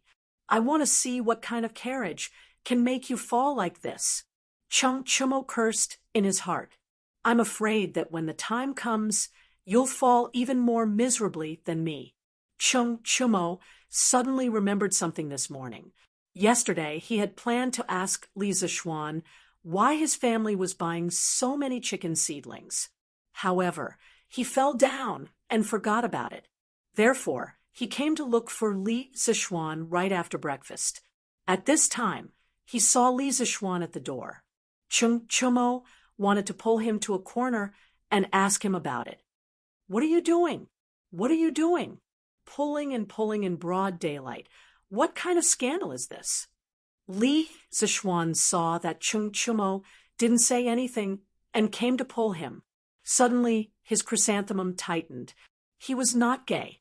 He quickly slapped away Chung Chumo's claws. Chung Chumo's face was full of black lines. Little Xian, what are you thinking? I have something important to discuss with you. Come here quickly. Oh, you should have said so earlier. Come in and talk. It's not appropriate to talk outside. Li Zishuan tidied up his clothes and brought Chung Chumo to the front hall. After the two sat down, Chung Chumo couldn't wait to say, Little Xian, I'm here to ask you something today. Don't fool me. Li Zishuan took a sip of tea and said casually, What's the matter? Chung Chumo leaned over and asked in a low voice, Little Xian, why did your family buy so many chicken seedlings yesterday? How do you know? Li Zishuan was shocked and asked hurriedly, Hey, there are only so many things happening in Chang, and all year long. How can you hide such a small thing? Those who are observant will know as long as they pay attention. Little Xian, tell me honestly, why did you buy so many chicken seedlings? Will the price of chicken increase next year? Do you know that you've almost emptied all the chicken seedlings in Chang? And Chung Chumo laughed sinisterly. As long as there was profit to be made, he also wanted to go back and ask his father to buy a batch of chicken seedlings. Hearing Chung Chumo's question, Li Zishuan fell silent. He couldn't tell anyone about the locust plague prophecy. Not only would no one believe him, but his family would also be in trouble. However, he couldn't tell Chung Chumo nothing. This guy was the first brother he had made since he came to the Tang Empire. From the previous few things, Chung Chumo was the kind of person who would sacrifice himself for a brother in a critical moment. Maybe he could give him a hint. After hesitating for a long time, Li Zishuan asked, Chonyo, how many fields do you have in your family? Chung Chumo was stunned by the question. He didn't know why Li Zishuan asked him this, but he still answered, I'm not too sure about this. It should be about 5,000 mu. Little Xian, why do you ask so much? This was a big landlord. Li Zishuan sighed in his heart. He estimated that the locust plague next year would cause even more losses for his family. At this moment, he suddenly looked at Chung Chumo seriously and said in an extremely serious tone, Chonyo, if you really believe me, then go back and ask Uncle Chung to buy more chicken seedlings for your family to feed. As for the specific reason, I really can't tell you now. In June next year, you'll know why. In short, if you really believe me, then do as I say. Don't worry, I, Li Zishuan, will never harm my own brother. Chung Chumo was also shocked by Li Zishuan's serious expression.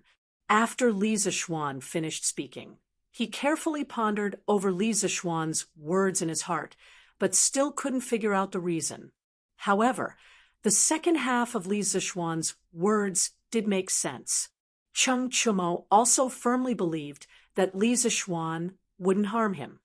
Little Xian, since you have difficulties that you can't tell me, I won't force you. When I go back, I'll try my best to persuade my father.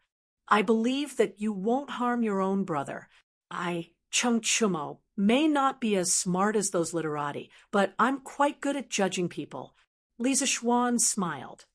Thank you for your trust, Chonyo. In June next year, you'll definitely be rewarded generously. Young Master, the carriages are here. Young Master Yen is also here to look for you. San Bao suddenly came in to report. Li Zishuan nodded and quickly walked out. As expected, 4 carriages were parked in the courtyard. Yen Xiaoning was also here. Brother Xiaoning, you're here. Yes, I shouldn't be late. Chonyo is here too? Yen Xiaoning was surprised when he saw Chung Chumo coming out with Li Zishuan. Little Xian, Xiaoning, Where are you guys going with so many carriages? Chung Chumo couldn't help but ask curiously when he saw so many carriages and heard Yen Xiaoning's words. It seemed that they were going out today, Li Zishuan explained to Chung Chumo, since there was nothing to hide about the curved shaft plow. Little Xian, is this curved shaft plow really as amazing as you said? No, I'll go with you guys today. If it's really that amazing, Little Xian, you have to take care of me first. My family's farmers also complained that they didn't have enough cattle this year. Some of them might miss the spring plowing. No problem. Let's go to the workshop now to pull the curved shaft plow. Since Chung Chumo wanted to go with them, Li Zishuan naturally wouldn't reject him.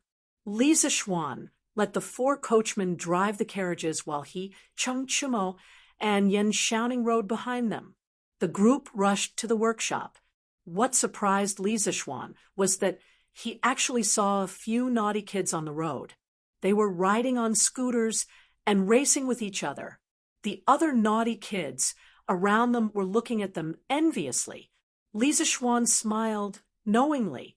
All of this was within his expectations. The naughty kids who bought the scooters would spontaneously promote the Strange Taste Pavilion. In the following period of time, the sales of the Strange Taste Pavilion scooters would snowball and experience an explosive growth.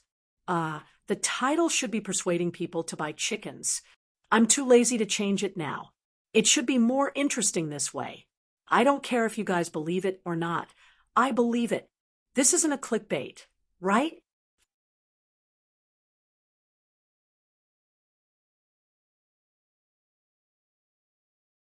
Chapter 80.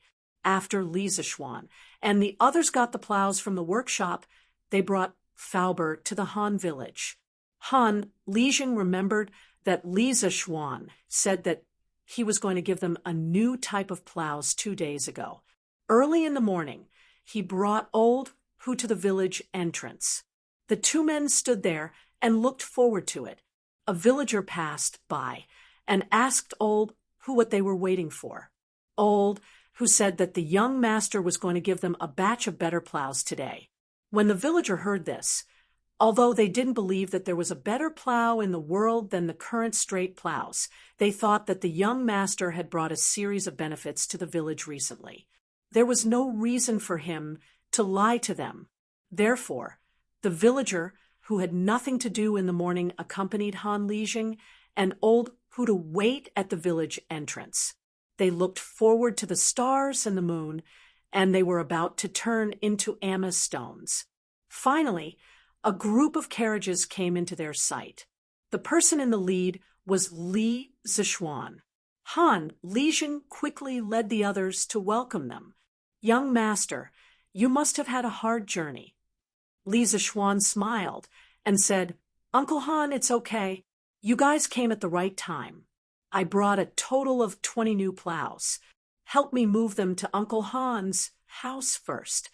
Li Zishuan stopped the carriage at the village entrance and called a few villagers to move the plows. He also introduced Chung Chumo, Yen Xiaoning, and Faubert to Han Lijing. Han Lijing was shocked and quickly greeted the 3 of them. They exchanged greetings for a while.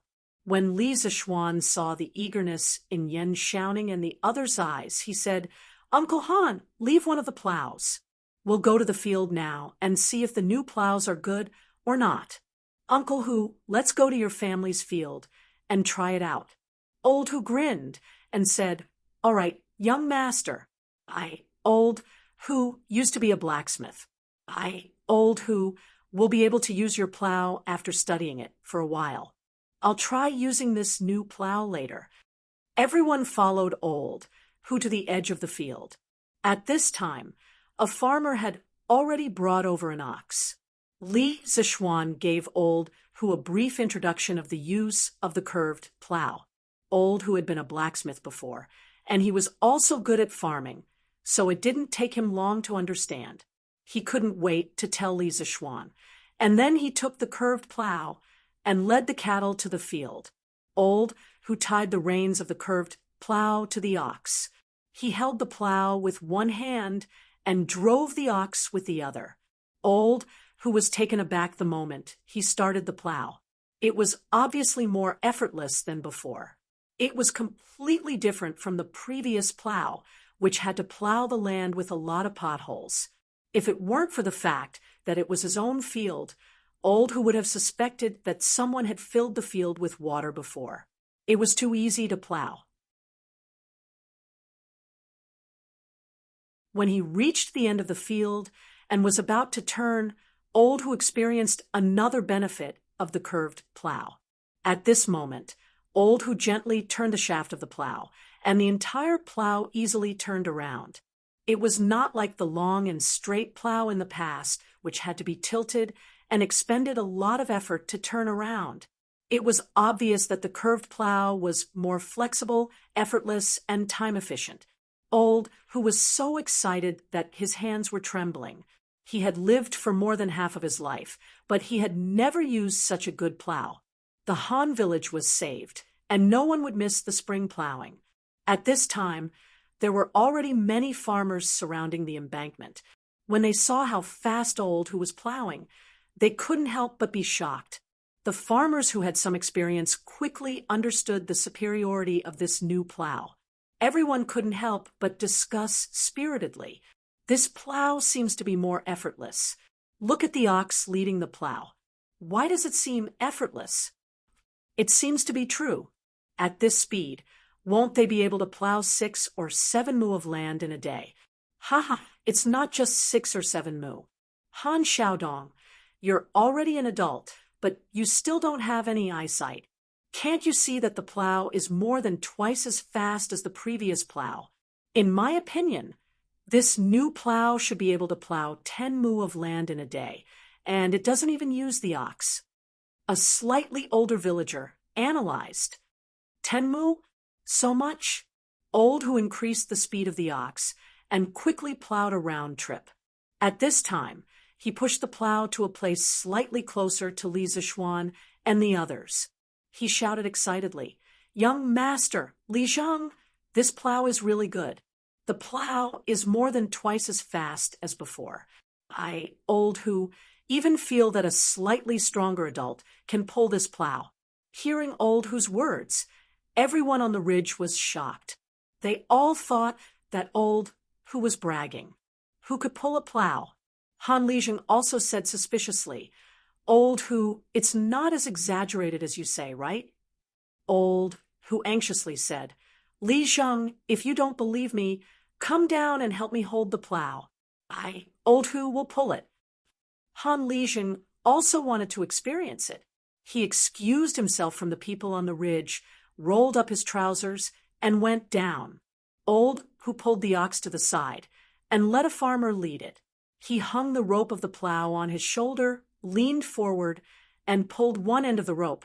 He shouted behind him, "Li Zhang, are you done holding it?" Han Lijing replied, "Yes, you can start." Everyone held their breath and stared at Old, who without blinking. In history, they had never heard of people pulling the plow. At this time, the muscles on Old who's arm bulged.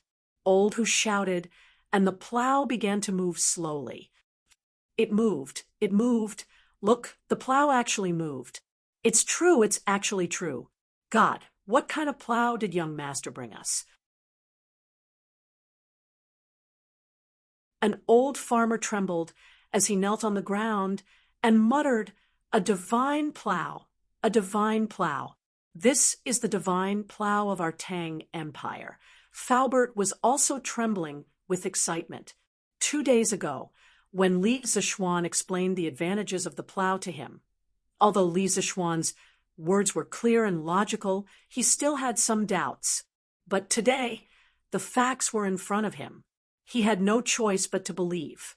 The plow in front of him was even better than what Li Zishuan described that day. "Young master, facts speak louder than words. This old man is convinced.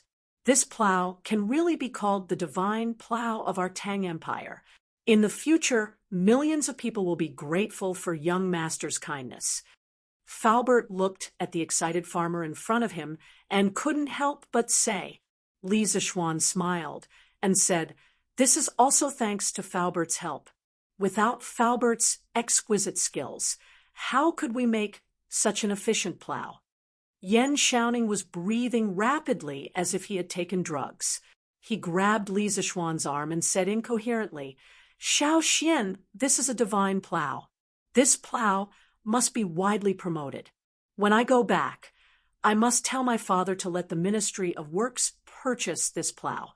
This is the good news of our Tang Empire's people." Li Zixuan was speechless. It was just a plow. Did these people have to praise it so much? Chumo jumped out excitedly at this moment. He patted Li Zixuan's shoulder and shouted, "Xiao Xian, if you treat me as a brother, then supply my family with 100 of these plows first.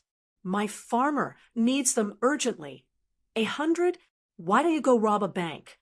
Li Zixuan was furious. This guy was really asking for too much. The Han village only got 20. Moreover, even if he gave Chumo 100, did his farm have so many cattle? Wasn't this a waste of resources? Then let's start with 50, no less. My family's farmstead has 50 cattle, Chumo said with a flattering smile. Li Zixuan nodded. This was more like it. At this moment, he said to Falbert, "Falbert, when you go back to Chang and ask all the craftsmen in the workshop not to do anything but focus on making the plow. In addition, you are in charge of finding a group of skilled and reliable craftsmen. I wouldn't mind, even if there were 40 or 50 of them. Don't worry, I don't lack money." Li Zixuan expressed that he was rich and could do whatever he wanted. Falbert nodded and agreed. "Yes, young master, this is an important matter. I will arrange it well."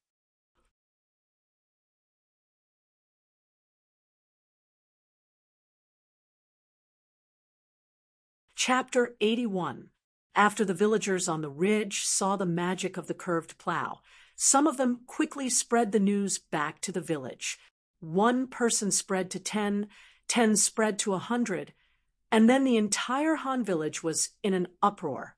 As soon as Li Zixuan and his group returned to the village, they were surrounded by enthusiastic villagers. "Young master, is this divine plow for sale?" "Yes, young master, where can I buy this divine plow?" "I want to buy one too, but I don't know if this divine plow is expensive." Li Zixuan waved his hand to stop the noisy crowd and shouted, "This plow is called the curved plow. I have already sent 20 plows to the Han village today. They are considered the public property of the village. If you can't afford a curved plow, you can rent one from Han Lijing. The rent is 5 copper coins a day. If you want to buy one, you can go to the Strange Interest Pavilion in the East Market of Chang and City tomorrow. They sell one for 170 copper coins. If you want to buy one, please come early tomorrow. The other villages don't know about this plow yet, so no one will fight with you." The cost of a curved plow was about 150 copper coins. Li Zixuan didn't want to earn money from these poor villagers, so he set the price very low. He only wanted to earn money for his hard work. He didn't want the villagers to be grateful to him. He only wanted to feel at ease. As soon as Li Zixuan finished his words, the crowd started to discuss. "Master, it's only 170 copper coins. It's only 30 copper coins more expensive than the straight plow we bought before. Why don't we buy one too?" "Yes, it's better to buy one. You have to wake me up early tomorrow morning, or else we won't be able to buy it." "Xiaodong, is your family buying it?" "Of course. Only a fool wouldn't buy such a useful plow. Didn't you hear what young master said? When the other villages know about it, you won't be able to buy it even if you want to." "Yes, that's right. Young master is really good to us villagers." "Of course." Li Zixuan walked out of the crowd with Chumo and the others when he saw that they were having a heated discussion. At this moment, Yan Xiaoning and Falbert both said goodbye. Yan Xiaoning had already achieved his goal of coming to the Han family manor today. Now, he only wanted to return home as soon as possible and report to his father how efficient it was to use the curved plow to plow the land. It would be able to solve the urgent problems of the imperial court to a large extent. Today, Faubert had witnessed the miraculous power of the curved shaft plow. He wanted to return to the workshop as soon as possible and recruit more craftsmen to mass-produce the curved shaft plow. Time waits for no man. If he builds one more curved shaft plow, there would be one less family missing the spring plowing. Faubert felt that his body was filled with passion for work. His waist was no longer sore, and his legs were no longer painful. His entire body was filled with energy. Li Zishuan saw that Chungchumo seemed to want to leave in advance, so he hurriedly pulled him back and said, "Chonyo, don't go yet. I'll bring you to see the Han Family Manor's chicken farm. If your family's farm also wants to raise chickens on a large scale, then do it like this. Otherwise, the chickens will easily catch the foul plague." Chungchumo thought for a moment and nodded in agreement. "All right, then we'll listen to little Xian and go take a look." The two of them followed Li Zishuan to the back mountain of the manor. Compared to the first time Li Zishuan came, the back mountain had changed a lot. In the forest, the farmers had used bamboo or tree branches to form chicken farms one after another. Each farm was about half a mu of land. Moreover, there was a sign hanging at the door with the name written on it. Li Zishuan nodded in satisfaction and turned around to ask, "Uncle Han, how many chicken farms are there on this mountain now?" Han Lijing smiled and replied, "Young master, because the farmers know that these chicken farms are for themselves, and because young master is paying them wages, everyone in the manor is very motivated to work. In 2 days, we have already surrounded more than 20 chicken farms. Young master, the 8,000 chickens that you sent before have all been settled down. The farmers have all used their own hens to raise these chickens. Everything is going smoothly. Then I'm relieved. Uncle Han, follow me in to see the chicken coop." Li Zishuan chose a chicken farm next to him and directly pushed the door open. Chungchumo and Han Lijing also followed in. They saw a few old hens and a few groups of chickens. There were about 300 to 400 of them. They were looking for food everywhere. The chicken farm was noisy and lively. There was also a row of neatly arranged chicken coop inside. It was spacious and airy. Li Zishuan nodded in satisfaction and said, "Uncle Han, this chicken coop is very well done." "Uncle Han, this chicken farm is done very well. Just build the rest like this. You have to hurry up.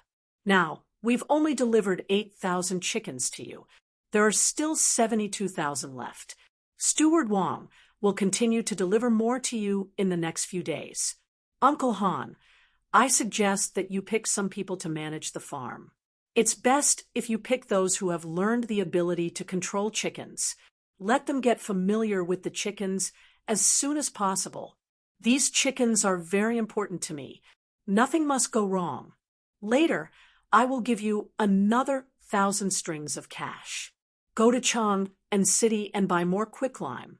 You have to sprinkle quicklime around the chicken coop regularly."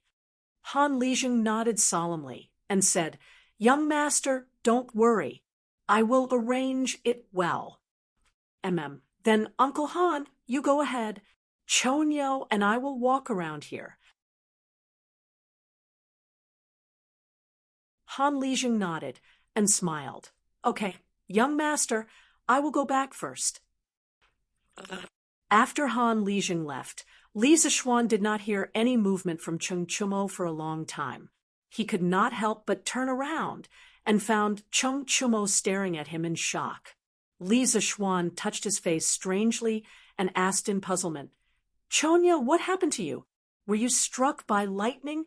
Chungchumo wanted to kick Li Zishuan angrily, but Li Zishuan easily dodged it.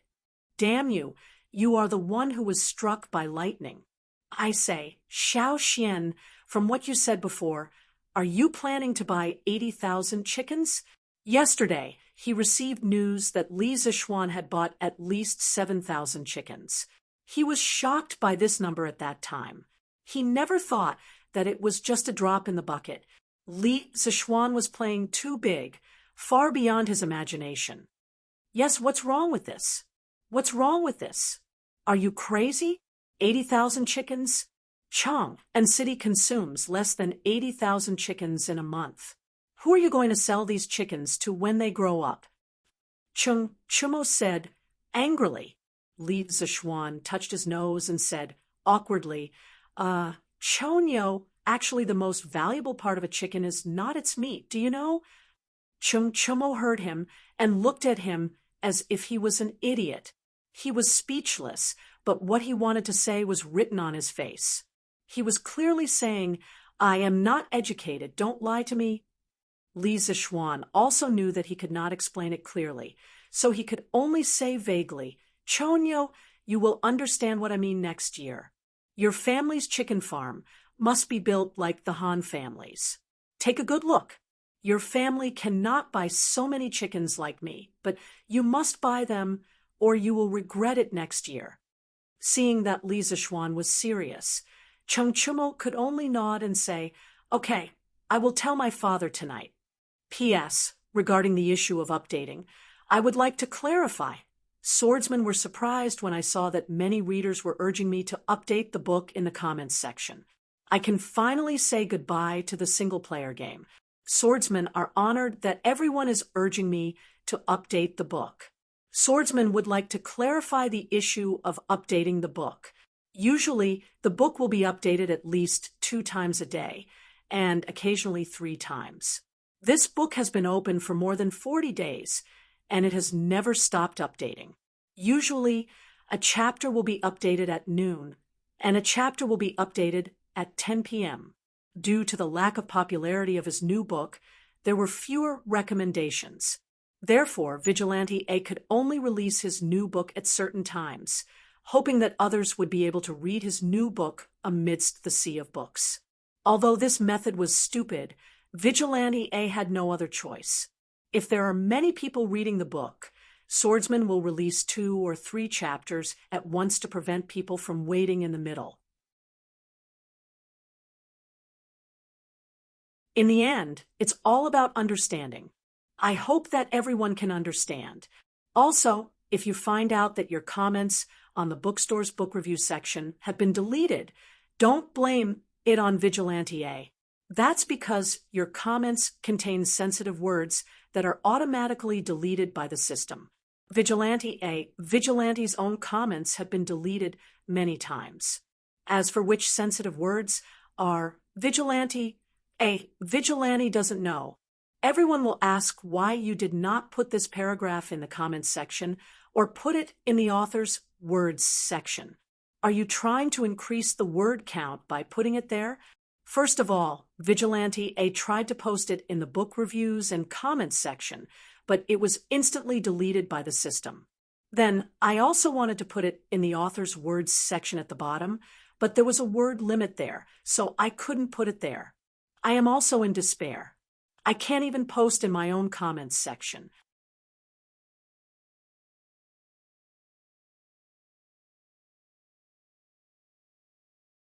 Chapter 82.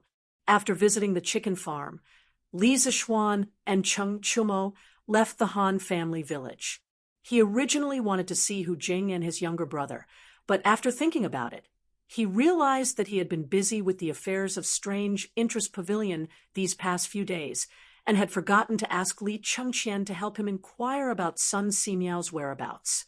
Even if he went to Old Hu's house now, he wouldn't be able to treat Hu Jing and his younger brother, so he left with Chumo. In his heart, he planned to find out Sun Simiao's whereabouts after these 2 days of work. Previously in Zhongnan Mountains, Sun Simiao had saved his life, and he hadn't thanked him yet. It wasn't Li Zixuan's style to not repay a favor. Chang, an East City curious pavilion. It was noon, and the sun was shining brightly. Although it wasn't as hot as summer, The midday sun still made people sweat a little when it shone on their bodies. In front of the curious pavilion, the hot sun overhead couldn't stop people's enthusiasm, and there was already a long line in front of the door. "Shopkeeper, how many scooters do you have today?" "Yeah, there were only 300 scooters yesterday, and I didn't even get one. Last night when I got home, I was disturbed by that brat for the whole night."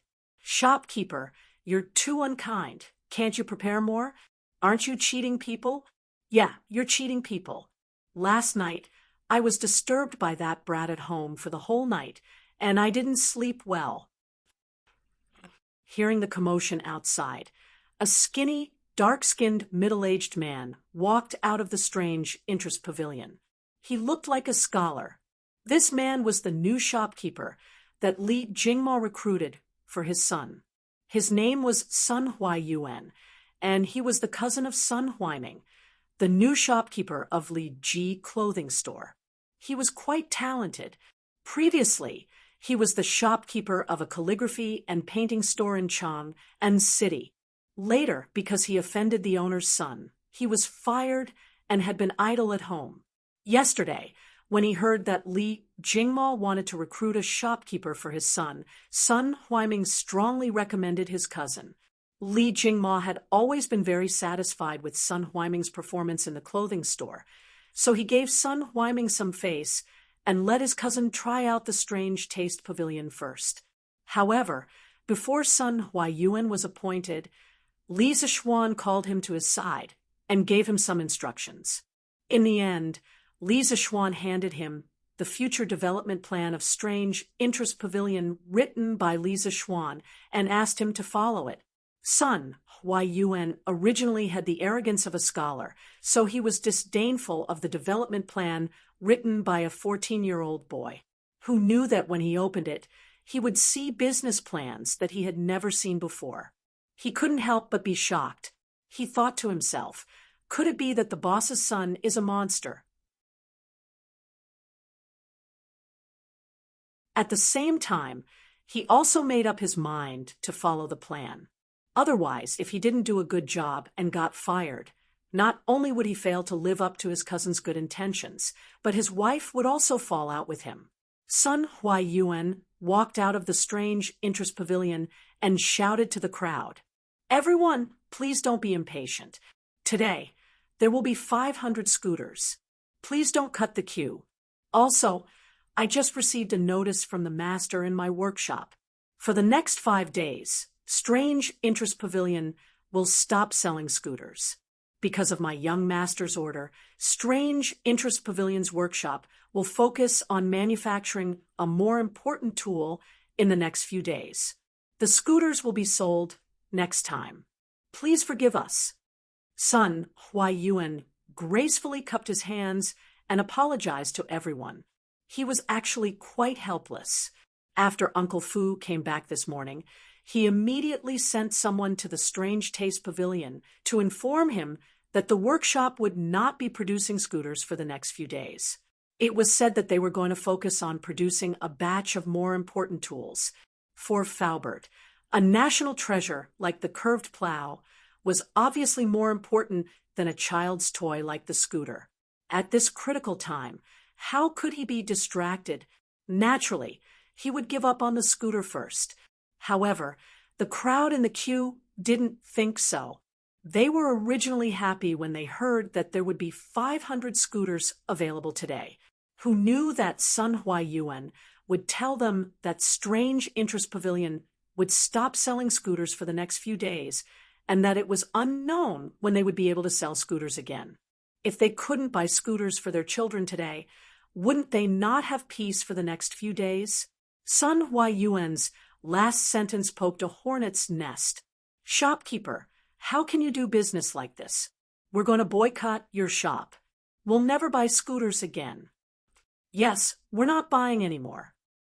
Brother, if you don't want to buy it, can you give your seat to me?"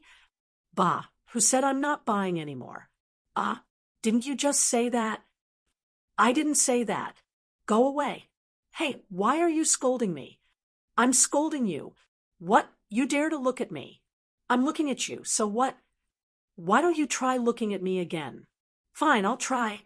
What can you do? At first, there were people who wanted to put pressure on Sun Huaiyuan to cancel the suspension of the scooter sales.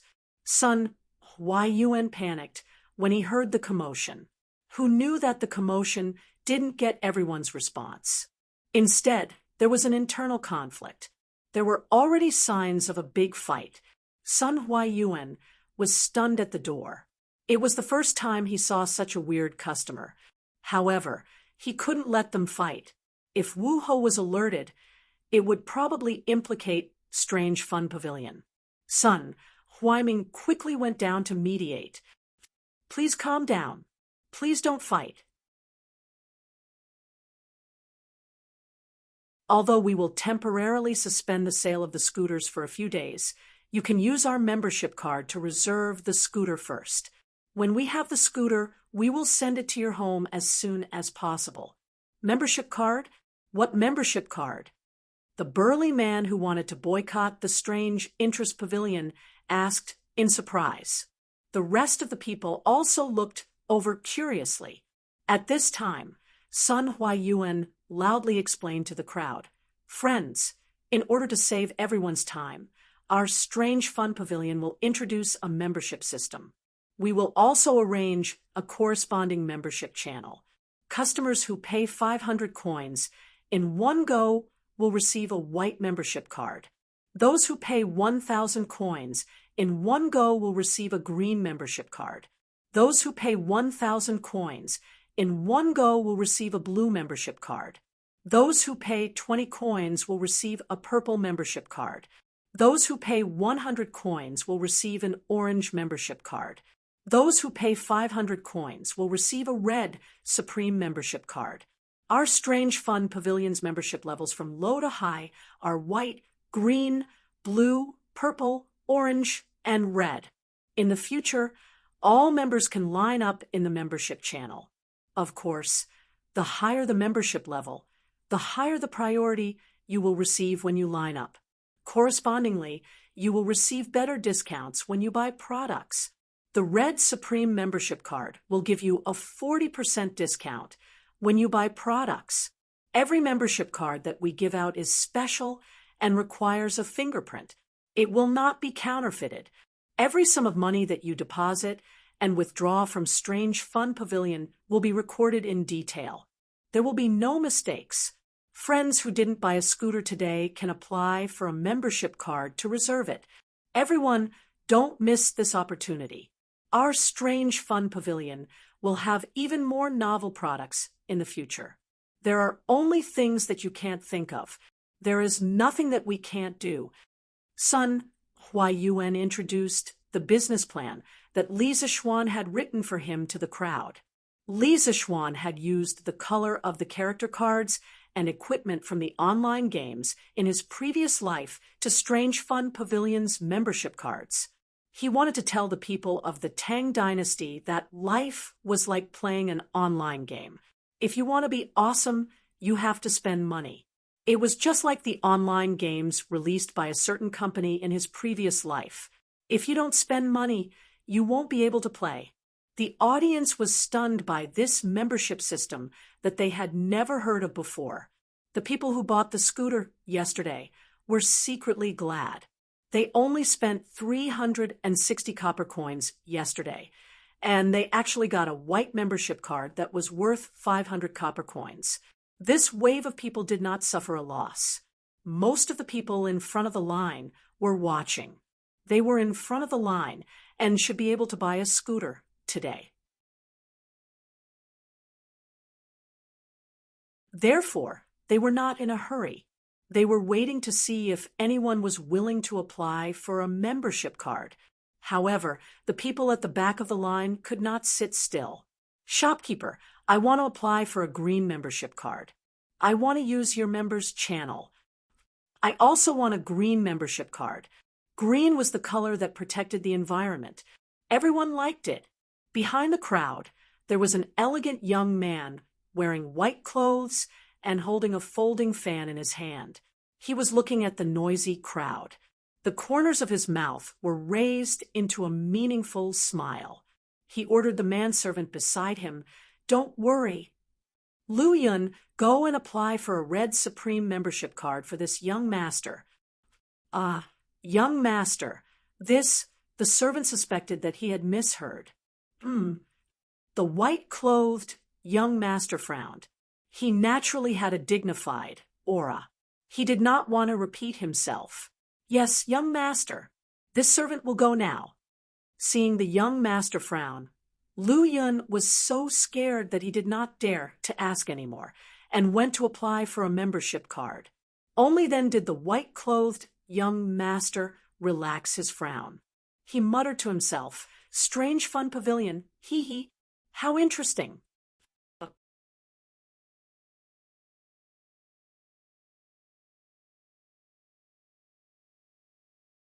Chapter 83. Outside of Strange Interest Pavilion, there were dozens of people crowding around Sun Huayuan to register for a membership card. Sun Huayuan hurriedly helped these people register, but he was pleasantly surprised. He didn't think that there would be so many people willing to buy a membership card. These people would most likely become loyal customers of Strange Interest Pavilion in the future. At this moment, some of the people at the front of the line couldn't sit still. Originally, according to the order, they would be able to buy a scooter today, but now there were so many people who wanted to buy a membership card. According to the membership system that Manager Sun had just introduced, these members could use the member channel to cut the line. If this was the case, then the people at the front of the line would most likely not be able to buy a scooter today. Thinking that if they couldn't buy a scooter today, they would definitely be disturbed by their naughty children for several days. These people couldn't help but shiver and clench their teeth. Isn't it just a membership card? I'll buy it. Thus, more and more people wanted to buy a membership card. Seeing this, Sun Huayuan smiled like a flower and quickly called a few employees to help him register. In fact, most of these people wanted a green membership card. Sun Huayuan had been registering for a long time, but the highest number he saw was 10 blue membership cards. There wasn't a single purple membership card. People were greedy. At first, Sun Huayuan was worried that no one would be willing to buy a membership card, but now he was hoping that someone would buy a few purple membership cards. He was disappointed in his heart when he heard a young man's voice. "Manager, buy a red Supreme membership card for my family's young master." Schwa. The noisy crowd instantly quieted down and looked at the person who spoke. Sun Huayuan also suspected that he had misheard and asked with uncertainty, "Dear customer, what kind of membership card did you say you wanted?" "I'm not the one doing it. I'm just doing it for my family's young master. He wants a red Supreme membership card." "Manager, hurry up, we're in a hurry. This is the membership fee. See if it's enough." Lu Yun tossed 5 golden pancakes to shopkeeper Sunday. After all, 500 strings of copper coins could be pulled by an ox cart. It was really inconvenient to carry them when going out. In the Tang Dynasty, gold could be used for large transactions, but silver could not be used. In fact, there was silver in the Tang Dynasty, but before the Song Dynasty, most areas in China did not use silver as currency. In the Tang Dynasty, the annual production of silver was only 15,000 taels. At that time, for ordinary people, there were only 3 sources of silver. The first was a reward from the emperor, the second was a bribe from local officials, and the third was the payment from foreign merchants. Regardless of the source of the silver, no one would use it for trading. In large transactions, gold chains and gold pancakes were more commonly used. That's enough. I'll handle it for you right away." After Sun Huayuan confirmed that he didn't mishear, he quickly took the golden pancake and weighed it in his hand. Then he wiped the sweat on his forehead and began to register. "May I know your young master's name? We need to register and press our fingerprint." Sun Huayuan raised his head and asked. Lu Yun frowned and said, "It's inconvenient to reveal the identity of my young master. You can just write the word, Wang, and I'll press the handprint." Sun Huaiyuan was a little confused. This was the first time he encountered such a situation. However, this person wanted to apply for a red card, so he should take care of him. He could only nod and say, "Okay, we'll do as you say." The 500 scooters of the Strange Interest Pavilion were all sold out in 4 hours. Those who applied for a membership card had all bought one. Many people in front of the line who thought that they would be able to buy one didn't. They couldn't help but beat their chests and stomp their feet. They definitely wouldn't have a good time in the next few days. Including the scooters that were sold yesterday, there were currently 800 scooters in Chang and City. The naughty kids who owned scooters naturally formed groups and began to show off in all kinds of fancy ways in Chang and City. They were all risking their lives. For a moment, the streets and alleys of Chang and City were filled with naughty kids on scooters chasing each other. Naturally, all kinds of accidents were caused. The entire Chang and City was in chaos. People and horses were thrown off their feet. Yongxing City. Nay, a coachman suddenly pulled the reins tightly. The horse raised its front hooves high and neighed. The speeding carriage behind suddenly stopped. The people in the carriage staggered and almost fell out of the carriage. "Lai Fu, what happened?" There was a hint of anger in the middle-aged man's voice. He had just come out of the palace and was thinking about the deeper meaning of Emperor Li Er's words. He didn't expect to be interrupted by this sudden breaking. "Master, there are a few kids playing on a moving plank in front of us.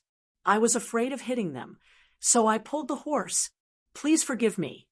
The coachman, named Lai Fu, quickly got off the carriage and bowed to the inside of the carriage. At this time, the middle-aged man in the carriage lifted the curtain and looked at the kids playing in the middle of the road. He couldn't help but be curious when he saw that they could easily slide on a plank. He walked forward and asked, "Little kids, what are you playing on?" A little girl with a ponytail answered, "This is a scooter." "Grandpa, don't you know?" The middle-aged man asked, "Where did you buy this scooter?" "Strange Interest Pavilion in the East City."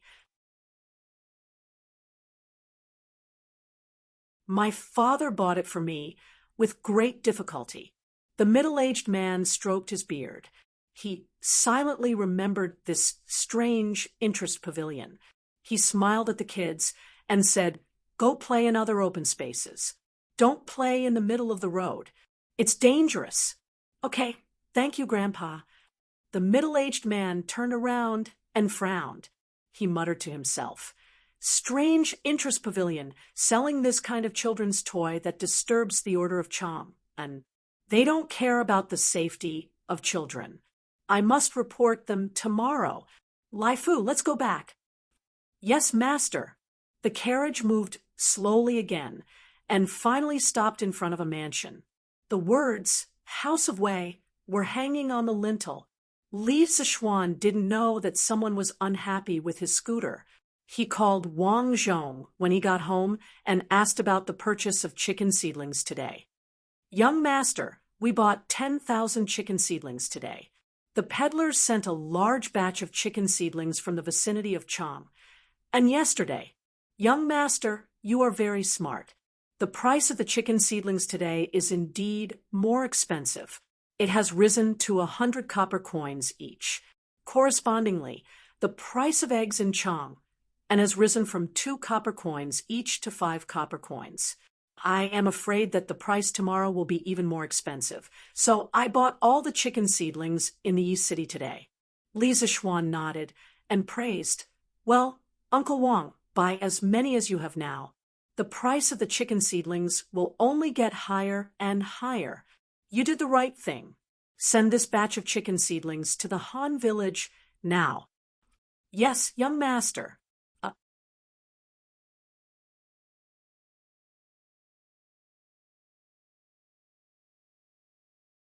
Chapter 84. Afternoon, Yen Manor. Yen Xiaoning was pacing in the front hall, anxiously waiting for something. Young master, master is back. A servant in green rushed in and shouted, "That's great, my father is finally back." Yen Xiaoning walked out of the door quickly and arrived at the front courtyard. He saw Yen Lide had just entered the residence. "Father, you're finally back." When he returned to Chang, and with Faubert this morning, he wanted to tell his father about the curved yuan plow. However, the old butler said that his father went to the morning court and had not returned yet. Yen Xiaoning could only wait anxiously. The curved yuan plow belonged to Chitsu Pavilion, and he had a share in Chitsu Pavilion. Thinking about it, the curved yuan plow must be related to him.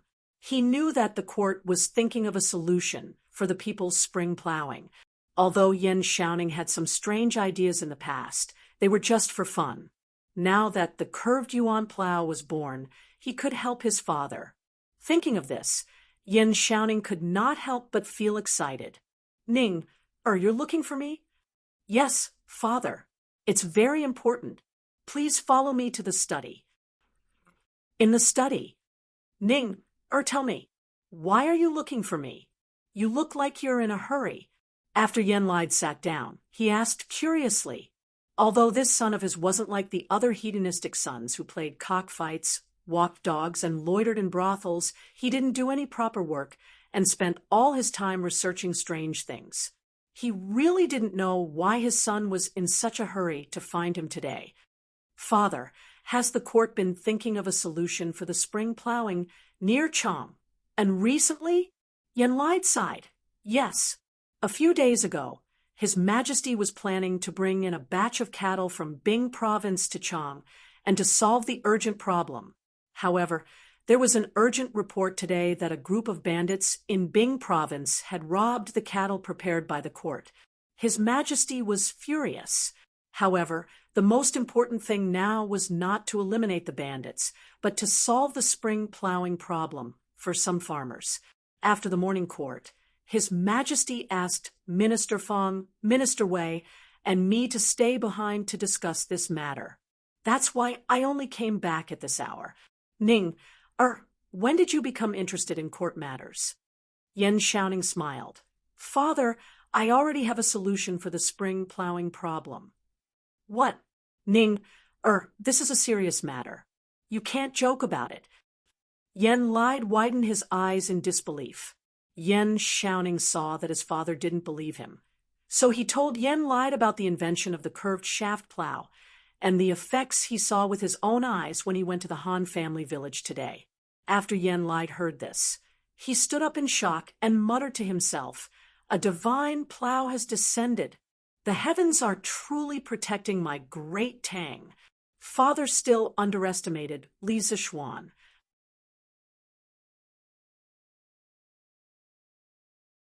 Ning, you've helped the imperial court a lot this time.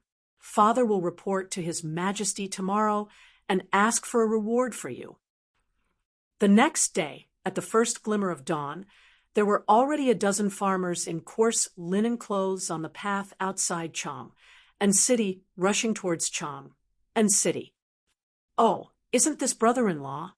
Why are you so early today? A quick-witted young man saw that the person in front of him looked familiar and quickly sped up to catch up. When he realized that it was his brother-in-law, he greeted him. Hey, so it's you, Xiaodong. I heard that the price of eggs in Chang and City has risen recently. Your sister asked me to get up early today and sell the eggs at home. Later, I can buy a new set of clothes for my son. The man carried a wicker basket and answered when he saw that it was his brother-in-law. The quick-witted young man was Han Xiaodong from the Han family manor. Today, his father had woken him up early in the morning and told him to go to the strange interest pavilion to buy a curved plow. A few years ago, his elder sister had married into the plum village. This man was his brother-in-law. His name was Mei Jun, but he was big and burly, not handsome at all. Usually, the two families had a good relationship, and they visited each other frequently. Well, I also heard about this. It's said that eggs in Chang and city are sold for 5 coins each. Ha! My sister is still as smart as before. Hee hee. The man scratched his head embarrassedly. At this moment, he seemed to have thought of something and asked, Xiaodong, why are you so early today?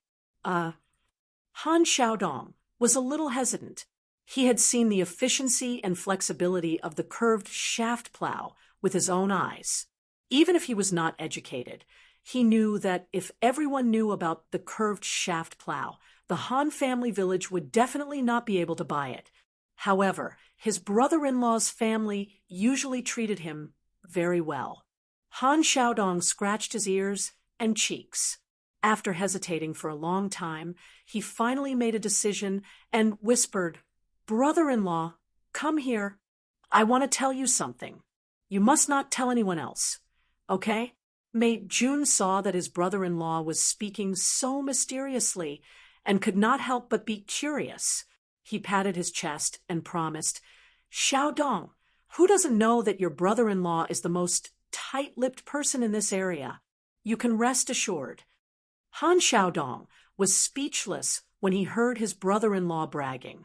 At this moment, he remembered that his brother-in-law was nicknamed Big Mouth Mei. He could not help but regret it. However, since he had already said it, it was too late to make up another excuse. Han Xiaodong could only say, Brother-in-law, you must not talk about what I told you. Otherwise, I will ask my sister to punish you by making you kneel on the washboard. I came to Chang, and today to buy a curved shaft plow at the Strange Taste Pavilion in the East Market. Let me tell you, this curved shaft plow is awesome. It can increase the speed of plowing by at least 3 times. Yesterday, my young master personally brought a batch of curved shaft plow to our village to do an experiment. The speed of plowing was witnessed by everyone in our village. My young master also said that the curved shaft plow will be sold at the Strange Taste Pavilion today for only 170 copper coins. Almost everyone in our village will come to buy it today. Now, other villages do not know about it yet. We will definitely be able to buy it. Brother-in-law, if you want to buy one, you can also buy one. However, you must not tell anyone else. Otherwise, if the people in our village know that I am the one who told others, they will beat me to death. You must not trick me. Mei Jun heard that the curved shaft plow was so awesome and could not help but drool. He secretly made up his mind that after selling all the eggs today, he must buy one. When he returned home, his wife would definitely praise him for being quick-witted. At this moment, when he heard his brother-in-law ask him to keep it a secret, he quickly raised his hand and swore, Xiaodong, don't worry. I will definitely not tell anyone about it to trick you. Thank you for telling me all this. Our family's land will not miss the spring plowing. Your sister and I did not dote on you for nothing. Han Xiaodong was still worried and reminded him again, Yes, brother-in-law, you must remember not to tell anyone. Otherwise, my sister will punish you by making you kneel on the washboard. Han Xiaodong's thinking was a little simple. Which villager in the Han village did not have relatives in other villages? Even if he did not say it, many villagers would secretly inform their relatives. An undercurrent was gradually surging and was about to engulf the Strange Taste Pavilion. The name of the divine plow would soon spread throughout the world.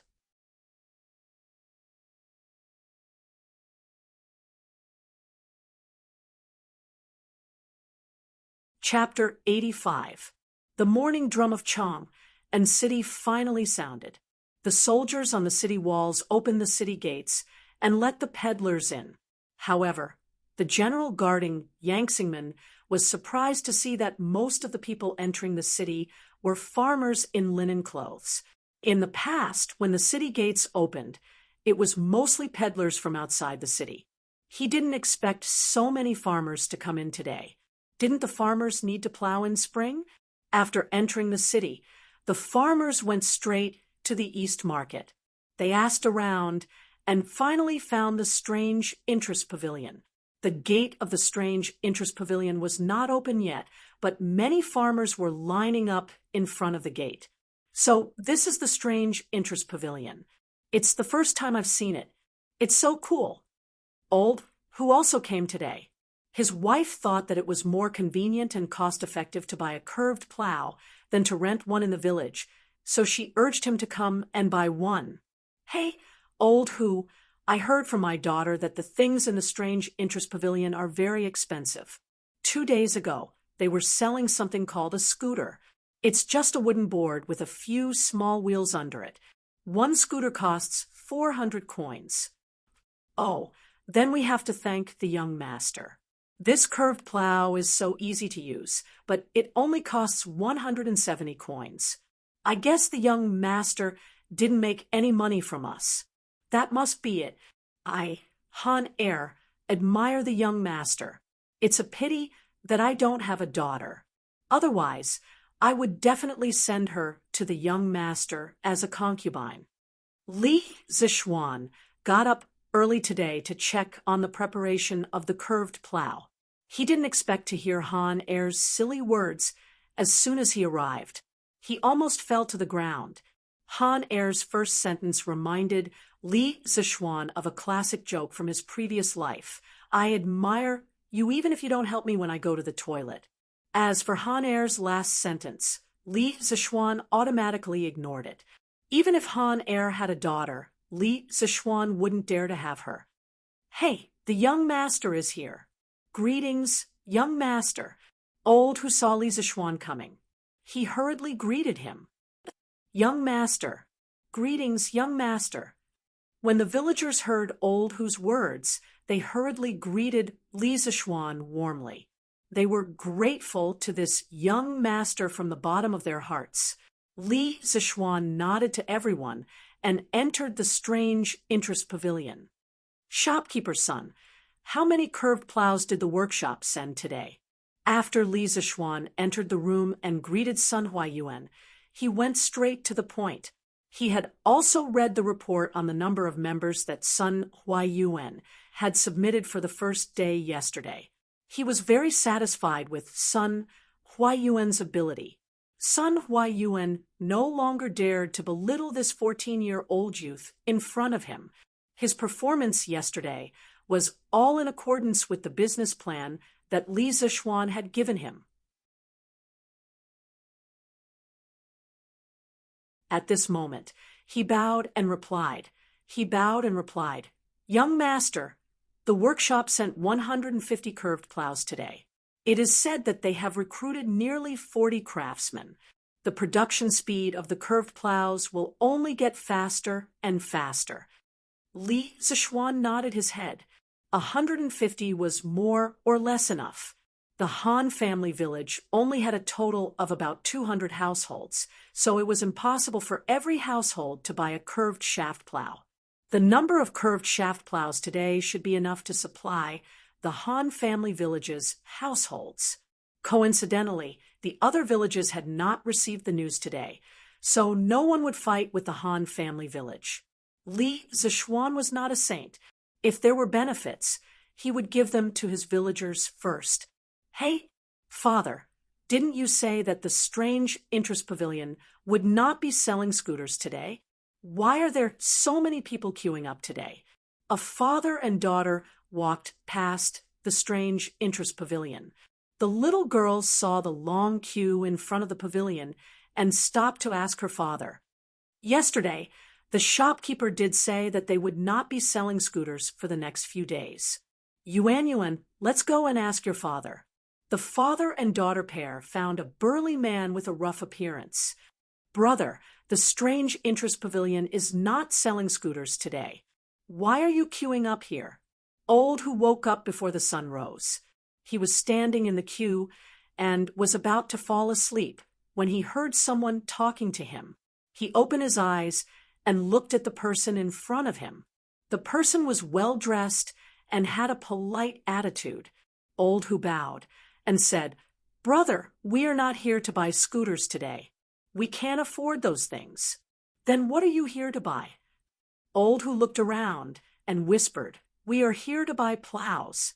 Judging from your attire, you are definitely not a villager. Let's leave quickly." Mate June hurriedly sold the eggs in the East Market and was about to go to the strange interest pavilion to buy the curved plows. "Hey, isn't this Big Mouth May? You sold out so quickly. Are you going home?" At this time, a skinny old man came over with a basket of eggs. He seemed to be here to sell eggs as well. "Hey, Second Master Lu, why are you here to sell eggs personally today?" "I just finished selling my eggs and was about to go to the strange interest pavilion to buy something. It just so happens that you are here at my stall." Mei Jun saw the man and quickly greeted him with a smile. The man in front of him was quite prestigious in the Plum Village. "Brat, what can you buy at that place? You are spending money recklessly. Be careful that your wife will beat you when you go back." Second Master Lu chuckled as he placed his eggs on Mei Jun's stall. "No way." Mei Jun curled his lips. At this time, he looked around and sneakily leaned over and whispered, "Second Master Lu, the thing I want to buy today is very powerful. I only told you because you are tight-lipped. Please don't tell anyone. I'm telling you." "Okay, Second Master Lu, I have to go quickly. Otherwise, I won't be able to buy it." Mei Jun said a lot of things. Seeing that it was almost noon, he knew he was in trouble and hurriedly said goodbye. "Wait, I will go with you." Second Master Lu agilely picked up the eggs and followed him. At the strange interest pavilion, more than 100 curved plows were quickly sold. There were only 40 left. At this time, Mei Jun and Second Master Lu finally arrived and hurriedly lined up. Of course, Mei Jun's situation was not an exception. After a while, another 20 to 30 villagers came and lined up. Li Zishuan looked at these people and saw that they did not seem to be from the Han village. He could not help but frown slightly. He did not know how these people knew about the curved plows, but he could not say anything about the situation. Since he was open for business, there was no reason to be picky. In fact, these people's situation was similar to Mei Jun and Second Master Lu's. They were all secretly told by their relatives in the Han village. Some people were like Mei Jun and did not know how to keep their mouths shut. Thus, more and more people knew about the curved plows. Li Zishuan silently estimated that there were about 50 to 60 people outside the Han family manor. From the looks of it, there were still some Han family manor's villagers who would not be able to snatch the Tsiu Yuan plow today. He could not help but feel that it was a pity, but he did not know that at this moment, a storm was sweeping over the imperial court with him as the center.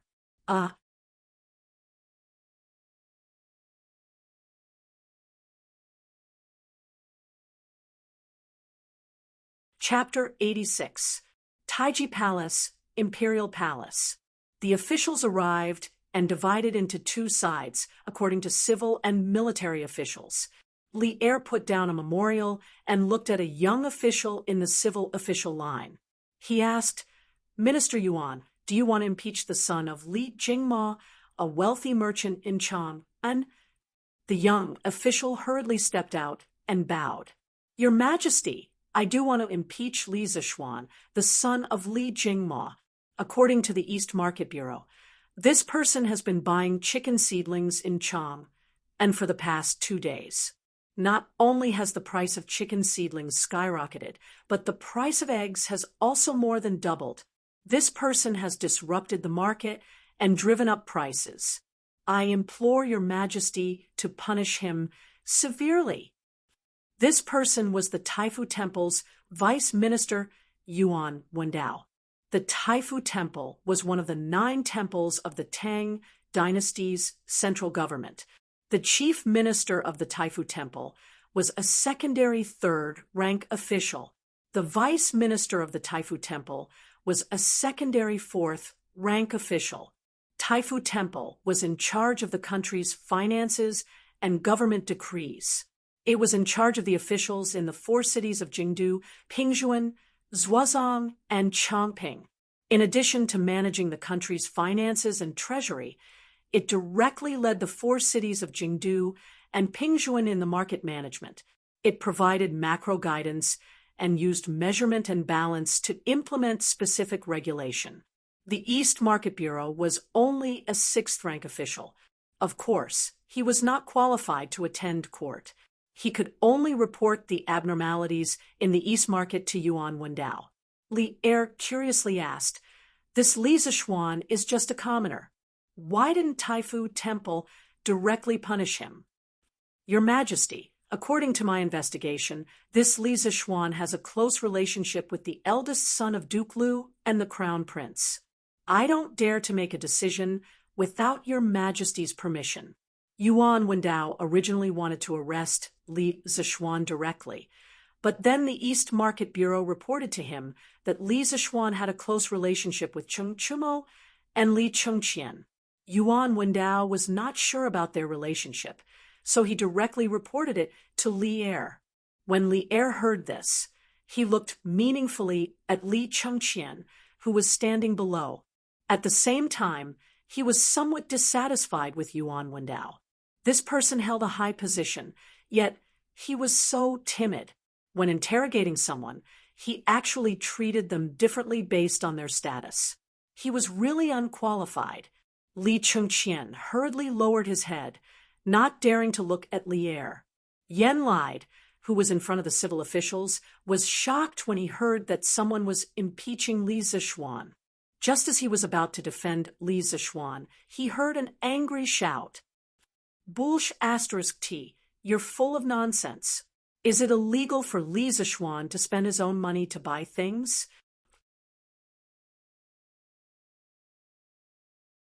Cheng Yaojin was so angry that he was the first to jump out and scold Yuan Wendao.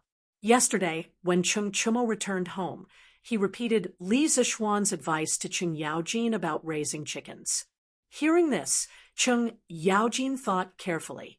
After pondering for a while, he waved his hand and slapped the table. "Since that's the case, our family will also raise chickens.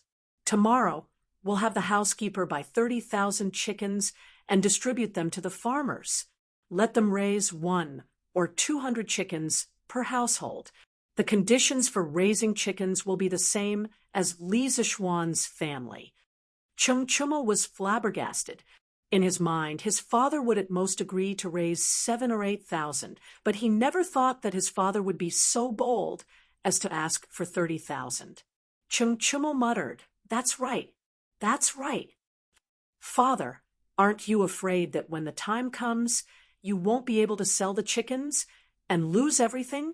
Cheng Yaojin patted Cheng Chumo's head and laughed. "Chonyo, you're still too inexperienced.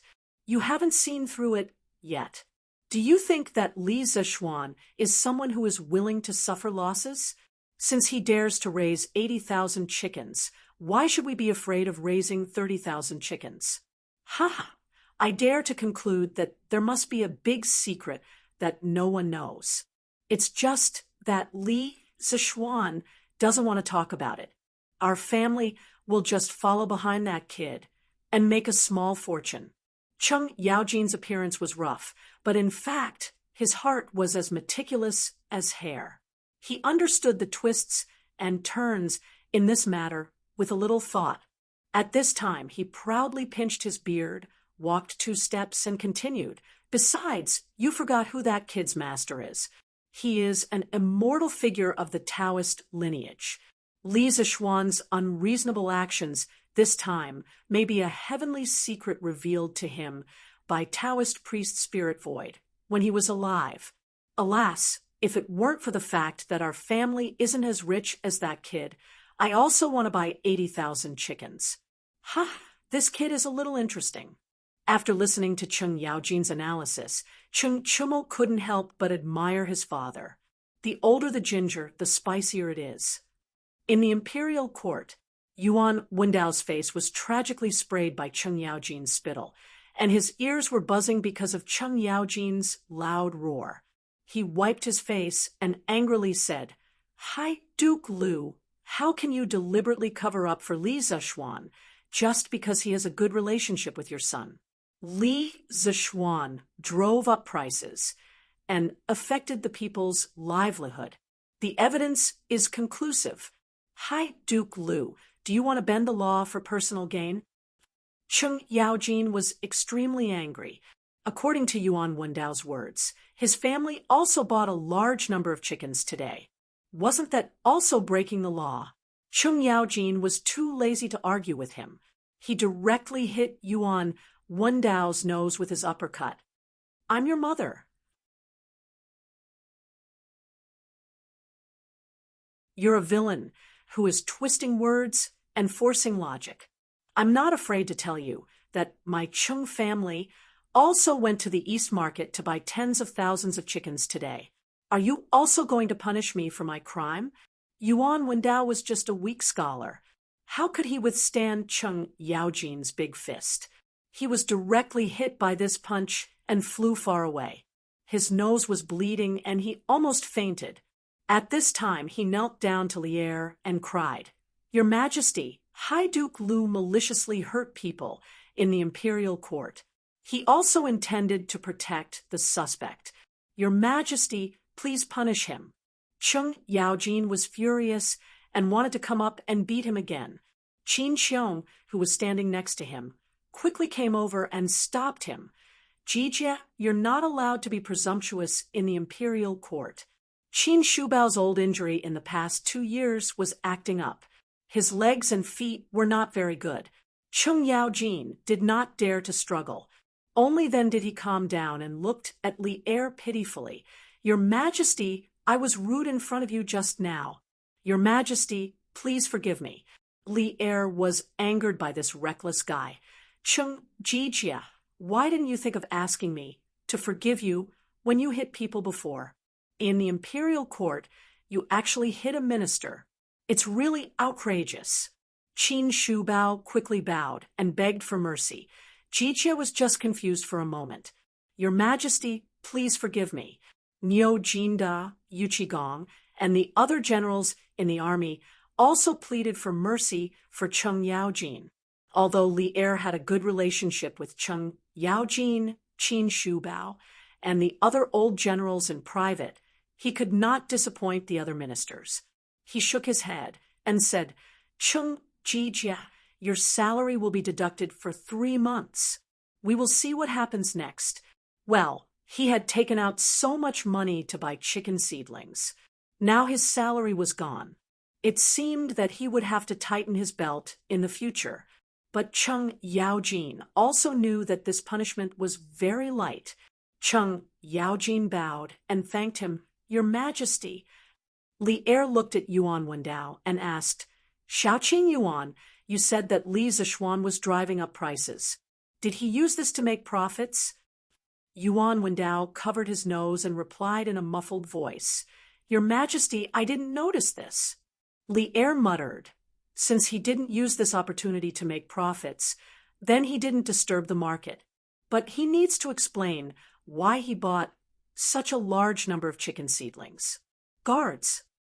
A big Han general immediately walked in from outside the hall and bowed. "This general is here." Lier ordered, "Go to Yongla Lane and bring Li Zishuan here." Yes, although the big Han general did not know Li Zishuan, he still bowed and hurried out to find Li Zishuan. You're tuning in to the Mystic Fist YouTube channel. Don't forget to subscribe and join us on this journey to catch the most captivating stories.